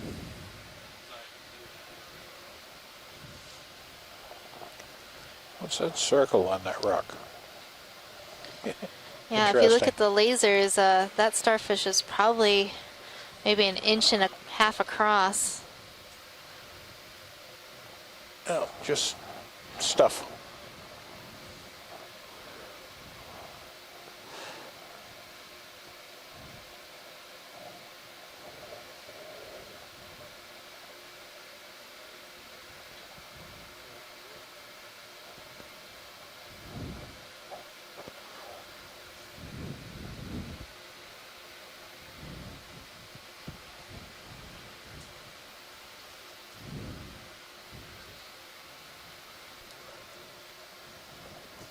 So Chris Ma just wrote into our chat that it does look like the one we collected yesterday. So it's really interesting that we're seeing the same, likely the same species on 2 different seamounts within this musician seamounts chain. There's a little group of chrysogorgids on the right side of the screen. They look very similar to the ones we've been seeing in this area. That's weird. I wonder what happened. Also occupying a block of talus or broken rock on a rather unstable slope. Speed out of regulation. Seemingly unstable. Scribble that down just in case They've been it around happens again. 40, 30 years. 022. 0. It's Yeah, we have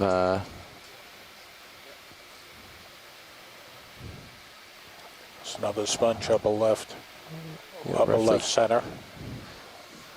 You have roughly 20 meters left in that move. So the sponge that's coming into center screen looks to me to be a Poliopogon.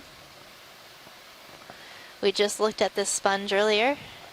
And next to it is a Pleurogorgia militaris.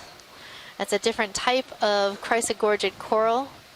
It has a very distinctive branching pattern where all of the branches are coming off one side and in a row.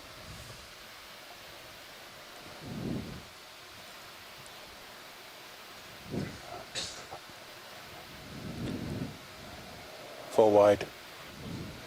I think we're good on that one.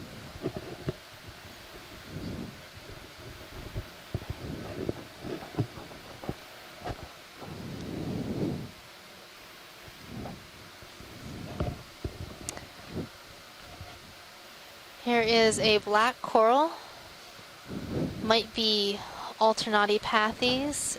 It is on a very, very long stalk.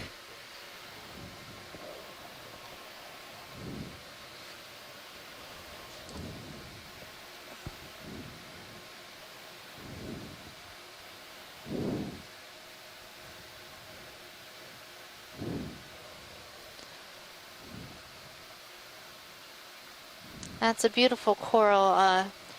Perhaps it grew this long stalk in order to get further up in the water column and have more chance of collecting food.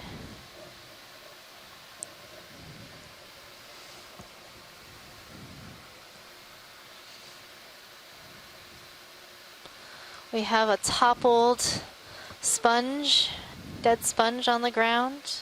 We've seen this numerous times today throughout the entire dive. But fortunately, we've recently seen some of the live ones of that same type. It's a really nice pillow flow down here, right in front of us. Yeah, thanks for pointing that out. It's really kind of a classic one right over this, well, right over or the talus being around the pillowed flows.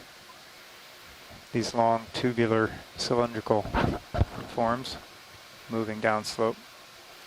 So we're almost to the top of this cone feature, and that might be why we're seeing more pillow flows? Yeah, that would make sense if they've overflowed the lip of the cone. There's another bracingid on the rock, and then I'm seeing a lot more sponges coming into view. Bolosomini. Looks like there's a starfish on this Bolosomini. Can we get a snap zoom of that? Yeah, that big like mushroom looking one.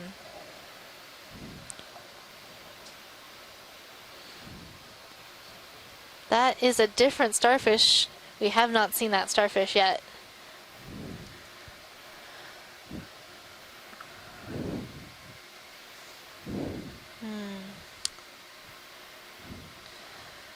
So I'm trying to figure this one out. I think it might be, oh no, I don't know if I can hazard a guess on this given the view. It has a really interesting surface texture. If you don't get it right, you lose out. I know, I lose starfish points. No dinner for you. Could be Nepanthea. Not. How many legs do you see? 5 or 6? 1, 2, 3. I can see 5. I can see 5 too. But there's room for a 6th one behind it. Behind it. ROV nav bridge. Go ahead, bridge. Or it could be a pythonaster if there's 5. Another 10 degrees to port. I'm gonna go with a final answer of possibly pythonaster. Thank you, Bridge. And I'm sure Chris Ma will let us know shortly in the chat log or call in and tell us a little more about this sea star. Let's cross my fingers to see if I'm right. Well, he's definitely crossed his arms. I think we're good on this zoom. Yeah. Let's move on. Yep. So we've seen this sponge before in this dive. It's Bolosomini. And from the other side, it'll have this big osculum or opening. And then on the left side of this sponge, I'm also seeing a benthic ctenophore.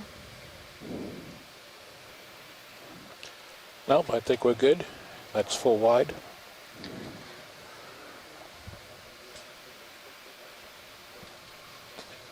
Ship is stopped. I think we're good here. Just so you guys know. I'd like to see something further on. So that's just serial settling that you're seeing. Yep. And don't forget to readjust your lights once he's done with the shot. So there's another Bolosomini and possibly a settle out for a Caliphacus second. stalk sponge. Let you get a little ahead, and then we can start back up again. Yep. We're getting into Sponge Town.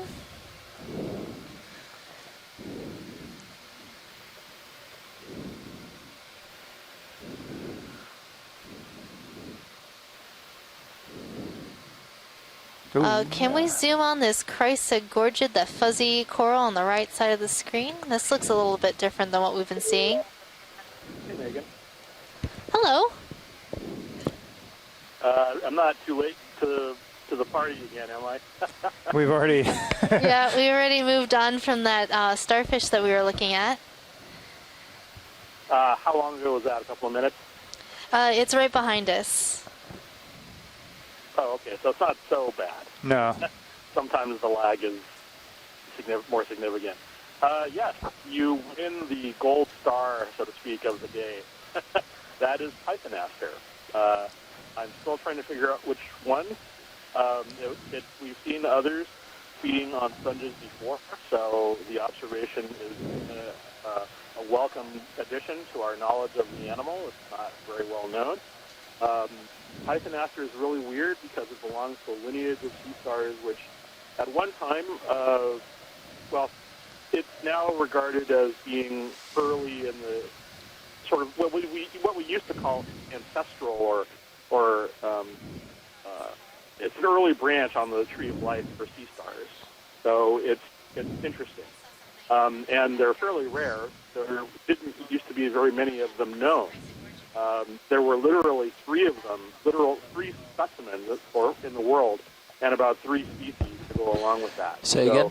And then when we started doing a lot of these deep dives, we started discovering that, in fact, ROV distance is 151 abundant, meters right now. they're actually not as rare as we thought. And I think we see maybe 1 or 2 of them at this depth per dive every time the Okeanos goes out. I'm not entirely sure if the one that we're seeing in the Pacific is the same one that we see on the coast of North America, or the same one that's in the Atlantic. There are a lot of significant differences, but it's a really, and it's always welcome to see one munching on a sponge like that. It's probably good for the sponges that they're keeping them well. They're keeping my starfish well fed. So, and yes, earlier you saw a very nice goniaster. That is one of the 2 new goniasterids that I've seen at this depth so far. So, in addition to the one that you saw yesterday, the one you saw just a moment ago, the goniasterid, was one that I think I gave you pictures of on the last cruise before I left Honolulu. So. There's all sorts of stuff down here, and even I'm surprised how many sea stars we're seeing. Honestly, it's kind of bewildering. So, thank you very much. It's the bottom. Thanks. Thank you for calling in. Thanks, Chris. And in a little bit, you'll see a Bracingid.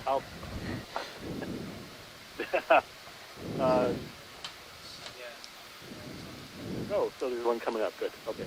I'll hang on for just a little while longer then. Okay.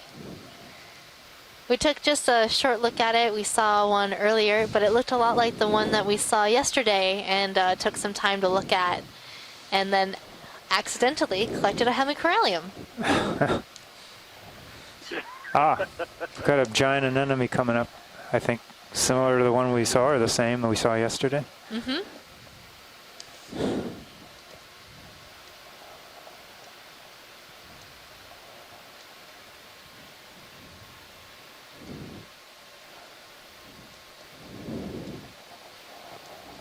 Oh, okay, I just heard. Okay, so you guys didn't actually zoom. Okay, couldn't see on my end which kind of plates it had, but I'm sure there will be more later. Thank you. Good night. Yep, good night. Thanks. That is a large anemone. Yeah. Are the lasers in view? I don't see them. Are we too close? Oh wow, that is huge. So for those folks at home, those lasers are about 4 inches apart, or 10 centimeters. That is a big anemone. Like, over a foot across, yeah. Yeah, dinner plate sized. So we've been calling this anemone Actinus stolidi, quote unquote, bulb, because of the little bulbs at the ends of the tentacles. But we don't have actual identification for this particular anemone. But we did see it yesterday. In the same place, the edge of a ledge. Must be a good place to live. Must be.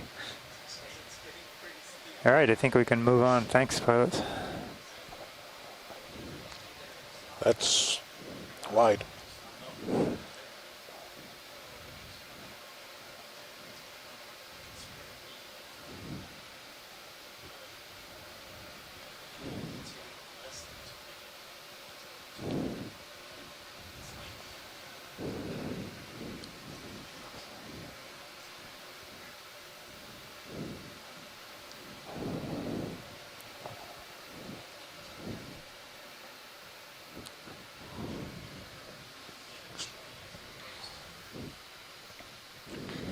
So I'm seeing another polyopogon sponge on the left side or the right side of the screen.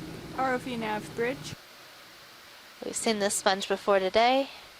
They seem to be pretty common at these depths, and they come in lots of different shapes and sizes. Can't hear the ones we've seen today all seem like relatively uniform in shape and size. We have stock crinoid on the left, 18 knots. and it must have had Okay, copy that. ophiuroid or brittle star associate that just bailed when it saw us coming. Saw it floating down to the seafloor. They had OKX turned all the way up. Can we get a quick zoom of this? This actually looks different. Might be a hyocrinid. I really want to look at the stalk and see if it has rings around it.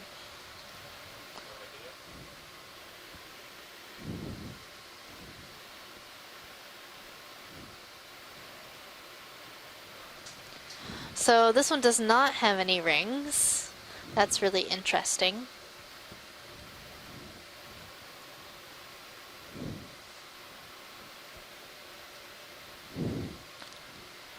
And that'll probably put it in the Hyocrinidae family, a type A, and possibly Hyocrinus. So that is the genus. So this is the first time we've seen this on this expedition. Oh yeah.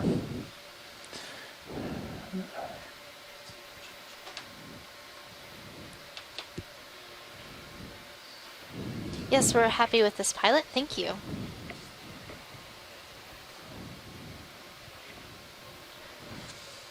So a new stock crinoid for us on this expedition, Hyocrinidae. They're pretty distinctive with their bright yellow color and 5 feather arms.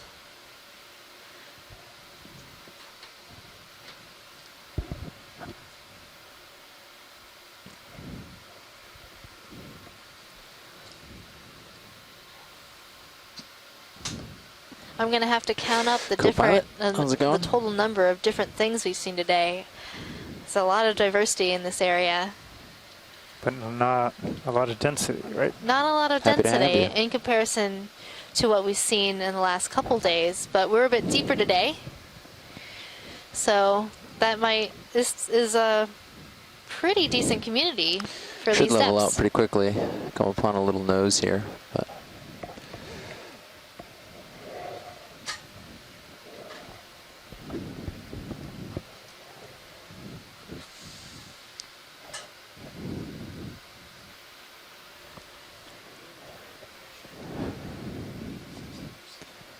Now that's a steep wall. That is a steep wall. Like we got my goodness. 50, maybe 60 degrees, 55 degrees, something like that. That might be why these giant sponges have tumbled downwards. They got too heavy or a strong current came along. Guys, be advised, winds and so there are plus some, knots and looks like fractured pillows right here in the foreground. So this kind of radial crack pattern.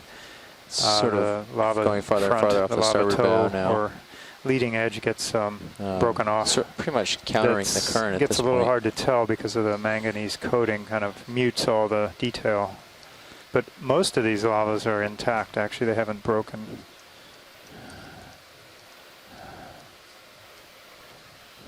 These ones appear to be dead as well. Dead or dying? Or dying. Yeah, I think it's hard to say, but I would. Pretty dead. Pretty dead. That is a bummer for those sponges, but they look pretty old. I don't know how old they could be, but. Would you guess they came out of the same settlement, and since they're all about the same size, same place? Probably. Dying at the same time. Then maybe there was an event that occurred that killed them off all at the same time. Could they be from the same larva litter?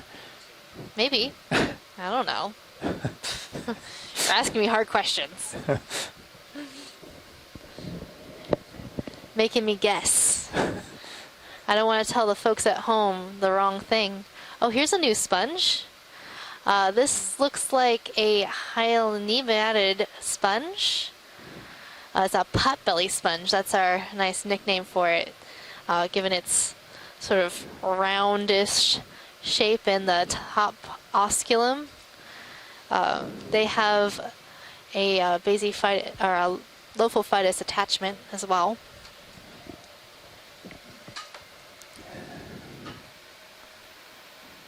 And lophophytus means that it has a bunch of basalia, so little strands that come out that attach to the rock below it. Now we're seeing a Caulophacus oxydiscus sponge. That sponge on that really, really long stalk and sort of lumpy face. The stalk of that sponge is coming into the bottom surface.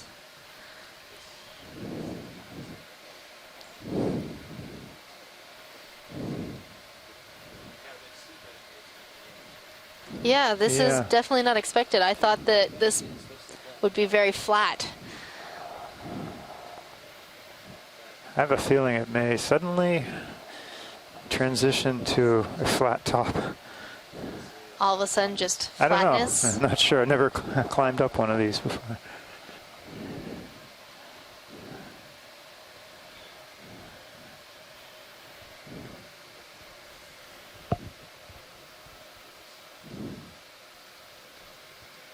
Oh, okay, here we go.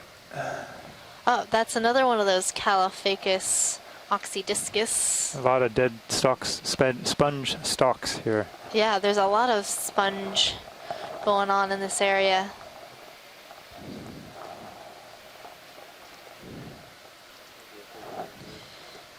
And Chris seems to be missing it again.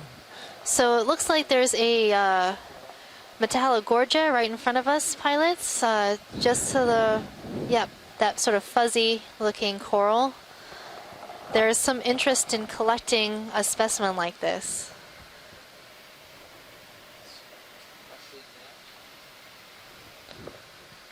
Go ahead, Nav.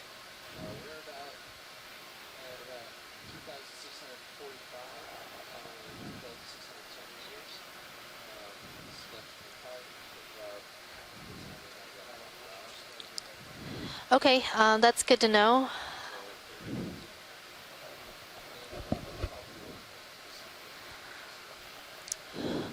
It's a priority to get at least 2 biologics, so I think we should go ahead with collection. All right. Thank you. All right, so there was interest in zooming in onto the stalk of this coral before collecting it.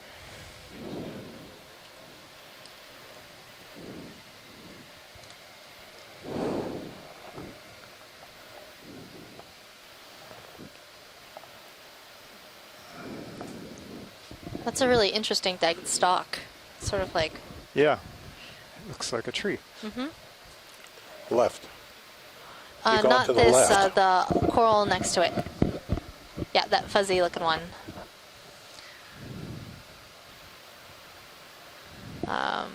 Can't really see the stalk.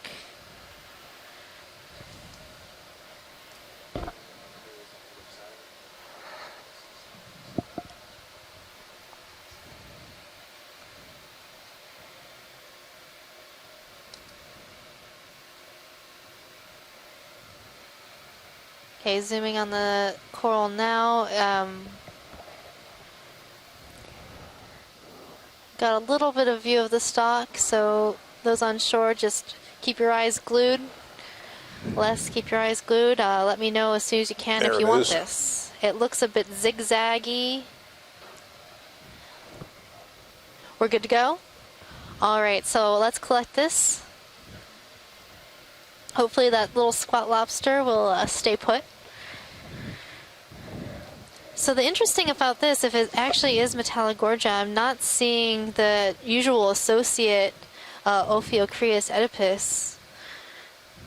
You almost always see that particular basket star on this particular coral. Les, do you know why this might be the case?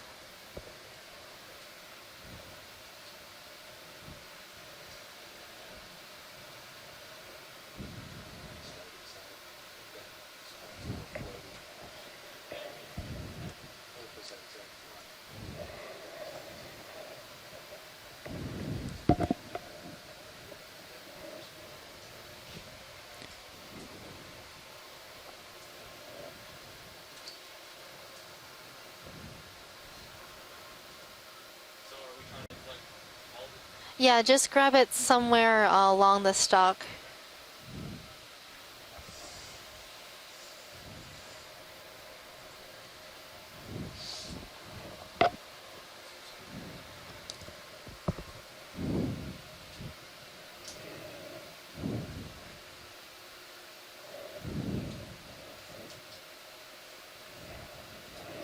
Yeah, this time the stock is actually very important.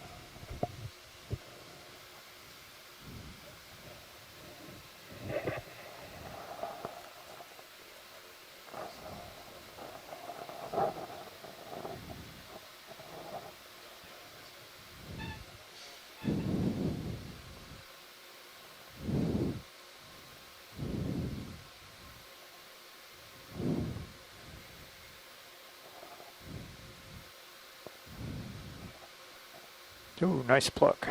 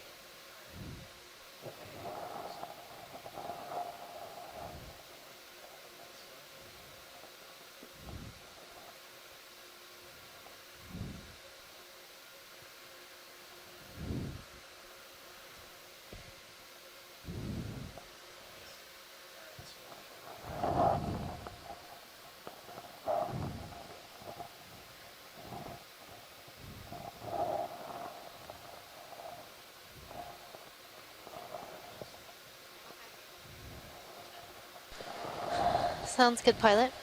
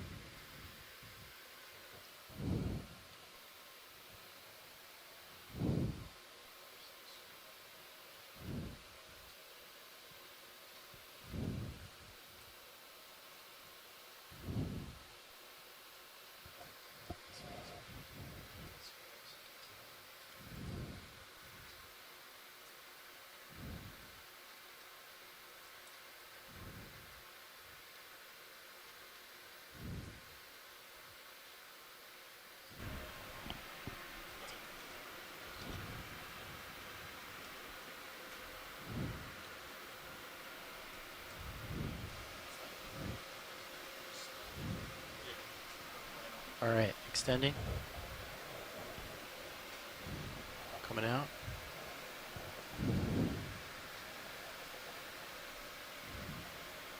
Wait, it's a little slow. That's max speed.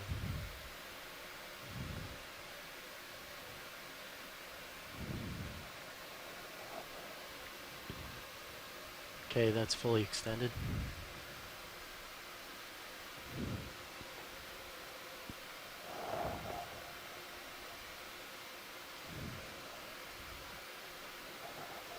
Looking good, pilot. You got some time.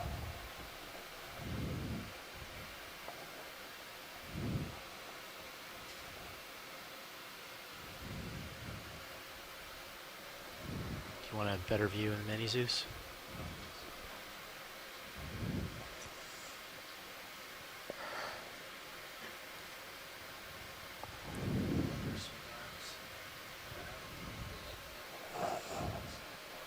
Okay.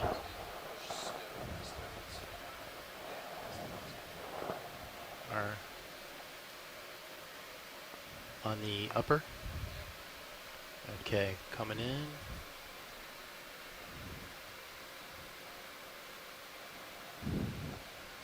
And down.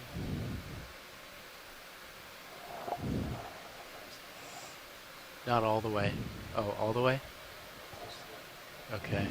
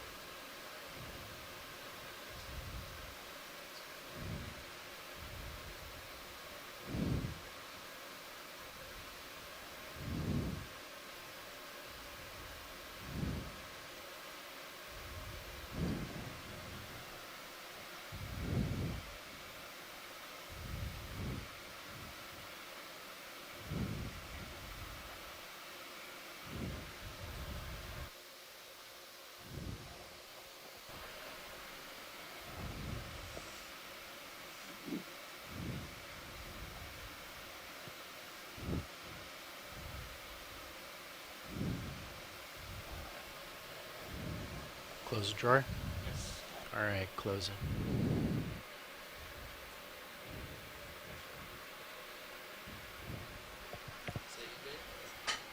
Alright, we're closed up, pilot.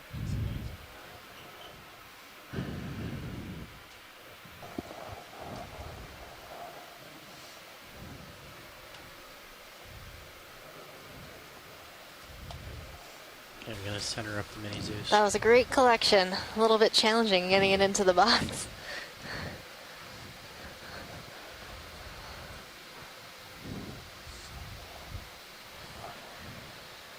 Awesome. So now that we've got 2 bio samples, 2 rock samples, and we have just a little bit of time left to survey the area. We've got about 15 minutes on bottom left.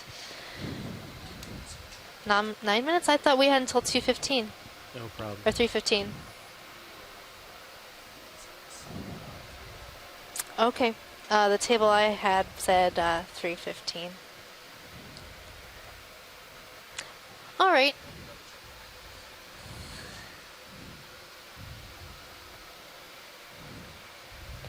That's a really interesting. That's a sponge. I was like, I thought that was a rock. I was like, that's weird. Dead sponge. Yeah, I've seen a few of those and kind of had to do a double take a few times. It's like, that's a really strange looking geologic formation. That's a black.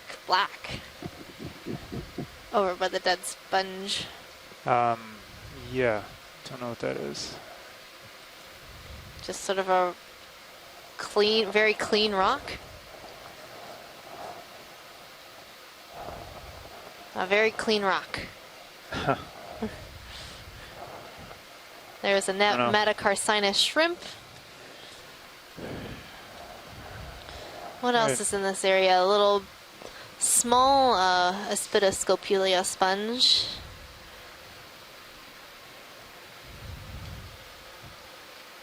Some black coral I saw. Stauropathes, those orange looking fans. And again, there's like a lot of really large dead sponges, even up top here. Seems like we're definitely on top. Now we see a bunch of looks like live ones coming up. I want to disable it Yep, later. a lot of live sponges in the background.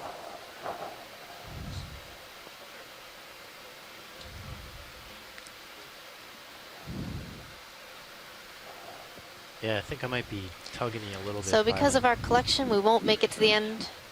We won't make it to the end of Go our ahead, dive track RV today, now. but we're pretty close. Another ship move, please, if you don't mind.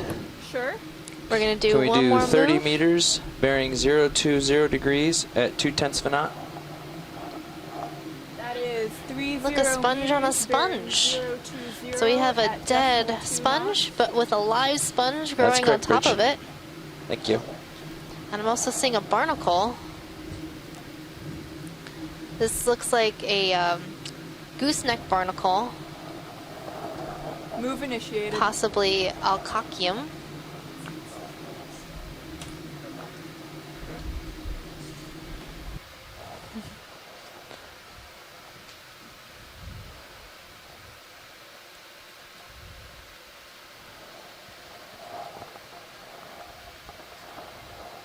That's really cool. So when the ROV got close, the barnacle retracted, and that could be because it felt the vibrations from the ROV. And this looks like a Caliphacus sponge, but it's a small one. But the stalk is already pretty long, so being up high in the water column is pretty advantageous to encountering more food particles. That's why you see a lot of these animals in the deep have long stalks or large bodies to get them up off the bottom of the seafloor. Looks to be a primnoid coral in the background and a larger Bolosomini sponge.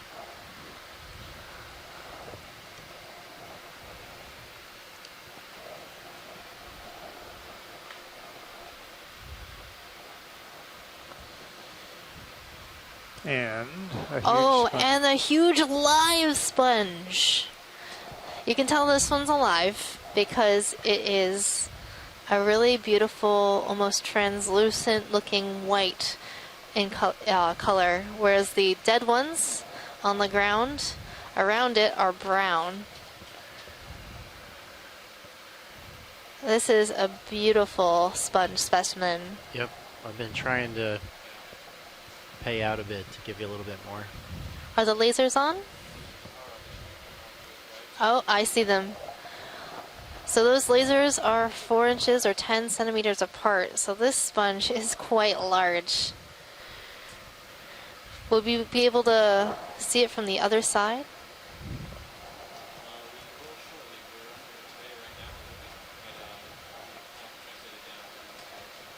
Okay. So if you switch to your Sirius view, feed 2, I believe, you'll be able to see the D2 ROV from above, and it in comparison to the size of this sponge.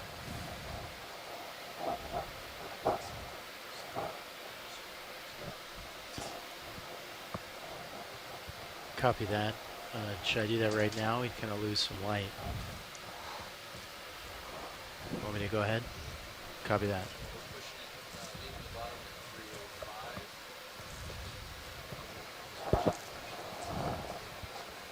Copy.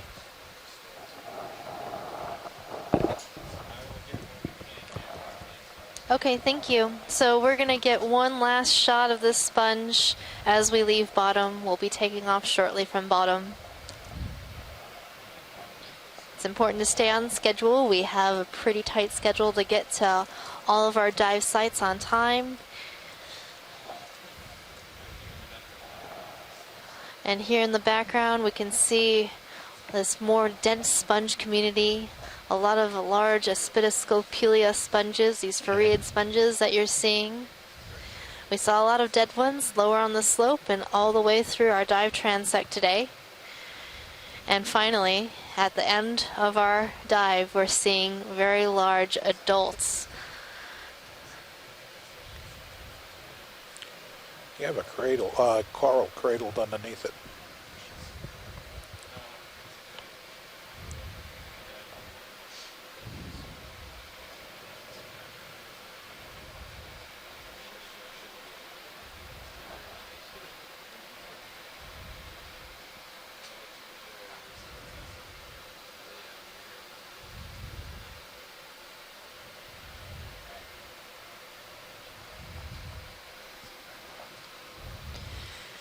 So if we had a little more time on bottom, maybe we'd see more dense sponge communities at the top of this feature.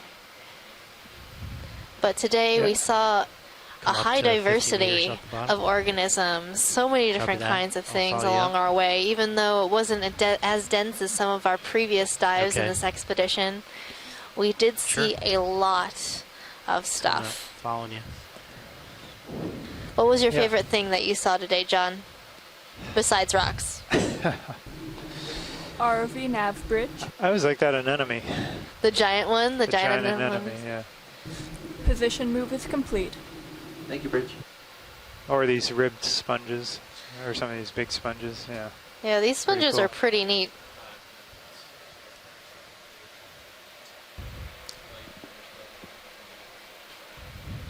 I think the sponges won today versus the corals. Yeah, I do think the sponges won today. Okay, I'm not sure. It might have been a tie yesterday. I couldn't decide. That was pretty difficult yesterday. Copy. To decide, just go through all that biology. It's okay. We did see a number of different kinds of sponges. The sponge we collected earlier on in the dive, which was actually very soft. And we had a little contest of crunchy versus squishy. The squishies won it. So what was the wager, someone asked? Oh, I don't think we wagered anything. It was just you know, for pride. Friendly. For friendly wagering, friendly guesses. All right. Nothing at stake. Just the knowing that you guessed right, which in most cases is good enough. Then we saw these Aspidoscopelia sponges, some Bolosomini sponges, Caliphacus sponges. Yep, a lot of those. In terms of corals, we saw a number of chrysogorgids. We collected a chrysogorgid coral today. A Metallogorgia. We also saw some bamboo corals and some primnoid corals.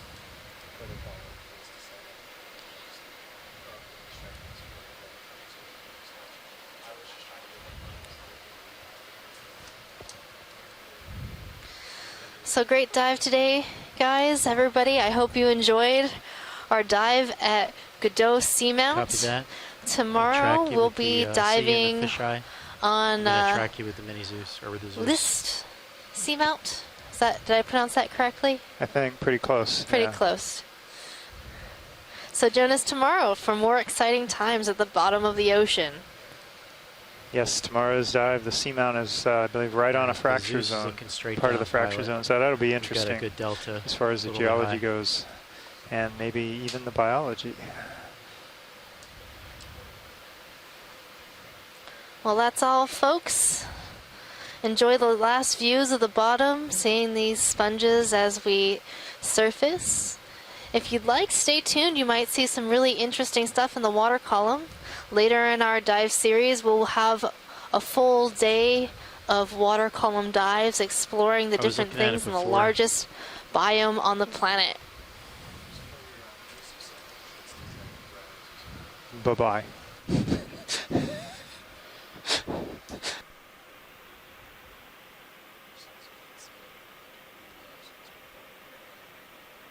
I see it kind of